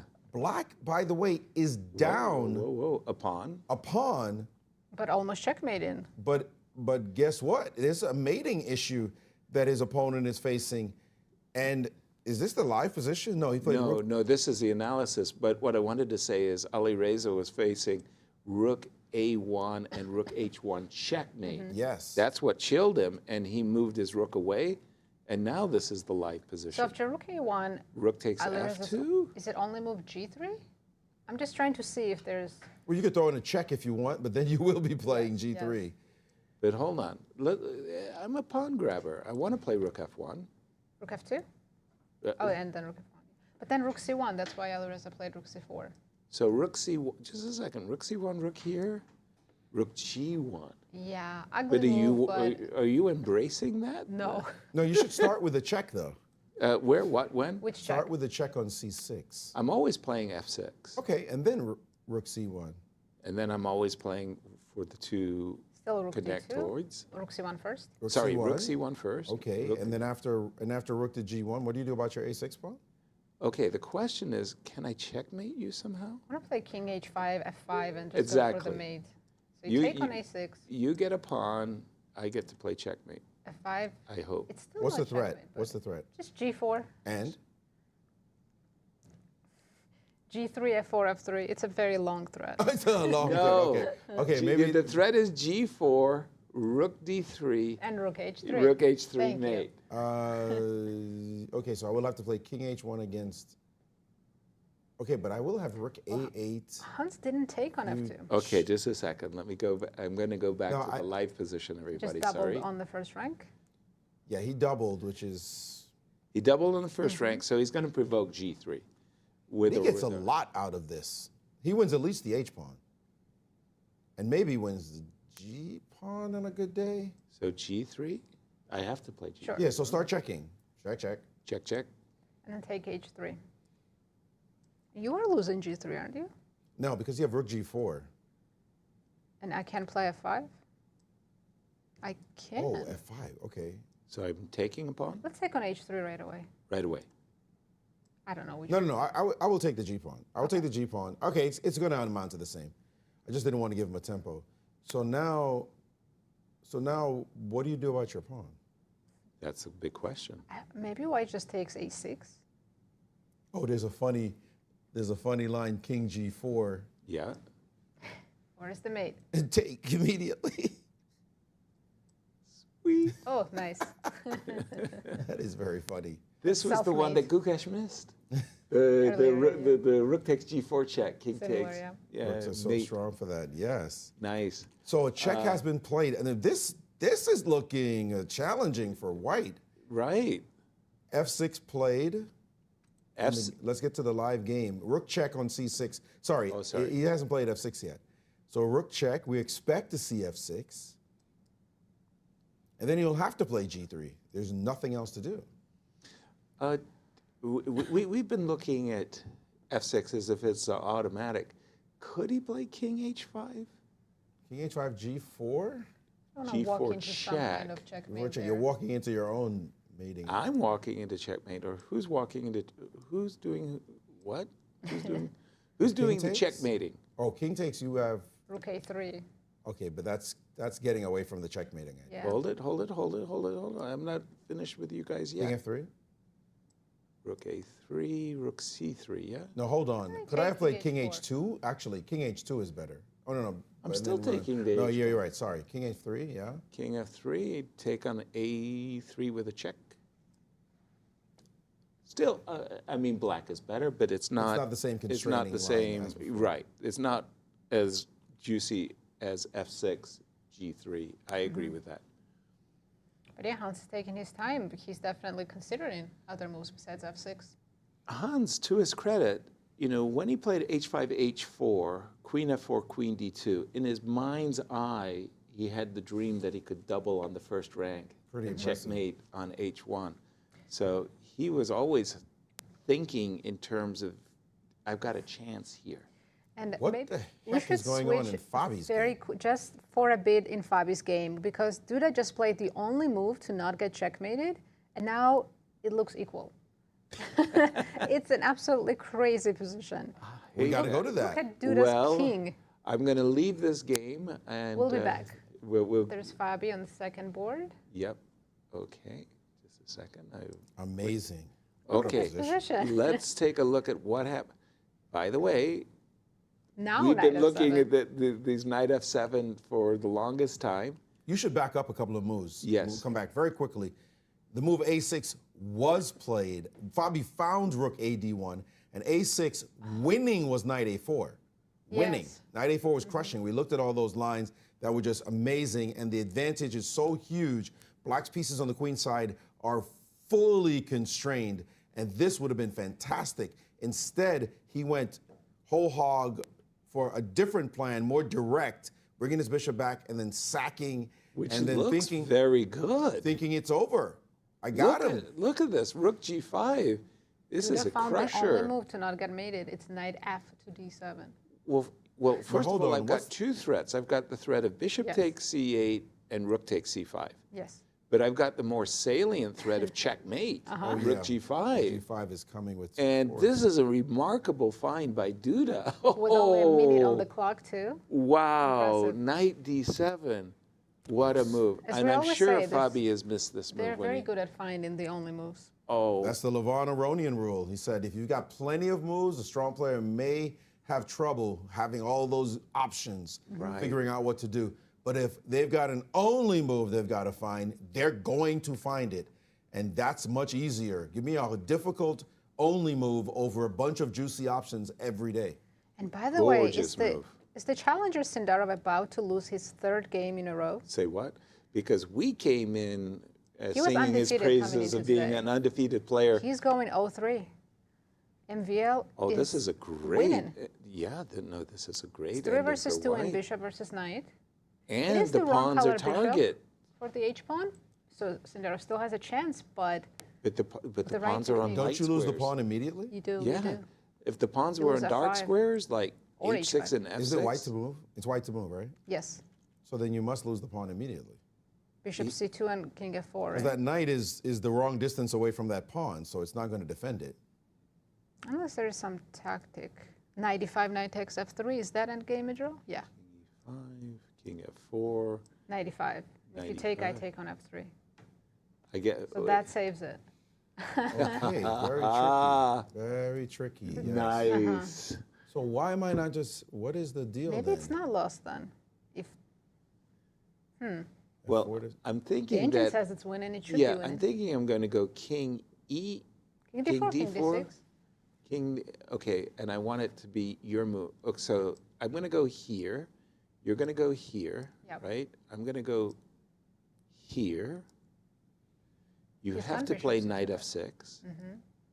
I'm going to play Bishop f3, right? bishop f3. Is knight g4? No, knight g4 loses. of I'll course. take it. Yes, yes. And It's you a have nice to play Zugzwang. king e6. And don't I have a Zugzwang on you? Yeah, that works. Something like Sweet. this? Amazing. What did he play in the MPL game? has Sorry? 11 minutes, so I'm sure he will find this technical win. He played bishop c2, and I think after king f6, ooh, immediately pawn f4. He is sure of this. Yeah, king goes to d4 and goes the other way. I think I'm on the wrong position. I apologize. I'm just going to go. Yes, this is the live position. So he played bishop to c2, king to f6, f4. Yep. Ooh, He's in the win. King goes to d4 and goes around. it goes around. Yeah. Squeeze in black. And pieces. Hans is winning against Whoa. Firouzja. Wow. What happened? Hans is winning the game. Firouzja blundered. They His played last that move, same line, and it did happen after rook takes, and then king h5. He needed to maintain an active rook, and instead he took the pawn on a6, and that allows a one-mover f5 right here, Sure. right now, and 100%. and your king is going to get raked over the coals. And look how slowly he played it. Well, let's enjoy the moment. Hello. My now turn. your rook, your king is in deep trouble. In fact, he could just take the pawn after your rook moves, take on g3, and then take the a3 pawn if he Hans wants to. is about to catch the leader. He's about to be tied for first. Actually, I don't want to take the pawn on King f2 was a3. played, actually. Oh, sorry. Alireza did not move the rook. And that makes sense because But now with just king g4, rook g3, king f2 Yes. is on the board. that's on the board. There's probably many winning moves. You can also move the rook to c1 probably. Isn't there? But I would take king g4, rook g3. My pawns are much faster. I think there's a mating. There's a You're looking mating for a checkmate? construction. Go here. Rook No, You you're have going to use to a go rook on here? a2? rook c4. Okay, sure. it doesn't matter. And rook. No, he's taking on g4. This is just winning. This is horrible. So Wow. king See, f2, Hans not king trading takes, queens earlier and Wow. playing for a win. Incredible. and It paid off. the difference is that after rook to b3, which is, like the beautiful move, because that just Slows down freezes White's pawns. Yeah. both pawns. and followed by f4 and so on. I don't think it's Hans the only played, move, by the way. Other moves are winning as well. I think Hans just played f4. Is rook g2, rook a2 is winning too? I would put The the rook on difference b3. is the position of the kings. Yeah. And Beautiful. black pawns are farther advanced. But black pawns do help as well. No, but the- I mean the advanced nature of that Yeah. pawn. But you could play b5 and you make an argument that I'm just as fast somehow. No. You can't move those pawns. Those pawns are the slowest thing They're stuck. in the world. A rook sits behind the pawn, and you go so slow. But meantime, that black king, but also white's king. White's king has to sit back there to deal with these passers, and it itself is going to get mated. Yeah, another idea is to put the rook and the king and play g4. But he has gone for the rook b3, and I like it. That's Pawns a are- very, very, very good move. No, Stopped. this And is the it. resignation. Wow. Wow. Incredible. 2 wins in a row for Hans Niemann. You got to tip your He hat is and say, tied well for done. first. Well done. Well played, well played. The And two Americans Alireza, tied he at the said it. top. He was warning himself. He was saying, I don't feel like I'm in my good form. That's right. And That's right. this game definitely proved it. Well, all the games already Others, proved well, it. But that yeah. one, Where do we I go, heard Nasi? bad news. Tell I us. think Fabi might be worse now. he was, but his only hope, 2 seconds for Duda. Look at him. He's sitting up. in 2 his chair. seconds? 2 seconds when he made his last move. Oh, my So he goodness. himself is not feeling very comfortable, but he has weathered the storm, He was and winning earlier. he's better now. Yeah. And he was winning apparently, Duda, that is. Wow. What Somewhere. Wow. amazing turnarounds that we're seeing. And yeah, But in time trouble, still Time anything can trouble. happen. King G7. So Also, what game we we've haven't got looked at. 2 pawns We don't have for- to switch, but I'll just update players. The audience, Wojtaszek is better against Fedoseev. Also another big game as It's crazy Radoslaw what's happening here. started with 3 losses, and he's had Having a good day today. superb day. He's won, he's drawn. But He important might to be winning. note is if Fedoseev loses and Fabi doesn't win, the 2 leaders will be 3 points clear of the field. Wow. That is big already after only 2 days. By Yeah. the way, do you like the extra piece or do you like the pawns? Because that is a third pawn. I don't on it. understand this position. Every piece is hanging. He just played knight h7. Because he could play bishop takes h7 check. They're playing on 10-second increments. Yes, they Pieces are. are flying here. But f2 is hanging, so Bishop we can d5, go very strong move by Duda. bishop to d5. So again, do you like the piece or the 3 pawns? I don't know what I like in this position. I think Fabi's going to lose this game. You think so? I think just because Duda is such a strong Blitz player. in time pressure, he finds move after move, and I think some way Something he's could going to go wrong, find a huh? way in this game. So bishop f5 and 10 seconds for Duda. Bishop c5. Bishop yeah. c5, a good move. I would blunder here so quickly. Just trying There's too to. many minor pieces in the center. Wow, rook drop back. h7's hanging, d7's So, hanging. so Fabi was clearly concerned about rook a1 check and bishop takes f2 ideas, so he protected himself against that. Look how funny this position is with the bishops stacked like that. Exactly. A knight just being on h7. And the Finally. engine Knight did is- not like Duda's last move. Was going to make a fool out of my prediction if he can play bishop e5 now. Bishop e5 is and a, get rid of that strong bishop. That Hang was on not to- a sequence. You see Duda sit up in his chair as he realizes he's losing a key piece in to the attack. To attack the b2 pawn, yeah. That's disappeared. Bishop e5, rook e5 on the board. And now Fabi's thinking, can I play g4 and Got 3 pawns, got to start moving them. push them down? Now that his king is finally safe. Rook ae1 check, king h2, instantly played, of course. By the way, I think in these types of time trouble situations, a move like king h2, do not hesitate. Don't waste any time. Play what's absolutely a forced move. So Rook- here, objectively, it's equal, but would you rather be white or black?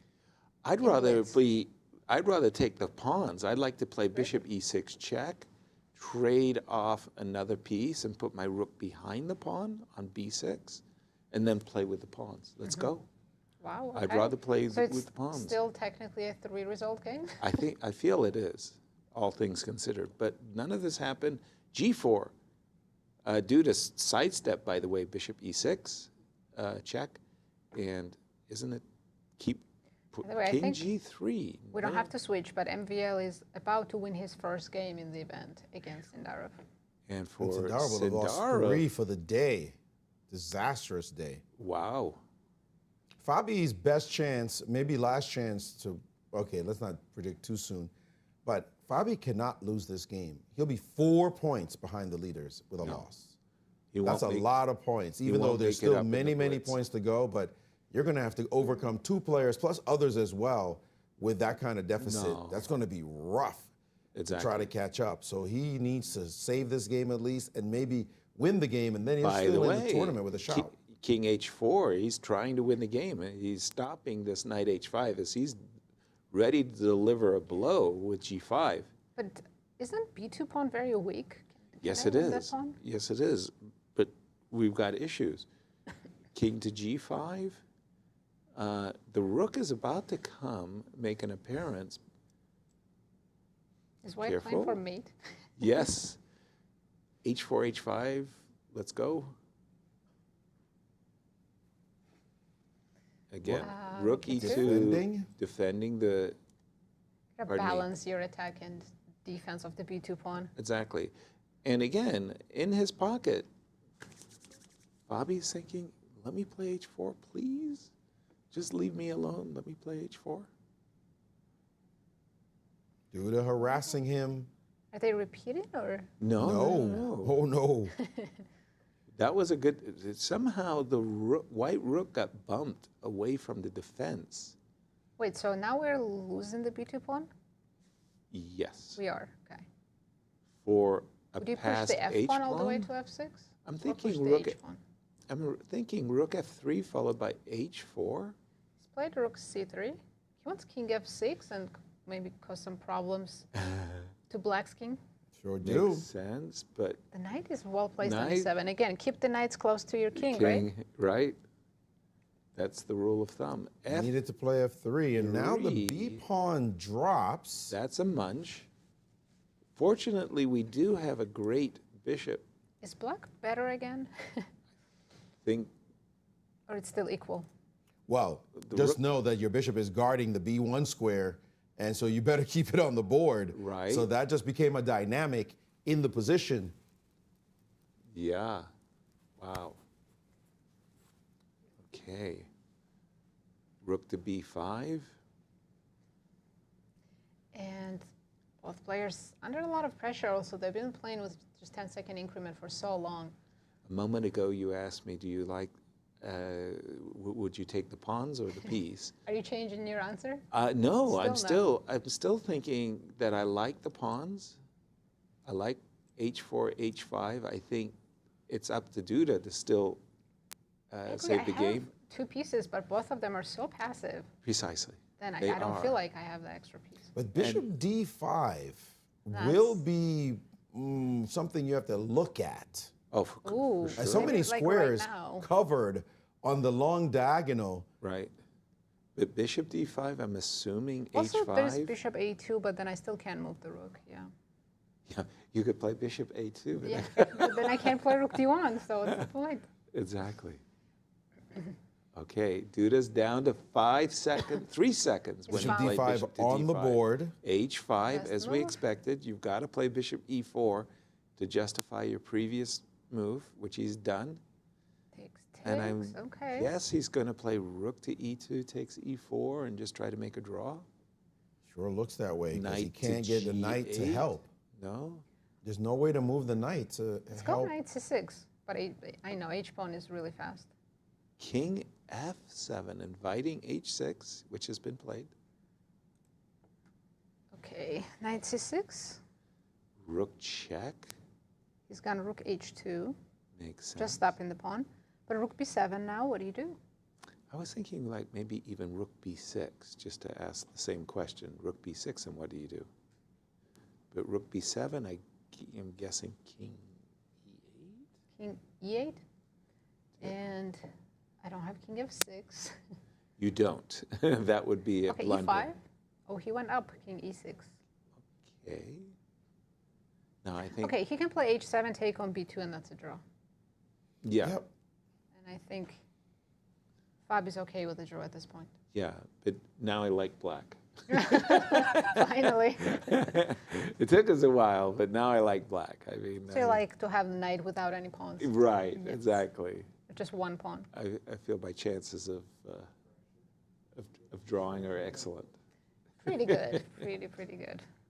Meantime, Maxime has been floating around and Right, around we're and around we expecting- go, trying to figure out how to win this game against this poor knight, and Sindarov clinging to dear life, hoping that he will eventually draw this position.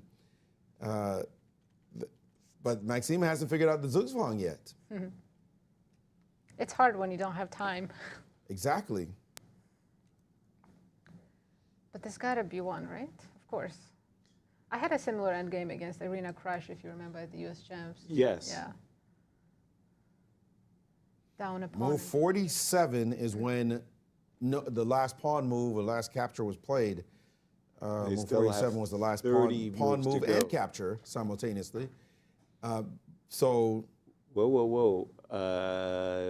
Bishop takes e. Takes h5, knight e4. Knight e. Thank you. Jeez. Do we play g4? But I feel like we're going to lose one of those pawns, right? Yeah, I think that's a draw. So I think bishop f3 is forced. You can't let knight come to e4. No. But bishop f3. Or bishop d3. Just King bishop f3 G. makes more sense. Well, I want to force king g6 so that when I play king c5, I can nudge my way towards the king. We So don't bishop have f3. a table base yet, right? It's too many pieces, yeah. Okay, but bishop f3, king g6, king c5 should be Five, winning, yeah. right? Knight has to go e8. Knight to e8, and now I can nudge closer with my king. Yay. Okay. Yeah, I mean, king is coming to e6. I've got nothing left. There you go. What? Wait, no. But you what do is have, Maxime thinking here? You do have knight e4. Go king e5, though. Go king Trick me. e5, though. Yes. Okay, that makes more On knight sense. d7, you go king e6. Or king d6. Wait. d6. Then we're in the same position. Poor Maxime, he's got to figure this out. Let me just refresh my board, everyone. Apologies. I'll put it on live. Okay. And we Fedoseev and Wojtaszek are even at the moment, but time scramble, of course, so we don't really have to focus on that game. Duda and Fabi are just going through the motions of what will be a draw. Right. Rook And I think they're finding a repetition on their board, as a matter of fact, but not totally quite. Yes, I think they are finding a repetition. We expect a draw really soon. By the way, this last move by Maxime, he's going to play bishop e8 check and drive the king to h6, and Force that's it on terrible. h6, yeah. That's an absolutely terrible square. Yep. And then king c5 and should be a very easy win now. No. He figured it out. Wow. This is, of course, devastating for Sindarov, losing 3 in a row. Wow. It's still not over. I'm not going to call it yet. Yeah, but bishop takes h5, and Maxime's achieved everything he had hoped for. Can we just take? Yeah, There's no that's two downside, extra right? pawns. He's just thinking about the knight d6, knight e4 issue, but you'll be able to play bishop f3 right on time. To stop anything. And he decided, nope, I'm not even going to give you knight d6. Play king c5, and now you are just down 2 pawns. And a new game to win. There's still more work to fortress? That's these guys That's true. You think I got the h pawn, he'll resign. He's like, nah, I'm not resigning Yeah, yet. win the f pawn to end the 2 game. more work. Okay, king has to go all the way to somewhere g8 so I can push Right. the h pawn. Don't want to be too graphic about it, but it's like you got to kill these guys like 5 times, you know, before you win the game. So bishop f3, it's some kind of zugzwang with my king coming to f8, my pawn getting to Do we still h5. need a zugzwang here with 2 extra pawns? I was thinking that the knight is going to perpetually go back and forth between But once I put the king h6. on f8? Yeah, and then it goes to f7. And the bishop has to go on that diagonal to stop you from going And then to it comes to g4. But from g4. No, you're not going to get to g4. I'm not getting Even to if you g4. do, it takes you so long to win any of my pawns. Right, and he's doing it. King to e8 to f8, and By the way, I maybe think even to Duda will g8 with test his. Fabi in rook and knight versus rook if he wins that pawn. I would so torture him just because you tortured me before in this game.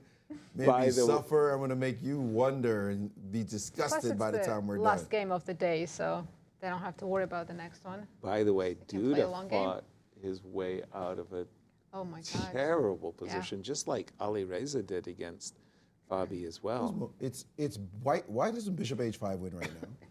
It's, oh wow. that Bishop wins nicely. h5. Thank you, Zugzwang. Maurice. King That- g6, king g7, that's it. That's And a Sim beauty because played it. it traps the knight. The knight can't go to I want to g4. zoom in on players and see Sindarov's faces. He's realizing that That's it. That is the paralyzing It's move. got to be a handshake move. Yeah. Because He's king got to g7 zoom follows out. next. This got to be a handshake move. We've got to zoom out of the camera to see the player's reaction to this move. Bishop h5. There it is. And we're expecting a handshake. There's just nothing to be done. King e6, king g7. Oh my gosh, knight f7 is playable. That's hilarious. He played g4. But he did resign He instead of. did resign. I guess g4 happens. Knight Should f7 is have pretty played funny. knight f7. I would have played knight f7 as like a shock.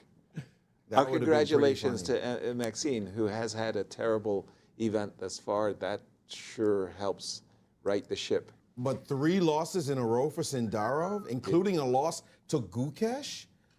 That's got to qualify as your worst day in a long time. Exactly. Should we go to Fedoseev's game? Because Yes. he's actually losing right now. Losing, in fact. Because How did this he we pull expect that to off? be He a was draw, doing but all right. They might play But for 50 look more at moves. this. Suddenly, it's Vladimir's king. Yeah, White's that king is very became- weak and open, and now, oh, look at that move, queen e5. May I introduce rook b2? Oh, that's a killer. And on d4, D4. queen b8. Oh! If he finds queen b8, he wins the game. Oh, what geometry? He found it. He found it. Oh, that's a beautiful move. That's very impressive. And Fedosev's just looking like, what's happening? I'm losing my queen. What just happened? When you have major piece endings, the first thing you look for is the king safety, and if it's a discrepancy or disparate nature of the two values, as you see there, Black's king is very cozy. 2 seconds. White's king is the problem in this. And that's it. I He's think it's- overstepped, I believe. No, he's still got seconds. Oh, pardon me. But I saw that a king, countdown. that king is now preparing to race up the board. That's never. Never a good sign. Queen B3 is check. Queen B3 Could also play doesn't F, quite. F5 to not let your king go anywhere. Ooh, F5 would be a saucy kind of. It And should what, be winning. what right? happens after rook b3? King goes to e4. Oh, guess what? He My- said your king goes yeah. to e4, and I don't have you, so f5 first. Yeah, rook B3 looks very nasty. Oh my. But rook b3, king e4, I didn't believe the king could survive Of course on not, e4. but why even give it an opportunity to move? Queen a2. Okay, so after rook b3, he's got king c2 And take on queen, his. ooh, queen b4. Maybe this Oh, he's wasn't the best mean. move. He's not giving him anything. King c2? Wait, that wasn't good? King c2? Oh, he didn't play it. Apparently after king c2, White's more or less okay. King What? C2?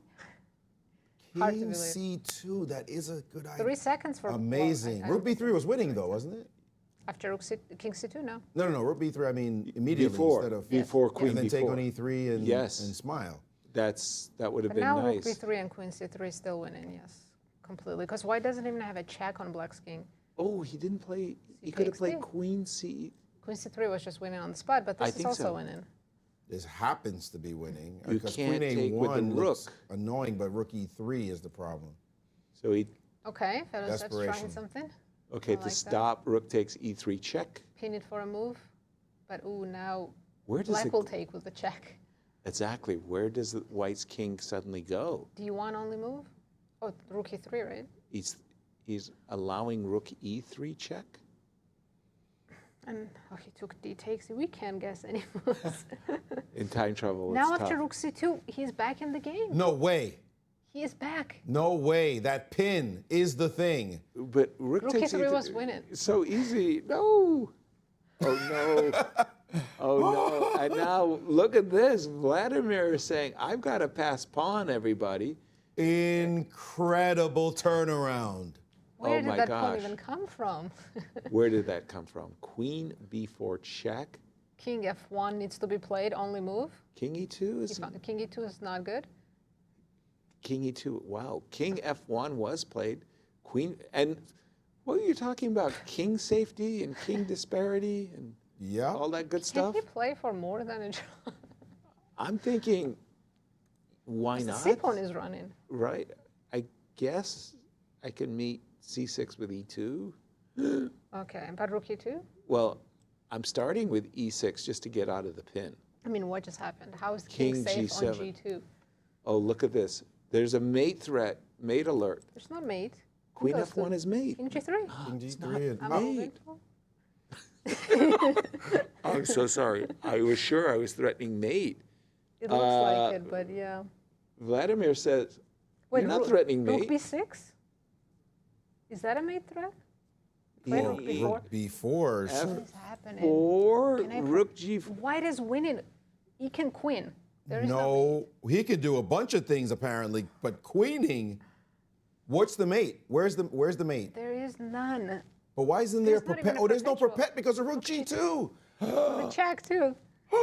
There's a rook g2. White somehow has turned the whole This thing is around. a miracle. It is an absolute miracle, and he's queening, saying, "Show me the mate." I don't see the mate Rook either. b4 was played as a general move, and now you are not he doing had it in- anything. I think he had it in mind. Rook g4 takes f4, forgetting about king h4. Yeah, let's go back to live because unbelievable how things turned What around. a turnaround just occurred here. Rapid is so brutal. Time Oh pressure my is a God. killer. Fedoseev will jump to Unbelievable. like share second place, I think, sharing third. And look at this, Wow. f4, and the king is perfectly safe. And Radoslaw is like, what have I done? He resigned. He's got a little bit of a little smirk there, like, Both come players on. say, come on. No way. I was so dead. Fabi's still playing. Duda Fabi. is torturing him in the rook and knight Wow. versus rook. Okay, that was Rook b4 was just the straight blunder, although rook b6 was the only way to save the position, apparently, for Wojtaszek, and only because he had messed it all up before he was so winning. right. Meantime, Duda is just relaxed. And enjoying the And extra we're piece. still very early because I think he took the pawn on move 82, and now we're on 102, so still 30 moves to go. We should point out the last player, Radoslaw just losing in Warsaw, in Poland, on home turf. Oof. And now That hurts. And that definitely hurt. Here's Duda saying, "Okay, I'm also a Polish fighter. I'm not going down, and I'm going to torture this guy, and maybe, just maybe, I'll pull off a victory." But it seems unlikely. He's trying, but yes, that seems very unlikely. We did see Rook in the D8. Judith Polgar documentary, The Queen of Chess, Yes.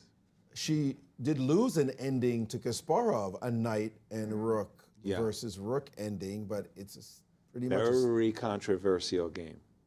pretty That was much the a- touch move game. the touch move, the famous did he or didn't he? Yeah. Well, he did. It wasn't the touch move, it was the let The go release. move. Yeah, the Yeah. release. But at any rate, this one should be drawn. There's no king stuck in a corner, anything like that. So this should be pretty straightforward draw.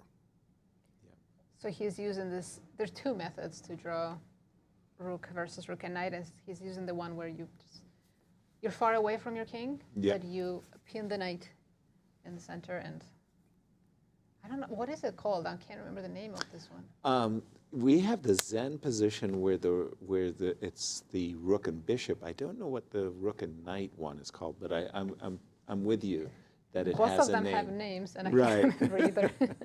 We'll get our audience to. Okay, rook e. Now we got king e3. King e3. No, knight c2 is not. Not a threat. Not a threat. So king. I was about to say the rook got misplaced on d6 because there's no rook e6 check anymore. So Duda can move his king. 10 seconds for him. He needs to not forget about the clock. Exactly. And rook back to e8. No progress to be made. No, Fabi's unfazed by this position. I got to say, this Fedoseev result was so huge as Hans and Wesley were thinking, beat him, kill him, get him out of here. But with that unexpected victory, Fedoseev is now simply 1 point behind the leaders. It would have been 3 points behind with a loss and 2 points with a draw. But to actually win the game, he is now literally just 1 point. That's a nothing lead. So we have a 3-horse race with Gukesh, the only player on 6. Fabi trying to make a draw and go at 6 as well, so he would remain 3 points behind. It looks like he will. Actually, Duda would also be on 6. So both of them will end up 3 points behind the leaders with this draw. And that's manageable as a number to make a comeback, especially with 6 points up for grabs tomorrow. Exactly. And again, that pinning. And I'll point out that Duda tomorrow plays both Wesley and Hans. Ooh. First Hans actually in round 8, and then Wesley in round 9. So this keeps him tethered. I'm still there. And a victory could, maybe even 2 victories, could vault him into contention. So that's going to be huge. And help everybody else in the tournament, give them a chance as well. Because if those 2 keep running away with it, well, 3 actually, there's 3 players on the top now. And the defense in these positions is whenever you can get the king on one side of the board, your king as white, you're a piece down. Go to the other side. Get away from, get away. Rook f8 is a fine move. I'm just saying king d1 and king c1 would have been my choice. I think we're about 17 moves away. It's not a big deal. Fabi's looking at the screen. I think he is counting. Yeah, for sure. On the big screen, he can see the number of moves. For sure. Tomorrow, Hans gets Wesley first, so we get the leaders right away. Nice. Then Duda, who will be giving chase, and then Wojtaszek to close out. The rapid. So that will close out the rapid. And Wesley, as we said, he gets Hans first, then he gets Maxime, who just proved himself in that last round, hopefully picking up the pace, and then Duda. And Fedoseev gets Javokhir, who just lost 3 in a row, then Gukesh, who might be feeling a bit better about himself, clearly, and then MVL to close out. So tomorrow is going to be some amazing pairings right out the gate. I just feel so bad about the commentator's curse. We were saying about Sindarov, undefeated in 50 classical games. We were just talking facts. And then 3 in a row. We jinxed him. No, but he's undefeated in classical games, not rapid. Doesn't count. It's the classic. He remains He was undefeated. undefeated in this tournament also. That's what we're talking about. Yeah. It wasn't much of a sample size. It was 3 games. Undefeated in 3 games. As Ben would say, we need more data. Okay, now I'm going king e1, and I'm moving away from king f1, moving away from black's pieces. King e1. Should be only 10 moves away if I calculated that right. Counted that right, I mean. Good calculation. Yeah, I mean, it's just nothing's changing. Once you have this setup, don't let black make any progress. Actually, 5? Just getting some help from VAR. 5 moves only. We did get the first Centurion, you called it, yes? Yes. Yeah, century. 127 moves now. Okay. Meantime, you're sitting there going, bro, you're not going to beat me. Come on. We could have been at dinner already. Right. We're 5 moves away. 132 is when Fabi can claim. I'm not sure he knows that, but... Right. He's thinking about it for sure. He's also not worried. He can make 20, 30 more moves and Yeah. Well, still King have the same F2, position. especially now that you can get off the, you want to call them borders, because in these games you can end up on the H file or the A file, and he immediately goes back. I would have played the G2 like in a heartbeat. Now, the arbiter cannot interject at the 50 move mark, but it can and is 75? obligated to do so at the 75 move mark. Right. So Fabi can keep playing all the way until he realizes he blundered. Oh, There we go. we just got a rook trade. And then they traded right actually at the 132nd move. They knew. And this So, is it. so you could say I'm playing rook e7 and I'm claiming the draw. That's right. That's right. You just forked my rook, but I'm claiming the draw. And the guy goes, nope, it was move 49. and a half. Nice. Wow, what a day two we had. And for those who missed it, you're going to want to replay that game between Sindarov and Gukesh, because that was I'm still great. thinking about that game, you know. But let's go over to Poland to talk to Cristian with Fedoseev. Thanks, guys. Vladimir, you came into this tournament as the defending champion. You started with a loss, but after that, you really righted the ship. How are you feeling after day two? It feels a lot of better than the beginning of day one, but I could have stand at 50% if Rade could convert his advantage in side note today. But this one was absolutely crazy. It looked like mostly a peaceful position, and then suddenly it became extremely imbalanced after this g5 and king f1, and the king started to feel quite unsafe.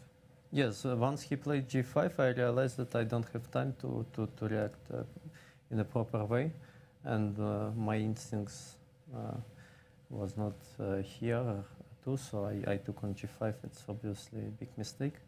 Should have done something else, but okay, I decided if he wins such a game, okay, it happens. But I have to say, even in this position, you kept your composure. Like, this is easy to just panic and say, okay, the position is completely lost. But you found each and every only move to stay in the game.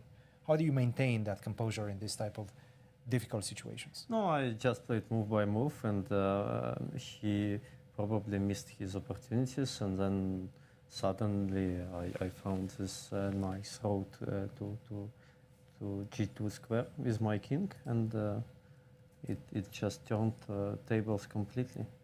Yeah, here, for example, rook f3 is a very classy decision, and then king f2, queen a2, exchange, and king g6, whatever, any move, and it's just winning for black. Yeah. So fortunately, he decided to take on a3 with the pawn, and here after rook c2, it's already difficult.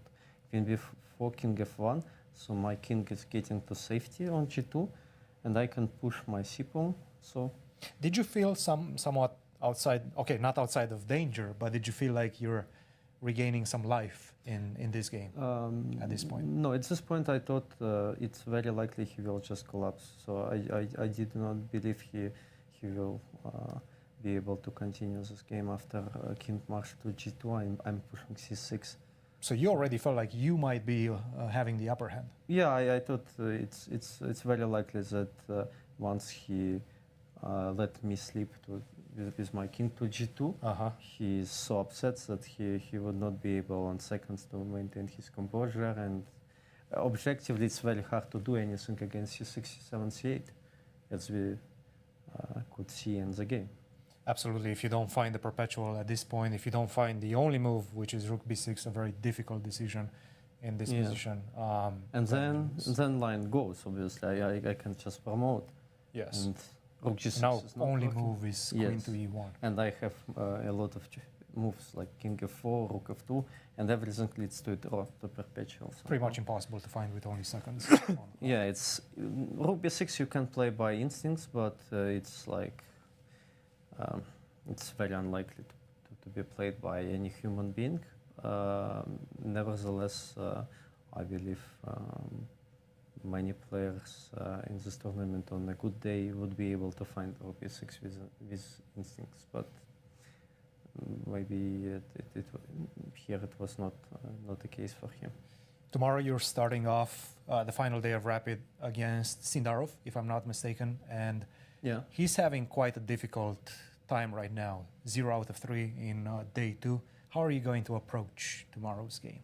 Anything different? No, I will not change my approach, but we will see what he will change in his approach to the game. For him, it should be quite difficult to react to lots of losses in a row after he just smashed all opponents. Hasn't lost in a while. In candidates, yeah.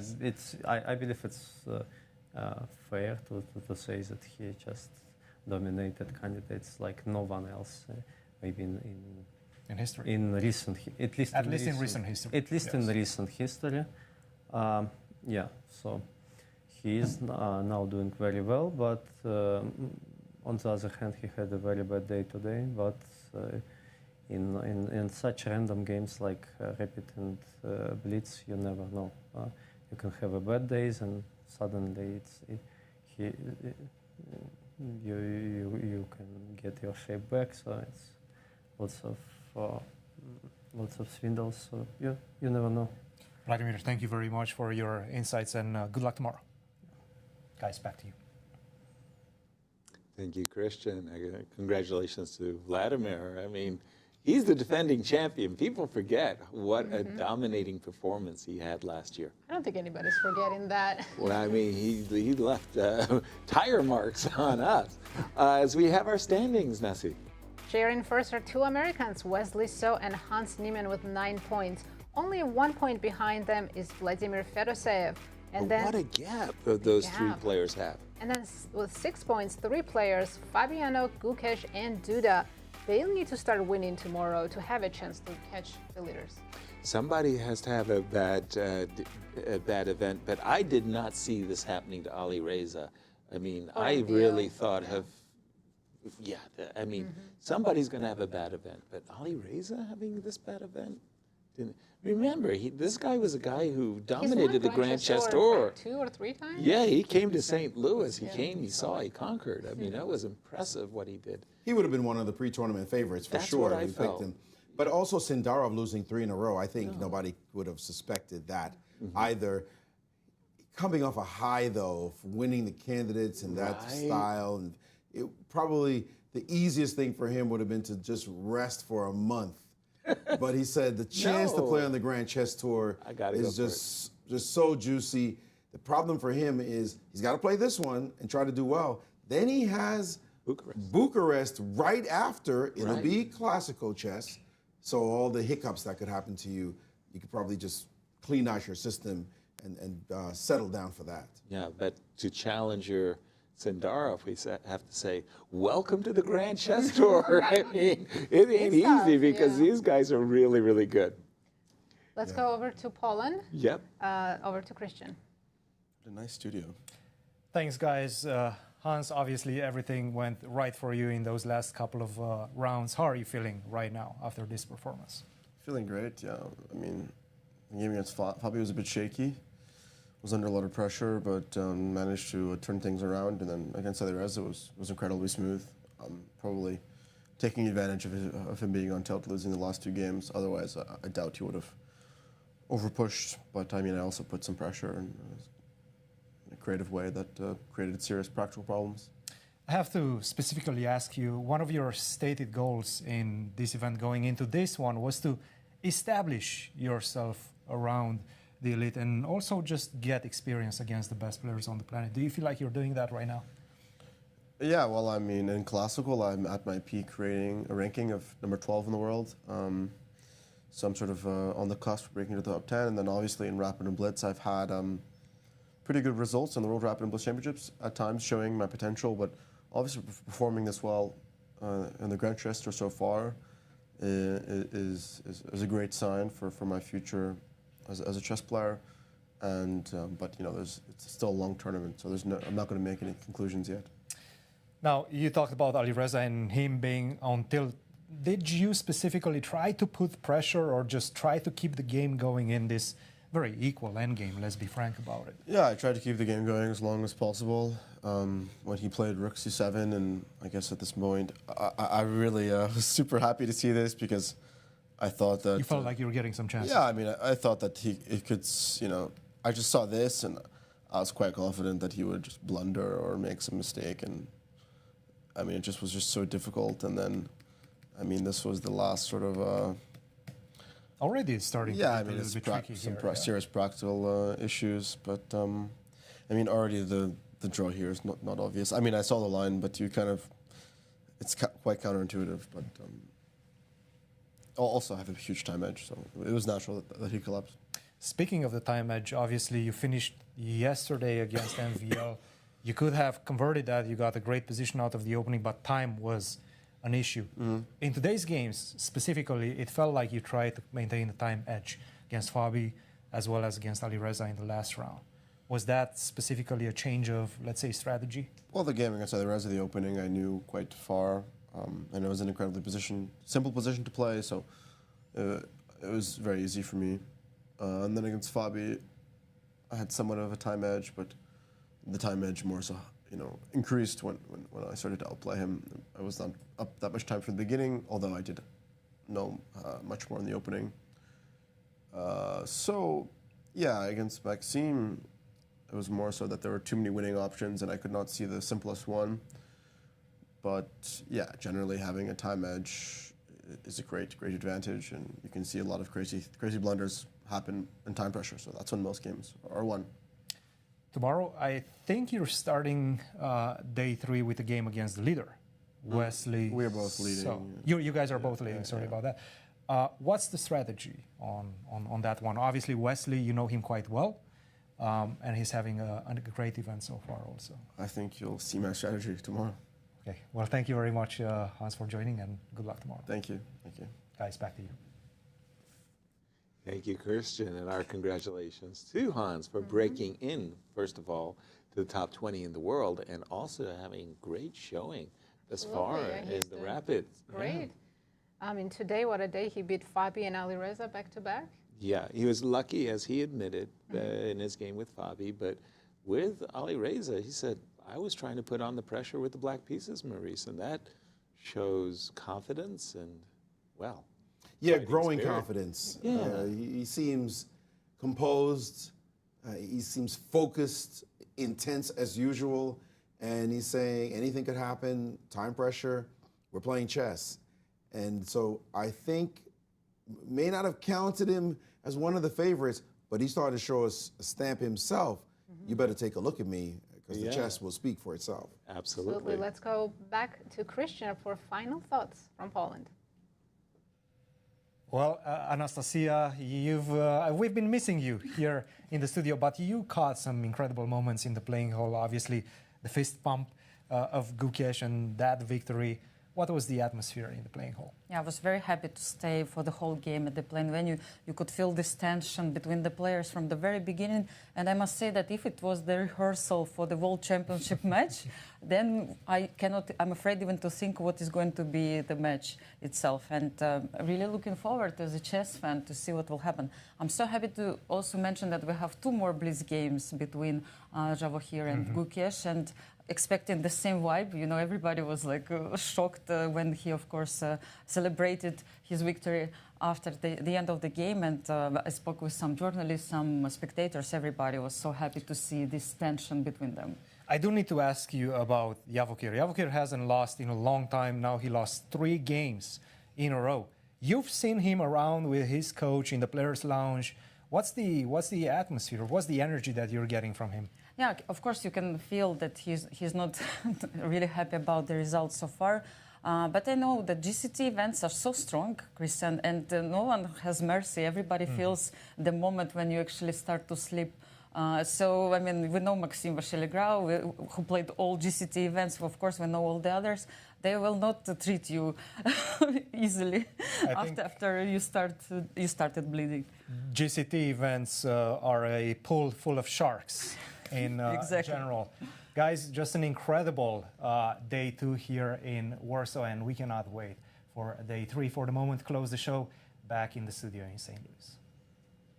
Thank you, Anastasiya and Cristian. And indeed, that match between Sindarov and Gukesh. You felt the energy and you saw the reaction, Maurice. Yeah, the tension is incredible. The game lived up to its billing as well. They may not be the two best players in the world. I'll just state that. But they're going to put on such a show when they play, and the fireworks, if it's anything like that, will be something to watch. So we can't wait for that to happen. And then they get two more here. So we get a little bit more of a preview. Right. Just good stuff. And the tournament itself is incredible. So there's so much more action ahead. Absolutely. Yeah. Thank you, both of you. Thank you, everyone, for joining us and watching today. And join us again tomorrow at the same time for some exciting chess. Good night from St. Louis. See you tomorrow. Woo!